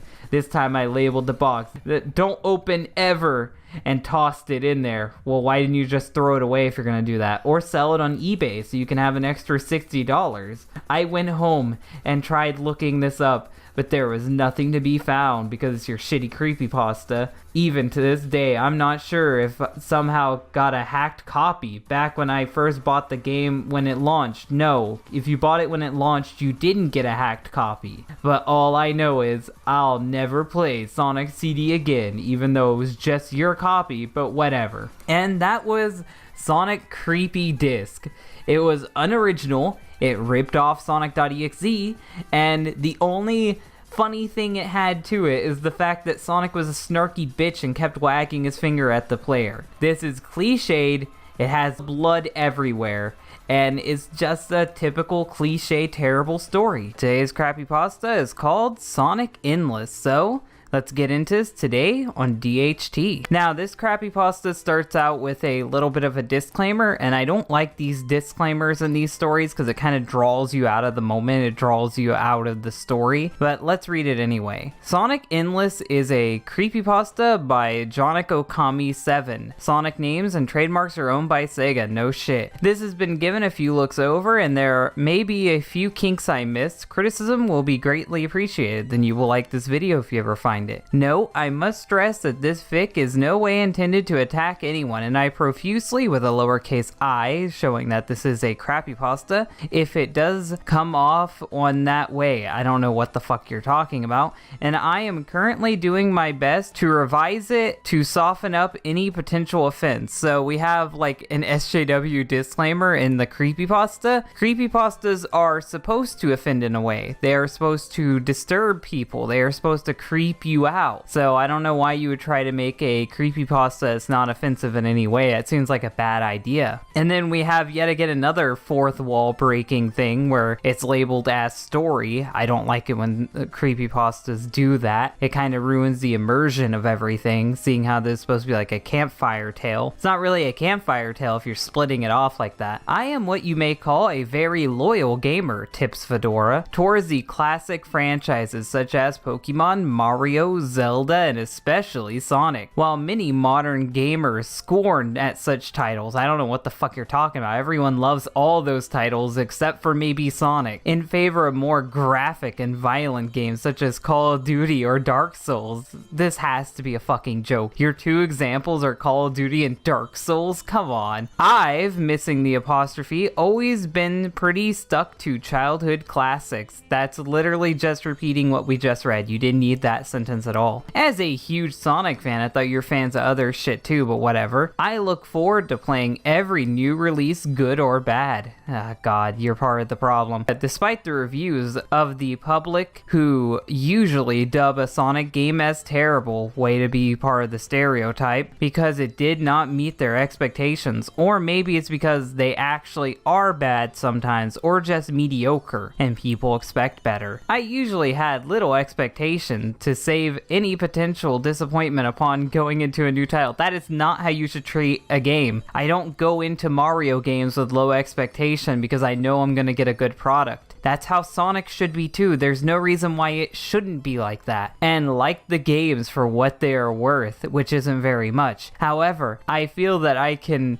agree with some people that the franchise should cease and move on. That is not criticism. That is not criticism. Get good is not criticism. And you are part of the problem by accepting the mediocrity that is Sonic. So I don't want to hear shit from you. And not just because I feel like it's lacking. Not at all. It's because of something I witnessed that came to understand a few days ago. So you think Sonic should improve not because of Straight Line Simulator the game, aka Sonic Forces. You think it should improve because of your spoopy experience. I am eager to read this then. I was sitting at my laptop adjusting my Yu-Gi-Oh cards for a club. This has to be a fucking joke. I go to on Mondays whilst watching a few videos on YouTube. Ooh, very sophisticated. Until I came across the official teaser for Sonic Boom Fire and Ice. Oh dear God, this is right around when I started up my channel. But while I played Shattered Crystal and was up to speed on the cartoon, so this is right after I started my channel, I had little knowledge on the Wii U version due to lacking such a console. Only the options of offers fill me in, telling me that the game was worse than Sonic 2006. That's subjective. I couldn't help but feel people were over-exaggerating as usual. After all, I'm part of the fan base. I know you already stated that before, and know how my kin act. God, fucking tip that fedora till it catches on fire. Feeling intrigued by the teaser, I wanted to— is this fucking Tom? Is this Sonic.exe? Have I been pranked? I wanted to play a Sonic game. Oh no shit, since it's been a while. Due to my more busy life, I hardly ever get to play games now nowadays, I can relate with you heavily, and went to get a Genesis emulator and a ROM of the original game. While I was able to get the emulator not easily, getting a ROM of Sonic 1 was a task in itself. Not really, just fucking go to Sonic Retro, go to any fucking website, like fucking SEGA doesn't even take down ROMs. Getting a Sonic 1 ROM is really simple. I can get in like 2 seconds. Due to many ROM sites I went to were shut down due to copyright infringement. You're right, but you can get Sonic games really easily, which is a growing issue to play games at the present. It's more of a problem in the future. I'm from fucking 2019. A lot of the websites are even more gone now. Site after site, I eventually began to become frustrated. You began to become frustrated. Okay, I'll leave that sentence as is, cursing under my breath, until I soon came across a site that seemed a bit shady. That's all fucking ROM sites. Have fun getting a virus. Knowing full well about malware and viruses from sites like I hesitated until I came to acknowledge that my antivirus would handle any attempts of infection. I clicked the site. I don't know what the fuck you were trying to say in that sentence, but it's so overly worded that I couldn't fucking understand it. Nothing wrong so far. My antivirus did notify me and instantly blocked the site, so I shrugged it off and attempted to download the ROM. Same result, as my antivirus did not reject the download. Well, you didn't need to reword that. You could have just said, my antivirus software didn't alert me, so I downloaded the ROM. That's all you had to say. It's probably safe, I thought to myself as I extracted the file and started up the emulator. You didn't say you dragged it into the emulator or loaded it from the emulator. Come on, step it up, Tom. Tom would have told us for sure each and every step it took to load up that ROM. The game started up normally.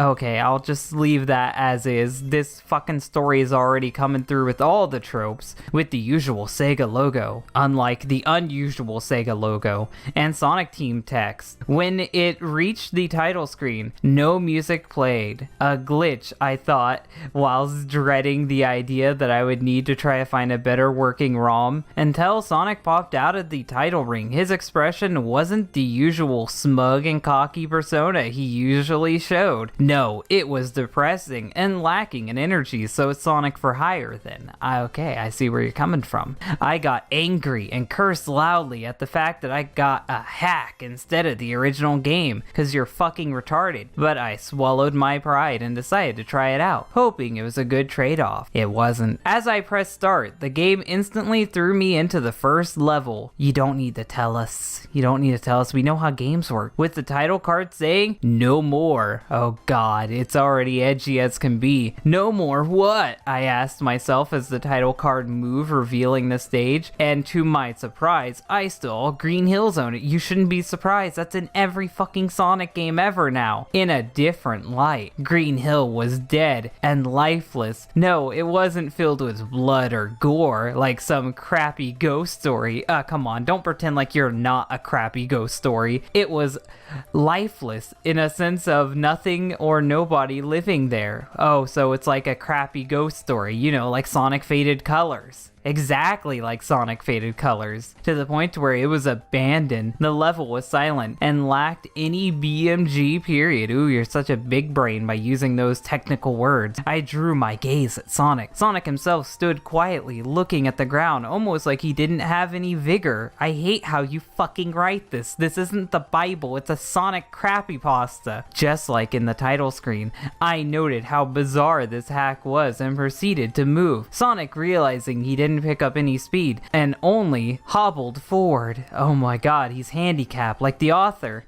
At this point, I, with a lowercase I, noticed I, with a lowercase I, was on 0 lives. You were on 0 lives? Not that you had 0 lives. You were on 0 lives, which was impossible normally because the original Sonic game was one of those early games that don't explain to me how life counters work. I know how lives work in video games. Come on, don't fucking talk down to the reader like that. Instead of giving you one last chance, the zone itself was empty, and we already know. You already said this. Quit repeating yourself. Rings or obstacles. The plant life was very still and had a color, and you spelled color the European way, so now I know to blame Europe for this. Palette to potentially imply that it rotted away from neglect. Keep fucking repeating yourself. As I move Sonic through the abandoned green hill, which was a time killer due to how slow he was moving. Why are you playing the game then? I, with a lowercase I, eventually came across my first trail of rings, oh yay, which were positioned in such a way that they made out letters and words. Let it in, ooh, fucking edgy. I read the sentence. Is that really a sentence? It's more of a statement. And sat in through to it. There was some symbolism involved. Ah, come on, stop fucking jacking yourself off. It's not that deep. In this hack, trying to give a message, it's more like, hey, let's rip off, I slightly dislike you.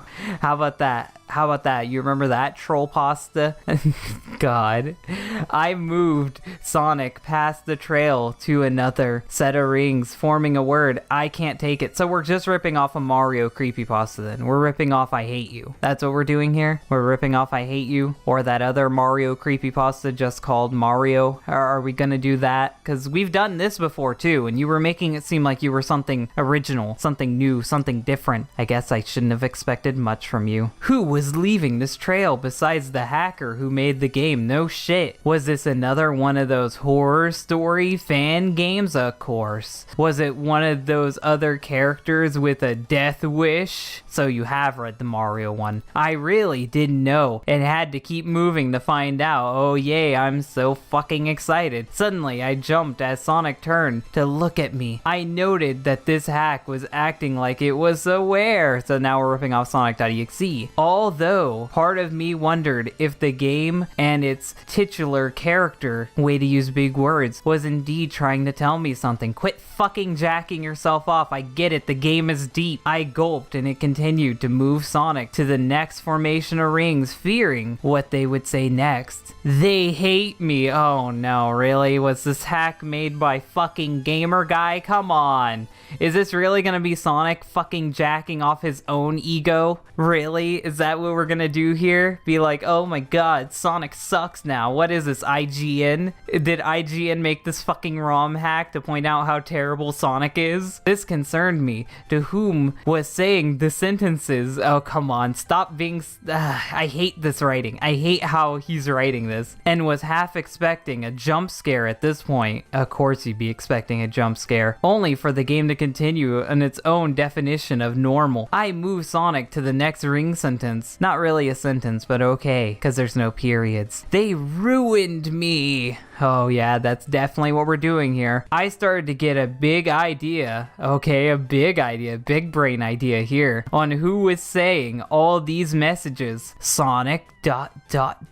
I knew that the series hasn't been doing terrifically well since Sonic Adventure 2. I think Sonic Heroes did well. Fuck you. The Sonic Advance series did well also. I would say it hasn't been doing so well since Sonic 06, but even then that wouldn't be too correct. I guess you can just say it has hit and misses. I wouldn't say that it hasn't been doing so well. It has some bad games and some good games. In some cases, SEGA were trying too hard to make the next best game, but only to miss the fans' opinions. But was this some troll's idea of a funny yet depressing bash? Or was it Sonic trying to send me a message? No, video game characters don't talk to you. As I proceeded to move Sonic across the stage, the ring lineup, the message became more and more depressing. The rings were forming sentences such as, I don't want this and let my legacy rest, no more games. SEGA isn't gonna listen to you, they're gonna pump it out till they go bankrupt. It was apparent that this was the cries of SEGA's once fully successful and beloved mascot wanting his adventures to end, wanting to kill himself, so that people's memories of him would not become tarnished by every game that was too poorly received due to high expectations. Oh, come on, stop fucking projecting yourself onto the story author. Come on, we could have just read the beginning paragraph and got what this whole fucking story was about. That wouldn't be met. And in case of some of the games, such as Sonic 06, and what I've heard about Rise of Lyric, so you haven't even played it, but yet you're gonna judge it, poorly optimized games that were rushed for the sake of Christmas sales. I was starting to feel depressed like all the other Sonic fans are, and kept trying to tell myself that this was a sick prank made by someone who looked down on the franchise and its fans. A lot of assuming there, but alas, my feeble mind, so you're calling yourself fucking retarded, believed in the paranormal. Eventually, I reached the supposed end of the stage. Supposed end of the stage? Come on. That looked like the boss location for Green Hill. Why are you fighting Eggman on the first act? You didn't say you went to the third act. You never mentioned beating an act at all. Yet there was no sign of Dr. Robotnik / Eggman, who would, of course, show up to challenge Sonic at the end of every zone. Yet, why didn't he show up this time? Could the Doctor have also abandoned the Green Hill like every other living creatures to leave Sonic all alone? Sonic slowly sat in the dead center of the screen and slowly began to sob like all the other fucking stories. Hello, Sonic.exe.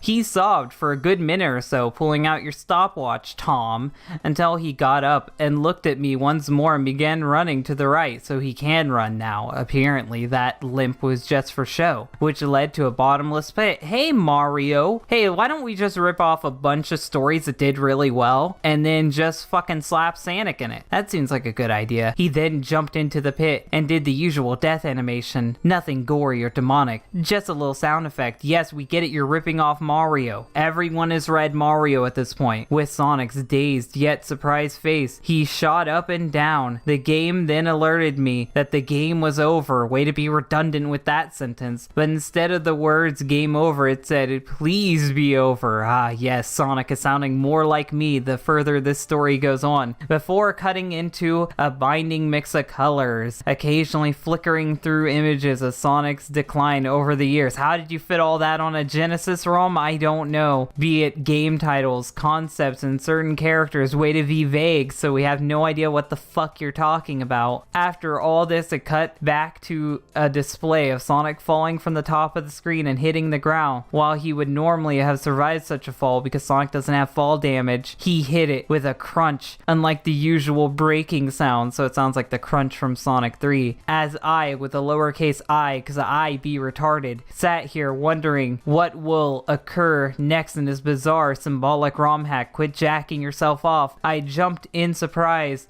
as the words "gold influences the selfish" appeared on the screen. The same text as the "try again" in the text in the game's bad ending. That's also just the credits text altogether. Have you never beaten Sonic 1? You've never seen the credits at all? But yeah, I do like that edited image there. These are all sprites that you can normally find anyway. That's just Sonic's falling animation, but I like that the guy at least put a screenshot in here. That screenshot is up right now. That's a nice little bit of a touch. You don't see everyone doing stuff like this, and it looks believable. I'll give him that. I won't always shit on these stories. The game reset though. The exact same logos, and when it went to the title screen, Sonic looked even sadder than before, as if he had gone through this exact same sequence over and over again. Curious I with a lowercase I, because I really don't realize that you're supposed to uppercase I. Going through the same sequence for 3 or 4 more times. Wow, you have no life. Each time the game returned to the title screen, Sonic looked more and more depressed, even with a few bruises mixed on his face. Who fucking punched him? I don't get that. Bruises just don't appear because you're depressed. I'm depressed and I'm not bruised all over. After seeing this, I hastily shut down the game. You mean exited off the emulator? What the fuck?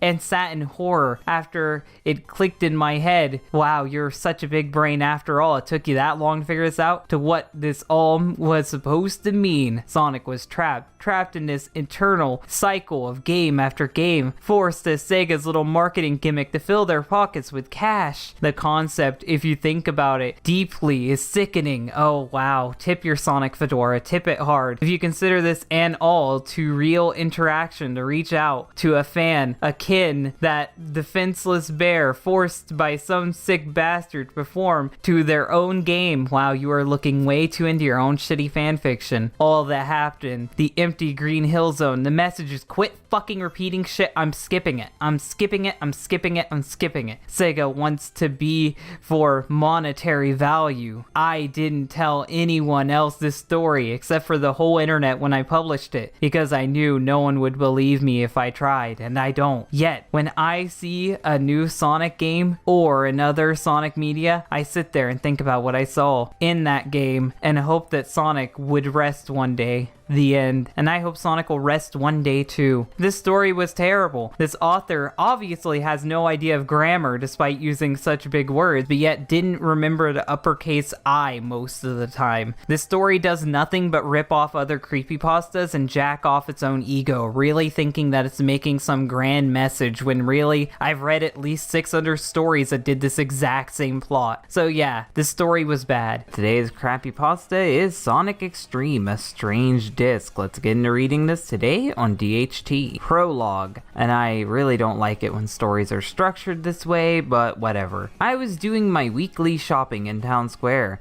as they had just opened some new market stalls. They sold your typical wares, fruit, vegetables, meat, etc. I will always be wondering what the etc. is. Maybe it's more meat. But one caught my eye. It was a small tent, all sorts of goods placed on a short wooden table. I needed to know that the table wasn't metal. I was going to walk past it and continue, but I had noticed something that made my eyes widen and sparkle. In the middle of the dull plank sat a shiny, almost new Sega Saturn. I remembered playing some of my favorite games on Sega hardware, not the Sega Saturn though, such as Sonic 2 and Streets of Rage, the bitch answer, the typical games you expect someone to say. However, something about it struck me as odd because the Sega Saturn is bad. Not the system itself, but the games that came with it. Sitting next to the blank box were 6 games: Nights into Dreams, Sonic Jam, Bug, Sonic 3D Flicky Island, so we know this isn't America, because in America it's called Sonic 3D Blast Flicky Island, but whatever. To my surprise, Panzer Dragoon Saga, one of the most valuable games on the system, and a mysterious game I had only heard about in magazines and online articles. A game that I once heard was cancelled and was never released, Sonic X-treme. What's funny is that demos for Sonic X-treme have been released and some people have even put them on disc, so you may have just found a demo for the game, weirdly enough. This was certainly weird, since Sonic X-treme was never released officially, but it has been unofficially, so you might have one of those. But at the time of writing this, fans have found the game's source code and are currently reviving the project, so maybe a version they found was put on a blank Sega Saturn disc, which is what I said, so people could play it with an emulator. I mean, if you go through the effort of putting it on a disc, you're not trying to play it on an emulator. What was even stranger was the case for the game. It was a typical CD case, but instead of the covers being blank, there was box art, a rating, and there is even a back cover. The only time Sonic X-treme ever had anything resembling box art was concept sketch used as a template for what the final box art would have been. I haven't even seen that, so you made me look up something new. But they never got around to drawing a final version because the game wasn't even close to being done due to the game's cancellation. Perhaps this was not the actual game, but instead an early demo from before its cancellation. I immediately asked the man at the counter for the cost of the system, and he priced it at a measly £79.99. Quite cheap for such a valuable system. It's not valuable, the games are valuable. I gave him the money and drove home to play my new collection of games. You should only want to play Sonic X-treme. Starting the game, after about 2 hours of testing each game, why would you test all the other games and then get this one last? That's dumb. them to see if they worked. There was only one game left, of course, Sonic X-treme. I was excited. I was about to play the Sonic game that never was. If it's here, then it was. The SEGA Saturn splash screen started up, and all of the pieces of the logo flew in to fit the intended shape, because that's what it's supposed to do. But as the logo showed up, the system froze. No menu or copyright screen showed up, and any button I pressed did nothing. I had a feeling that I hadn't found this. It would have ended up as a non-for-sale item in public domain, so you could have got it for free then. You got ripped off. Or someone could have bought it before me and successfully destroyed the rare video game artifact. This possibly being the only known copy or no, it's not the only one, or one of the very few. The system had crashed. I turned it off. I ejected Sonic X-treme disc and went to bed. Okay, Tom, Sonic.EXE, why do you go straight to bed, you defeatist? The next day, I woke up and turned on the SEGA Saturn again to see if Sonic X-treme would work. Clearly, Sonic X-treme just needed some sleep before getting up in the morning. And to my surprise, it did. Okay, so I guess I was right. I picked up my controller and began to play the game. A black screen faded in, and a logo began swirling around and bending across the screen, eventually snapped into the center, Sonic X-treme, and he has a picture of this logo. I'll have it up on screen. Was what it read on the screen, and there was 3 options underneath it: single player, 2 player, and options. They could barely get 1 player working. I doubt they would do 2 player. The latter 2 didn't work, so I selected the single player, and a cutscene began. Sonic was lying down in the middle of a field with his friend Tails when the blue sky turned shadowy black color. Oh no, it's that novel I'm reading. He opened his eyes. The camera panned up to reveal a huge object in the sky. It looked like the Death Egg, Dr. Robotnik's space station featured in Sonic 2, 3, 4, Yeah, we get it. Sonic got up and started running, because that's what he does, as the screen faded to black. Jade Gully Zone. The game loaded its very first level. It was a generic Sonic Green Hill level, even though it hardly looks like Green Hill. If anything, it looks more like Emerald Hill, with more of a jungle vibe than other levels of this variety. The game had a fish-eyed lens, like everyone knew, that made it look like a sphere. In a lot of cases, this helped immensely with the platforming, because the game was designed to have a fish-eyed lens because they couldn't figure out how to make 3D work. As I could see more of what was ahead, initially I thought it was disorienting, but I got used to it. Quoting everyone who actually ever played this damn thing. The enemies consisted of your typical badniks, such as flying bee robot, a fish robot that would hop around in pools of water, and a chameleon that shot projectiles at you. Those are just the badniks from Sonic 1. The reason why you're listing off the badniks from Sonic 1 is because this demo didn't have any good badniks, if any at all. But there was some more unorthodox design for other badniks than what was typical in the series, such as a robot with 3 drills on it, a rolling wheel of spikes on it, and a boomerang that would chase Sonic. How the fuck would a boomerang work if there's no one to throw it? I don't get that. The music was very calming bongo drum beat mixed in with a pleasant acoustic guitar. There were segments where Sonic would have to hit a switch to activate a hidden path. Yes, keep telling me about the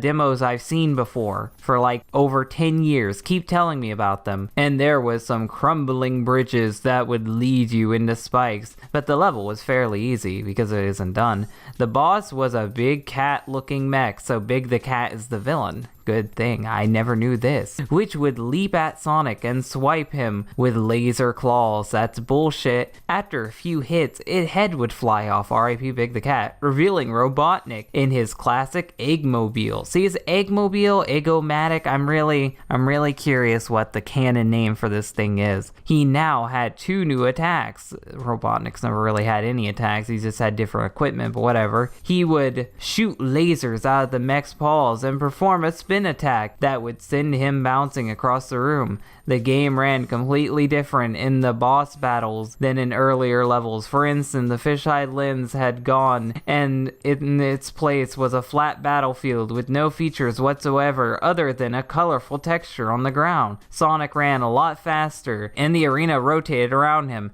After a few hits, the boss was destroyed, and the game displayed the results screen. After my score was totaled, the game faded to black and loaded the next zone. Red Sand Zone. I guess we're in Minecraft now. This zone was a desert-themed level, so we're just looking over the fucking levels that we already know existed. Thank you. I could have just read Cutting Room Floor for this shit, with lots of pyramids, tombs, traps, and even a sphinx at the end of the third act, which...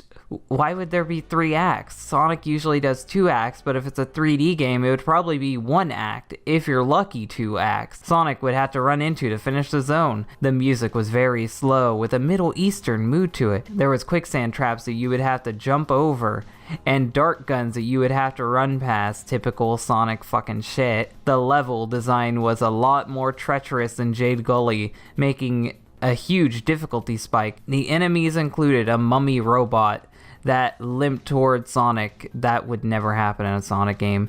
A Nubis robot that would no, they would be generic fucking animals. That's always Sonic's thing. It's always a beetle, a octopus, a monkey. It would never be something so creative. Sega is not that creative. That would drag Sonic towards a nearby quicksand, and the tri-drillers from Jade Gully, you'd see that's more like Sega. There's a lot more spikes and fireballs that would jump from mini pits of lava scattered around the level. The boss was a Sphinx robot that would try to smash Sonic with its extremely large stone hands.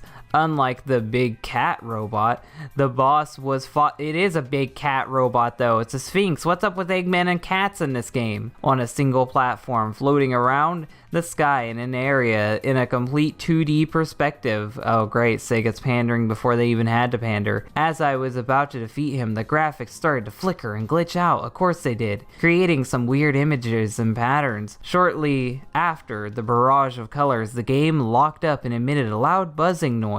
That's just normal for the Sega Saturn. I took out the disc, expecting to see tons of scratches. Why didn't you see that to begin with? But to my surprise, there weren't any. I restarted the Saturn, only to see that the game had saved my place. No splash screen or title screen, just the boss arena, minus the boss. Sonic was just standing there facing toward the screen. The game then loaded the next level, Crystal Frost Zone. This zone was a winter wonderland style. I hate this story. It's literally just the cutting room floor showing us the levels that could have been in fucking Sonic X-treme if it ever got finished. Complete with icicles, snow, slippery ground, light hail that would fade in and out every few seconds. The only enemies that were there were tri-drillers, but instead it was just floating around like it was in the first 2 zones. This is boring. They were hidden beneath the snow, waiting to ambush Sonic. Who cares? They look different as well. Instead of googly-eyed orbs with drills on the sides and top, they looked more menacing with a darker color than their usual vibrant red and shining angry eyes. The drills had spikes on the sides, and the robot itself had a mouth lined with razor-sharp teeth. I'm sure it did. This certainly disturbed me. It doesn't disturb me, but I wasn't gonna let it stop me, and you shouldn't. The music was very slow, with deep bass tones playing sporadically, and chilling twinkle making up the melody. What the fuck is a twinkle sound like? I don't know. The boss was pathetically easy snowman robot that would throw snowballs at you. There wasn't much to talk about. The big cat was harder than it. After it was destroyed, the game didn't load the next zone. Instead, Sonic just stood there with a worried expression on his face, seeing that the story is starting to suck, as a cold wind swept in. Suddenly, a violent blizzard of glitched sprites erupted from the right side of the screen, covering the poor Hedgehog and jumbled characters, enemies, snow, and ice. When it ended, Sonic was nowhere to be seen, and the screen faded out. Garbled text. After the screen faded out, I was expecting the next zone to load in. Why would you? But it didn't. Sonic's sprite faded in, and I was given control. There was nowhere to take him, as I was trapped in a black void like Sonic's franchise is now. After a few minutes of just running around, because that's what everyone in Creepypasta does, the sprite glitched out, Then Sonic did an animation I hadn't seen before. Even when I lost a life, he pulled a sad face. Where did he pull it from? I don't know. Then fell to his knees and passed out. The game loaded the next zone, Blue Ocean Zone. This was a water level similar to Labyrinth Zone because that's the level we needed repeated in Sonic 1. It was an ancient ruin with traps similar to Red Sands because unoriginality is Sega's go-to. Only instead of quicksand or lava, there was spike pits. The enemies consisted of tri-drillers because I'm not tired of those yet, with a multitude of fish robots that would either shoot projectiles or chase Sonic. The music was very calming and mellow, a stark contrast to level difficulty of the last level. The boss was a giant electric eel robot. These bosses are way too creative to be made by Sega, and would shoot lightning in all directions and electrocute the floor. Overall, it wasn't much of a challenge, but it did take a while before I destroyed it. After the results screen, the game didn't fade to black. Instead, another cutscene played. Sonic laid down on the floor of the arena and sighed as he started to drown. As he lost air, he got paler and paler until he became a lifeless husk like his franchises now. Then, as the graphics became a scrambled mess, it loaded the next zone, Metal Blade Zone. This level was a mechanical metropolis level, and home of the infamous Metal Sonic boss fight, seen in many magazines and promotional videos. The aesthetics of the zone was very grim and out of place. Many buildings were on fire, and there were some charred vehicles and smashed up. There were bones scattered across the floor because that's so Sega's go-to. This was the hardest zone in the game, with light platforming challenges and a lot of death traps to keep me on my toes. The enemies were tri-drillers because I fucking hate tri-drillers. The wheels and the boomerangs from Jade Gully, which I still don't know what they look like, except they were on fire and hell-bent on ripping Sonic to shreds. No, they were hell-bent on ripping him to shreds before, but now they're just on fire. The music was quite ominous, with electric guitar for the melody and deep bass guitar for the beat. Like I said before, Metal Sonic was the boss, and he was huge. He was about 3 times the size of Sonic. He would fly around the room and shoot lightning bolts at Sonic, then charge straight ahead. He was fast, aggressive, and unpredictable, but I managed to beat him. I was waiting for another cutscene to play, because that's how predictable this story is, like what happened at the end of the last levels. But the game entered its glitch state again, forcing me into another void stage, so yet again more predictable shit. So I guess the predictability is just flipping.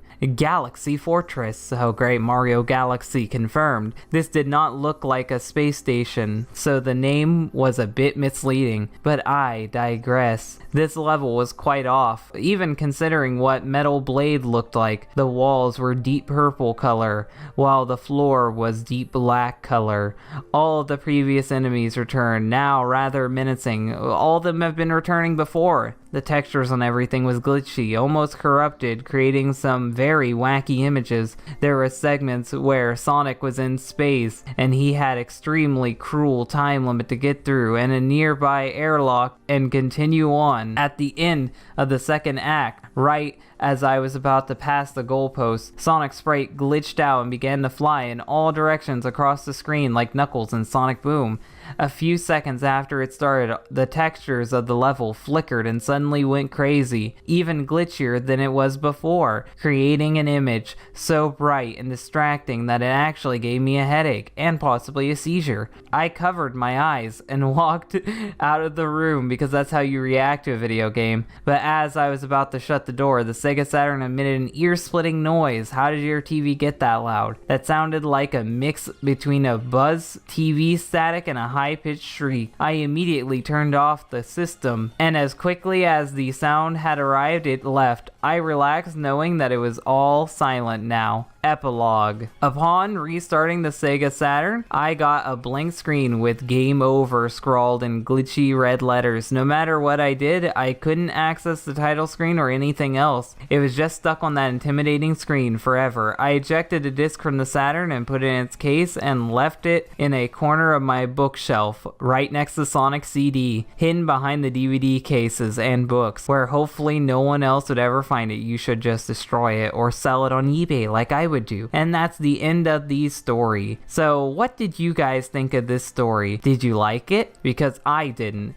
This was a very generic story, it repeats itself quite a bit, and mostly all it did was just read shit from the cutting room floor about Sonic X-treme. Yes, I get it. This game never happened, but just because it didn't happen doesn't mean you can look at the levels that were planned and then fucking pretend like they're spooky in some way. The twist wasn't good, the story wasn't good, and it wasn't even that creepy. Today we are reading a story called Sonic Adventure Dead-X, and with a name like that, you can be sure this is going to be the edgiest thing you've read in a while. Hello, my name is Jake, and I want to share a story about a game I loved playing during my childhood, and that's how a lot of these stories start out, shockingly. Well, not really a story. Well, thank you for telling us that this isn't a story. I know your writing is terrible, but thank you. What I'm going to share with you is an experience I had playing the game. Oh, so it's an experience. You're hyping me up. That game was Sonic Adventure DX. The first time I bought this game was for my Nintendo GameCube. The game I knew and loved dearly was like this. And then he tells us all about the fucking game, and that's not needed, so I'm gonna skip that because I don't want to read all that. He literally tells you everything about the game. That is completely pointless filler. Back then I wanted a new game that was coming out, so I sold it to GameStop. What game did he want? We don't know. To buy another game. And yes, that's what you do at a GameStop. A couple years later, I found Sonic Adventure DX for PC. Why didn't you just get it for Steam? It was marked down to $5 at the time. I got my copy of Adventure DX on Steam for $2. I bought it then and there, and after installing it, the game playing it was nostalgic for me. I remembered so much from the game. Yeah, you just told us. Soon after beating it many times, I left it alone for a while and went to other games like Team Fortress 2. Please don't tell us more about Team Fortress 2. Some time had passed and I went back to Sonic Adventure DX. I wanted to learn how to speedrun it for Twitch. Oh, so you're a Twitch streamer. That makes you even worse. I started the game and started practicing glitches and shortcuts. I figured out how to skip the first level where you have to save Tails. Soon after skipping level 1, I jumped straight into the level where you go to the carnival. At that point, my game started doing small glitches like Amy talking in Japanese.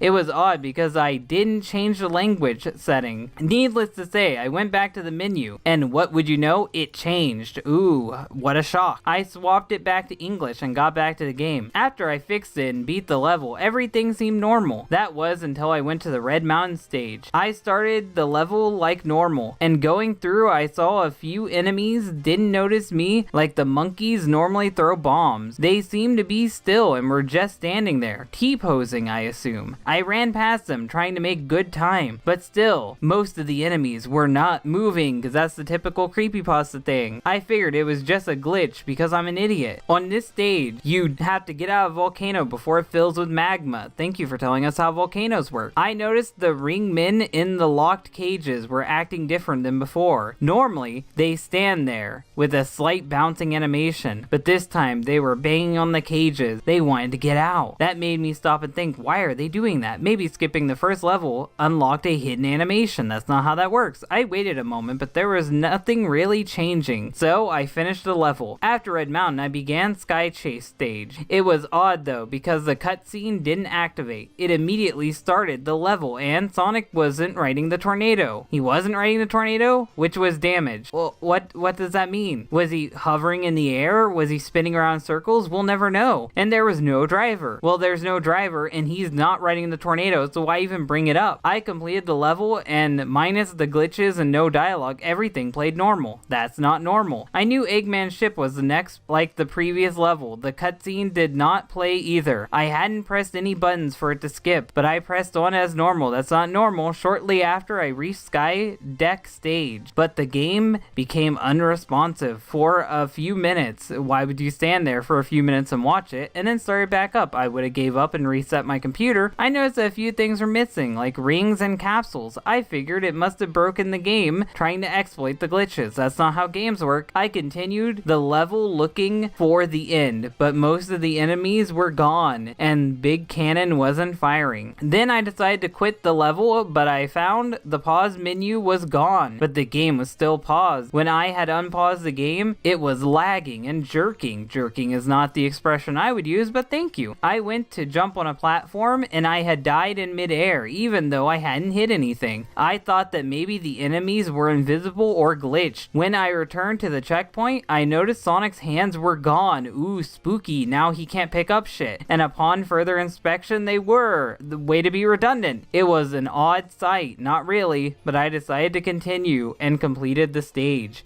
Instead of going to the next level, it loaded Windy Valley. I thought to myself, maybe I'll stop practicing and play some other characters. I went to the story. I thought you were trying to speedrun, but whatever. Select menu, but something was wrong with Sonic's and Tails and Amy's pupils were missing. Ooh, spooky. It was really starting to freak me out. Me too. I went to look at Knuckles and his head and arms were missing, so it's just a torso floating there with some legs. I scrolled over the Big the Cat and Gamma. Way to tell us more stuff we don't care about. But nothing had changed about them. Oh, thank God they're saved. I began thinking this is not normal. Oh, you think so? Anyway, I chose to play as Tails because nothing matters. When I got into the game, it froze and loaded back to the main menu. I wondered why it sent me back. I tried to play as Tails 2 more times because this guy is the definition of insanity. I stopped trying to play as Tails and went to Sonic. And why didn't you try anyone else? Now Sonic was glitched. He was glitched already. He started having erratic movements, so now he's just spazzing out, dancing everywhere. I made my way back to Station Square into the first level, Emerald Coast. Sonic's running animation had gotten worse. When he was running on the beach heading for the first ramp, Sonic fell through the ground and died. That's completely normal, actually. The level restarted as I jumped past the same spot with a spin dash. I fell through the decks. That's also normal. Then Sonic's animation started spazzing out. Oh, he actually used the word that I used. More than regular speed.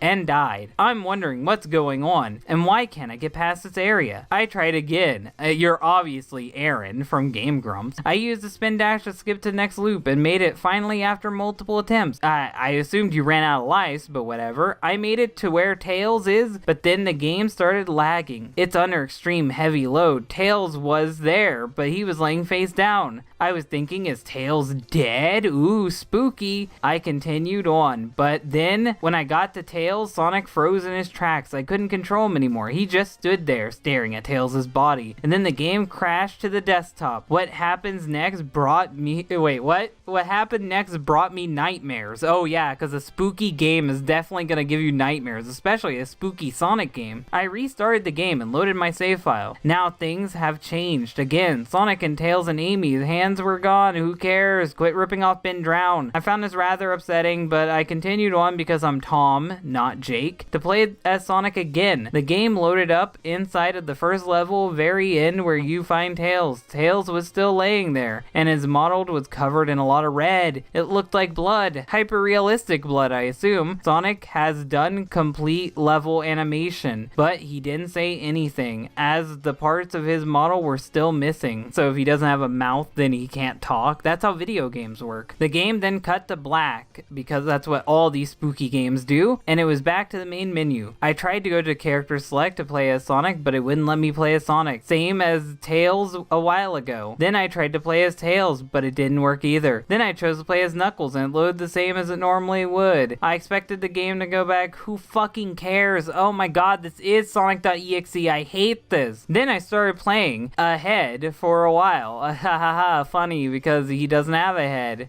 Story, Casinopolis, but it didn't load a level. Instead, it loaded the pool area. Then I went to Emerald Coast because Knuckles can do that. Where it loaded, I decided to try to play the level, but surprisingly easy to play. Then I skipped amounts of the level gliding. I'm bored. That's why I'm reading it like this. When I reached the end of the level and headed to crash site of the game, it started hanging graphical issues. Hanging, not having. Hanging graphical issues. Knuckles' model started stretching and stringing out of the stage in strange ways. I reached the crash site. I saw the destroyed tornado and Tails standing there, and his model was covered in red and his hands were jagged and crushed. His tails were stretched and mangled and his eyes were the same as before. Just before I reached Tails, Knuckles fell into the ground and the game background started flashing black and red, giving me a seizure. Thank Thank you. It's trying to pull its best Virtual Boy impersonation. What just happened? As I thought to myself, I left my PC for a short while. It burned up because you left it crashed, and tried to think of what happened. Wow, you're that dumb. Since this, what I saw, sent chills down my spine. That is an actual sentence he wrote. I think started thinking. Wait, what? I think started thinking. I think started thinking? What the fuck? I think you mean I then started thinking. Did I cause Tails to die after skipping the first level? I got back to the PC. It was back at the main menu for Sonic DX, but the music wasn't playing. Then I decided to play more and figure out what is happening. I went back to the main character screen and Sonic model was normal. Then I moved to Tails and jumped back and his model was like it before in a grass site. Who cares? I then chose to play as Tails and the game loaded up, but it was skipped to the first cutscene that led to the crash and being saved by Sonic, but Sonic was not there, and it showed the mangled mess of Tails. I couldn't bear looking at it. I then ended the game, then deleted the save file. Ever since then the game worked as normal because I don't know what the fuck this story was. Nothing like that ever happened again because tension is dead, but I won't ever forget about what happened then. I still play the game, but I'll never do those glitches again. So what was the lesson today? Get the Steam version of Sonic DX and this story sucked. I'm going to be going over some creepypastas. I actually did find a real Sonic creepypasta. This isn't a troll pasta, lol pasta, whatever you call it. It's supposed to be genuine. And this one is called Sonic's Lingering Spirit. Now, this is not the original version of the story. The author will tell us that in a second. So, just so you know, there are cringier versions of the story out there. Maybe I'll look at those another day. The story has been rewritten several times. So let's start with this author's note. This particular creepypasta was first created completely differently by me on DeviantArt and had a different ending because of Halloween. This version has a different script and ending than the first, which had 3 parts. Thank you for repeating yourself. And involves a different victim, a young girl. The original script had a young boy who went through a completely different and more... Well, why did you fucking act like this is the same story then? Like, why didn't you just fucking give us that story again? Whatever, why didn't you call us a sequel? I guess I will have to go back to the other story later. Who go through a very traumatic experience that picks away at her sanity. Most of their experiences are very similar to each other in the case that they are playing Sonic games, as both are experts at their young age.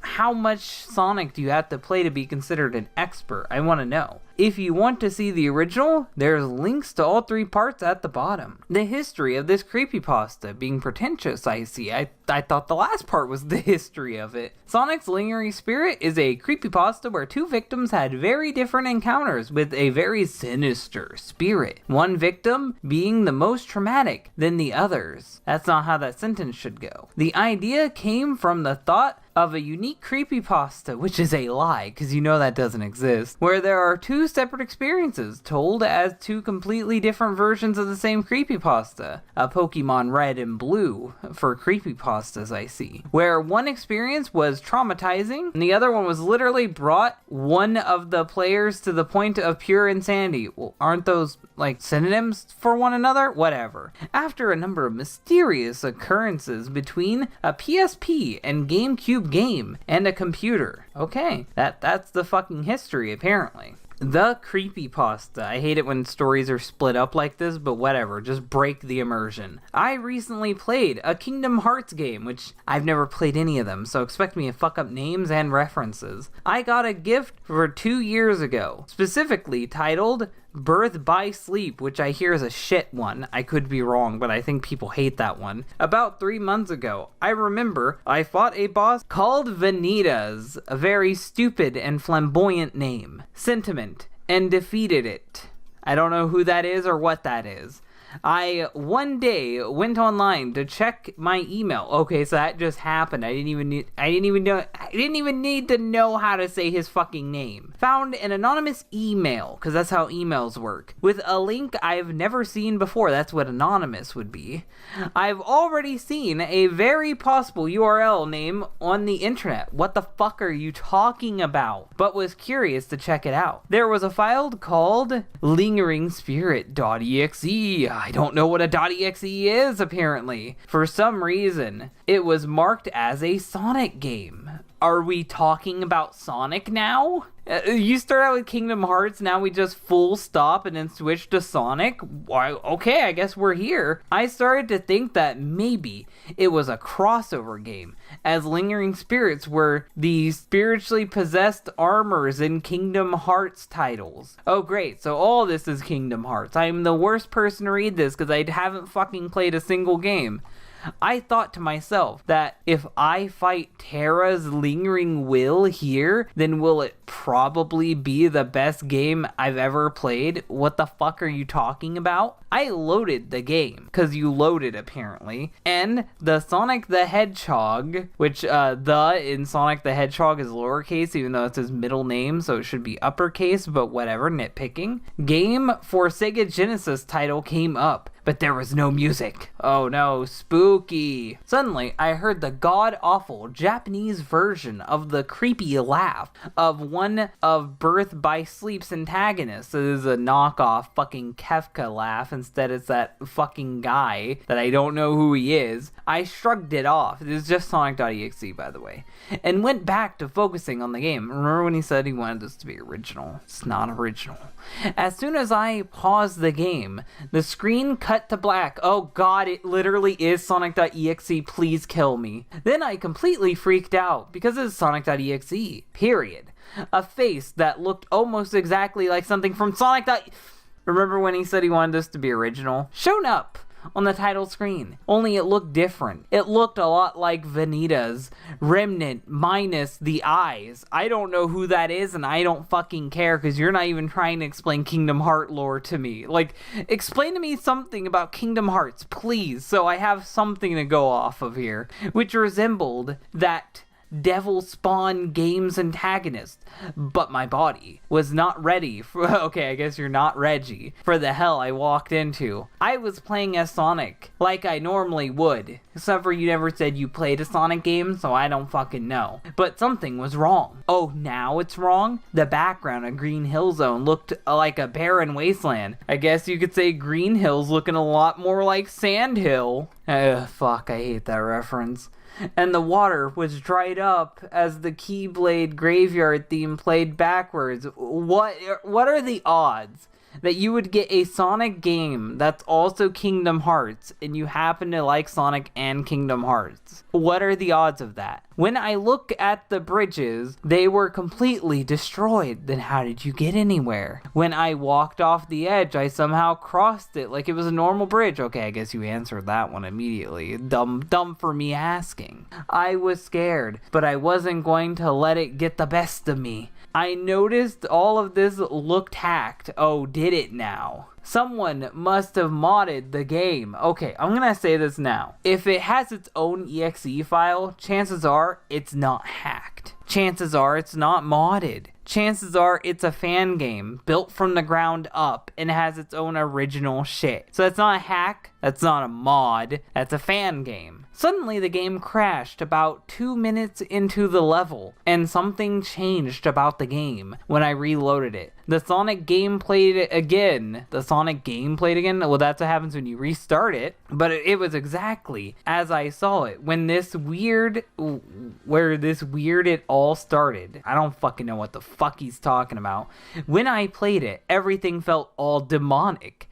And suddenly my game went to a Sonic 2 title screen, like Sonic 1 tends to do, and automatically started me off as Tails. This is really just Sonic.exe, and I'm really fucking tired of reading this. Everything seemed normal and legit, minus the G major Japanese Metallic Madness Bad Future theme. Very specific, but everything's normal apparently from Sonic CD, until I reached the end of Zone 1. Act 2, the stage it started me on. Then the creepy laugh came again, and the boss was Sonic. as G major version of the Sonic, the Japanese Sonic CD Last Boss theme Final Fever started playing, and he looked exactly as I saw him before on Sonic 1. Suddenly, the game cut to black, and I heard a blood-curdling scream. Presumably Tails' scream? I'm gonna assume that because he didn't fucking say anything. When the game went back to normal, all my lives went to 0, and Tails' limbs were all over the ground. Well, he doesn't have that many limbs, so I don't know how many you're assuming we are going to assume, but yet there was no sign of blood. And suddenly the limbs faded away, sort of like how the nobodies in Kingdom... Shut the fuck up about Kingdom Hearts! Kingdom Hearts 2 die. Now I was scared out of my mind and wished I never played this game. I wish I never read your story. Suddenly I got a message saying, "That's only one. I'm far from done." The next title screen loaded, and it was Sonic CD, which is not possible, but go on. And this time there was no laugh. I was almost relieved until I ended up playing the version of Amy from the game. This is literally Sonic.EXE. Once again, I started in a late zone act. I don't know what the fuck you're talking about, except it was Metallic Madness Bad Future. In the background was an image of the Hidden Message as another song. I don't know what hidden message. I recognize easily kicked in. The second US Sonic CD boss theme. I realized it was too well. I began to think of the horrible childhood ruining moment of this particular theme. Oh, they're talking about the fun is infinite shit. Chances are you never fucking saw that unless you went on YouTube and looked for it, you fucking poser. I only took a single step when a horrible laugh came in again, and the screen cut to black again as another blood-curdling scream occurred. A message appeared saying, "You cannot escape true sadism, my friend. I never agreed to be your friend." Whatever this thing was, it wasn't Sonic. It's bad. And, which is ... and, I guess that's how that works, definitely wasn't any friend of mine. You know, friend of mine, buddy. Oh god, old reference. He wasn't a friend of mine if he was killing his friends. So he would be a friend of yours? A fucking fictional cartoon character would be a friend of yours, but because he's a murderer, he's not? I guess we have to have standards. Before I continue telling my horrible experience, wow, we're gonna have a commercial break, I'm gonna give you an ad from Raid Shadow Legends. I must point out that a degree, which I don't think that's how it's spelled, but okay, the blood bond between a player and the character has been a sacred thing that allowed the player to get to know what the fuck are you talking about, Chris Chan? As they were actually there.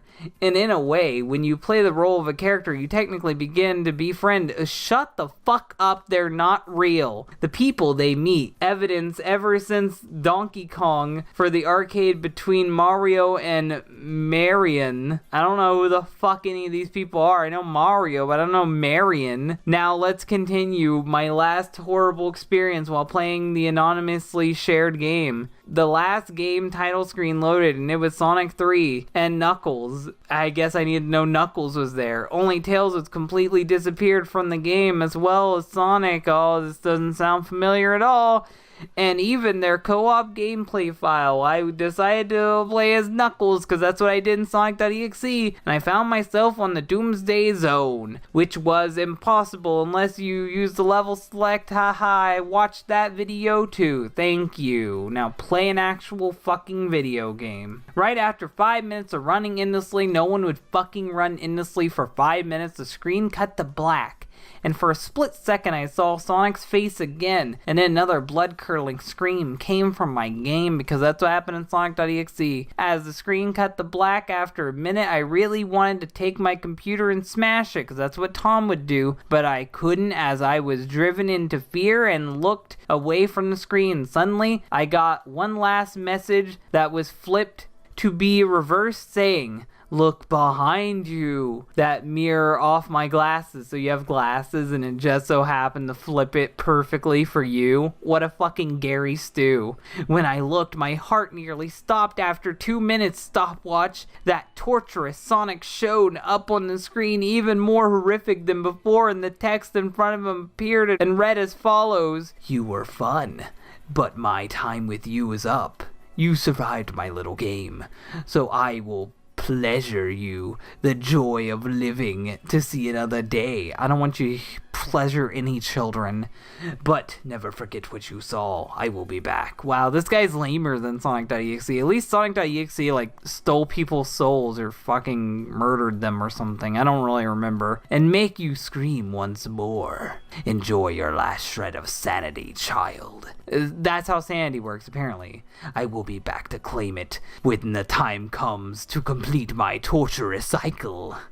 I closed my eyes and refused to look, but after 3 minutes stopwatch, the game finally ended. I never played it again after that, but I hid it deep inside my game folder. Just delete it, you fucking idiot, as the horrid reminder of what nearly took all my sanity away. That's not how sanity works. I still treat it like a true treasure to this day. I don't think you know what treasure means. And even though I stopped playing it, I was left to wonder what the end of the game meant by the words it had read on the screen to this day. But I just pity the next poor soul who gets his game from anonymous email. And that was Sonic's lingering spirit. Okay, so I got multiple questions. 1, why Kingdom Hearts? 2, why fucking rip off Sonic.exe? 3, what the fuck did Kingdom Hearts have anything to do with Sonic.exe? 4, why did you write this story? And 5, why rip off Sonic.exe? I know that one's repeated, but I think you like repeating stuff. This story is terrible. You promised me something original, but it was the same cliched story that I've read 1,000 times, rewritten by other people. I'm going to read the other versions of this story. I don't know when, but I hope that they're more original than this. I'm wanting to believe that you rewrote this so then it would be the typical cliche creepypasta, but I want to think that you made it worse by doing so. The only thing that makes this story even barely stand out is your original OC that you put in this story, and he just looks like a metal Sonic but with weird stripes on him like a zebra, so you really don't have much of anything. Today's Crappypasta involves Tails dolls, so you know it's going to be good. Today's Crappypasta is called Sonic and SEGA All-Stars Racing: A Strange Update. Let's get into the story today on DHT. Sonic and SEGA All-Star Racing was one of my favorite games in my PlayStation 3 collection, including the sequel. Why isn't this about the sequel then? I loved beating Sonic the Hedgehog, that could be taken out of context, with only Alex Kidd in his motorcycle in Sonic's own stage. That's pretty messed up. And I loved the music from the classic SEGA game. I don't know what game he's referring to. But I recently have gotten PlayStation Network because I never had internet before. So you get internet and the first thing you do is get PlayStation Network, I guess. And finally there was an update for the game. What do you mean finally? I needed to do so I can play the game again. I think he meant I needed to update so I could play the game again. The system updates, and now, just a second later, I see the disc loaded up saying Sonic and SEGA All-Star Racing. The title screen showed Sonic in his car, looking emotionless, oh no, spooky, but he was always cheery, without any problems, except for that one from before. I pressed the start button, and it said that this was version XXX, and that just makes me think that this is going to be porn, but thank you for not using 666, seeing how that's extremely overdone. Version, he used version twice, it's the version of a version. I checked the shop in the menu, and the check, and what, it says I check the shop in the menu, and the check if. That's not English. If there is anything new, I see brand new map called Resort Island, and the description reading, a flash from the past, the famous, that's a nice way to call Sonic R. Sonic R stage is back, and it has everything from the original and remade. That and was not needed there. For this game, and now another and, it is time for Super Sonic Racing. Strangely, it was well worth the $1.99, so this is a spooky DLC. I wonder if this, what the hell happened? You got a spooky update that gave you spooky DLC. Who does the money go to? So I bought it with my PlayStation money. Oh no, your mom's gonna be angry for that one. I researched up about this track, lying to me, giving me more trust issues than I already had. and it says that this update was created for Sonic R's 19th anniversary, and it added a few new DLC tracks, and the DLC racers with Metal Knuckles, Egg Robo, and most importantly, the cute and cuddly Tails doll. No one brings up Tails doll and doesn't call him creepy, so I know this story is bullshit. I am tired. That's random. It literally just cuts that. It's not even a period. It's just I am tired, comma, I went to bed only to play the game in the morning. Who buys DLC and then plays it in the morning? This game doesn't take forever to update. It turns out that I bought all of the DLC. It was strange because my profile said no transactions happened. Nonetheless, I decided to play the game with a character, Tails doll, on the new gameplay mode called Tag Team. The race began, and what it looked the same template from Sonic R, with updated graphics, of course. I was supposed to tag Sonic with his unlimited all-star. When I began the race, he just ran out of the map. In just 30 seconds, I controlled Tails doll with his motorcycle, because apparently he has one of those now. And he was fast. What a shock. He is one of the fastest characters in the game, despite not being one of the fastest in Sonic R. In fact, he's one of the slower characters in Sonic R, but whatever. Later, I caught Sonic and it said, "Tag, you're gone." The screen went black for a second because Sonic.exe is a thing, and the stage was done, and it showed Tails doll fell off of his motorcycle just like a normal doll. It was strange because when you win a stage, your character will brag and do a victory pose, but then I hear music, not the results music, but the game over music from Sonic CD US version, because of course it would be that. It's always that, because cliched music in Sonic.exe. And then the screen went to black, and Tails doll showed up on my screen. And then there's a period, and then an and there's no space, and I want to die. And then I try to restart my console, but it didn't work. The power goes out, but my TV screen was still on. Ooh, spooky, haunted. The Tails doll was still on the screen, and then all of a sudden I see a red light in the corner of my room, and I hear the song, "Can You Feel the Sunshine?" Then I hear a voice in the darkness saying, "Where is your god now?" Because that's always been Tails doll thing, I guess. And then my vision began to fade, and this is one of those terrible creepypastas where the main character dies, but somehow the fucking story still gets on the Creepypasta website. I don't know how. And we're ripping off Jeff the Killer with Police Report, or Sonic.exe 2. Pick whichever one he ripped off. We just received a complaint from Oregon State, I'm gonna say Jeff the Killer now because of Oregon, bank that Mickey O'Reilly, what a terrible name. There's an O'Reilly joke I could make, the auto parts place. I could play the theme if I wanted to, but I'm not going to. Never had paid his mortgage or his car license, because that's how that works, in over 6 months. So now we have to search his house because this never really happened since 1997. Odd.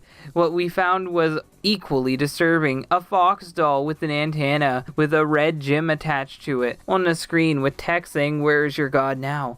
Everything else is clean and tidy. No blood whatsoever, thank God. Except a two-tailed doll on the chair. Then that means whatever. That is something. Two-tailed doll sitting on the chair, looking on that questionable screen. And one more thing, a stereo right by a game system playing an annoying song, "Can You Feel the Sunshine?" backwards, because you know that song. The cop knows "Can You Feel the Sunshine?" and he knew it was playing backwards because that's how smart he is. We were not able to find the culprit of Mickey, but there's one thing for certain. It has to be something annoying with that doll. Sheriff Summers. Well, it didn't even say that it didn't even say that he died, so why would they be saying culprit? That makes no fucking sense, but whatever.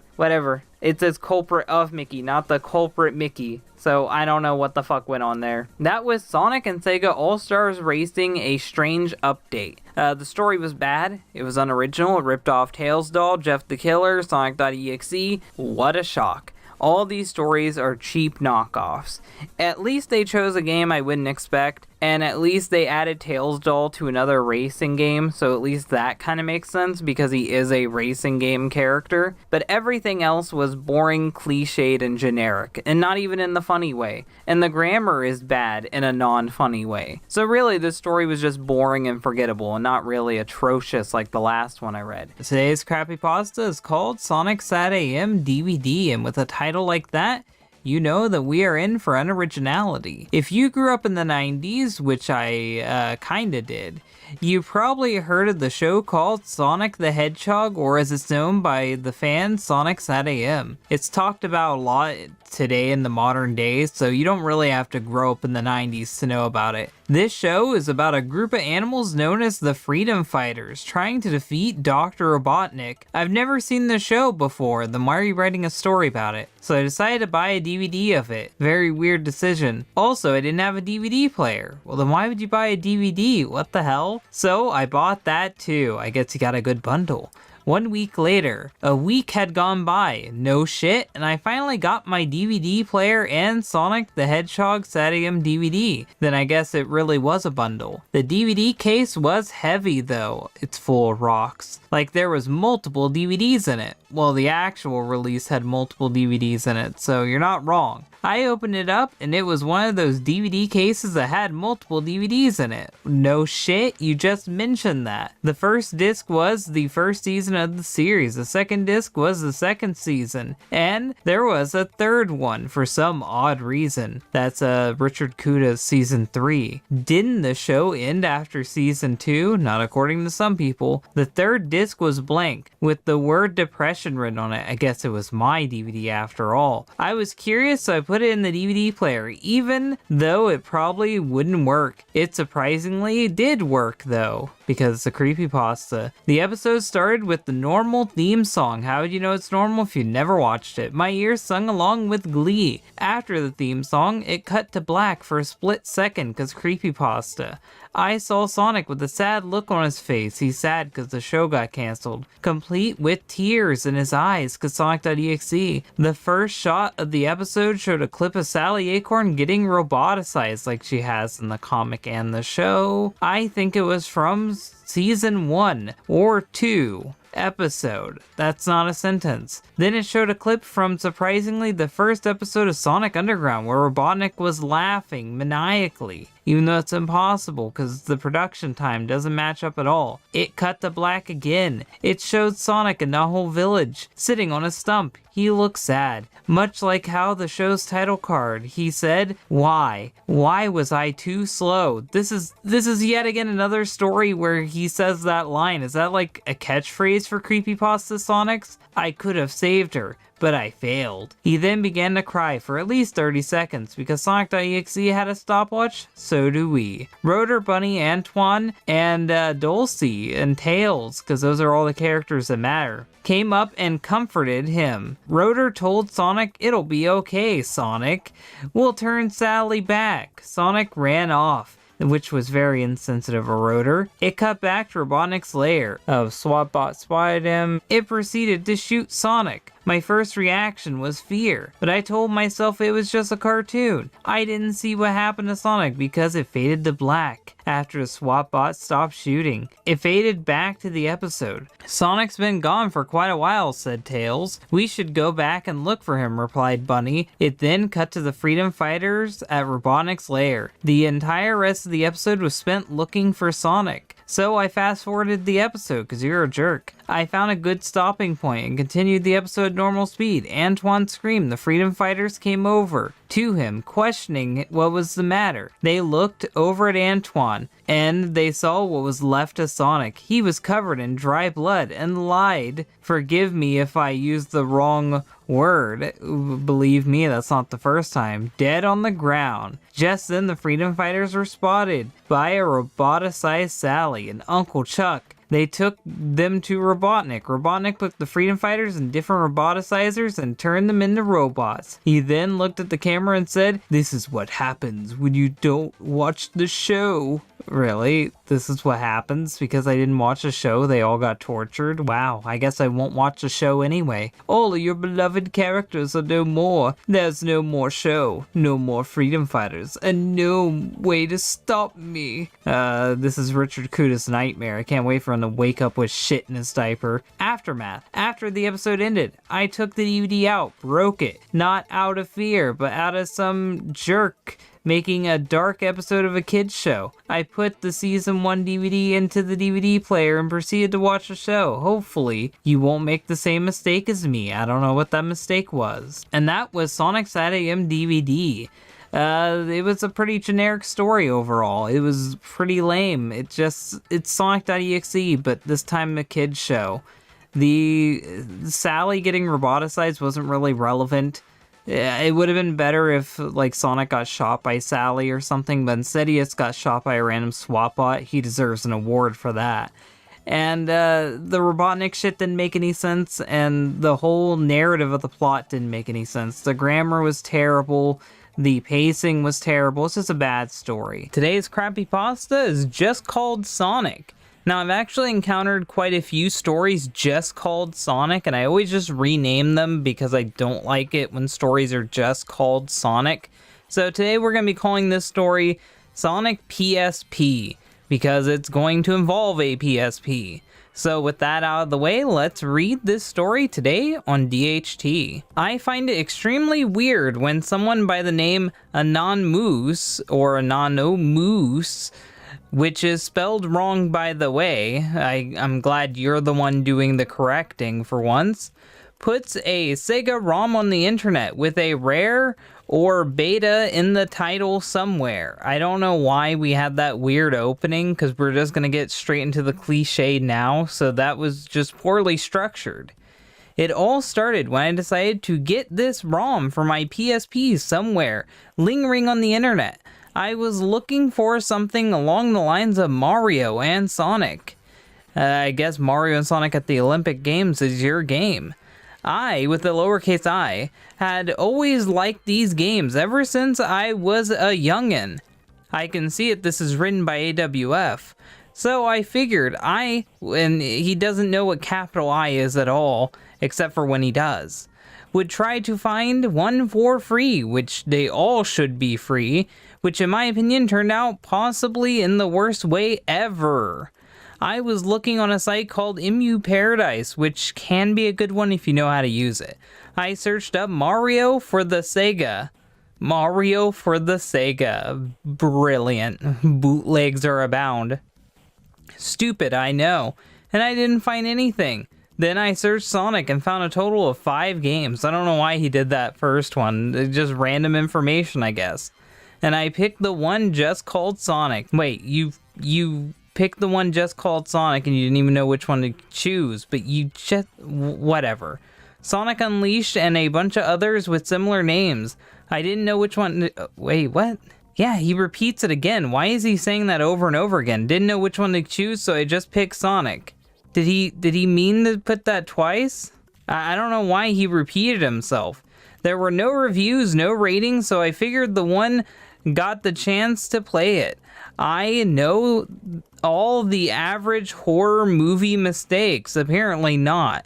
I loaded the game to find Sonic running normally. No blood-soaked eyes, no crying, just running. You know, that's also cliched of him just running. Also, I love how many of these creepypastas now go with, we're not Sonic.exe, I swear, then they proceed to be Sonic.exe. One for a long time. I remember the one thing that interested me about the whole thing was the clouds.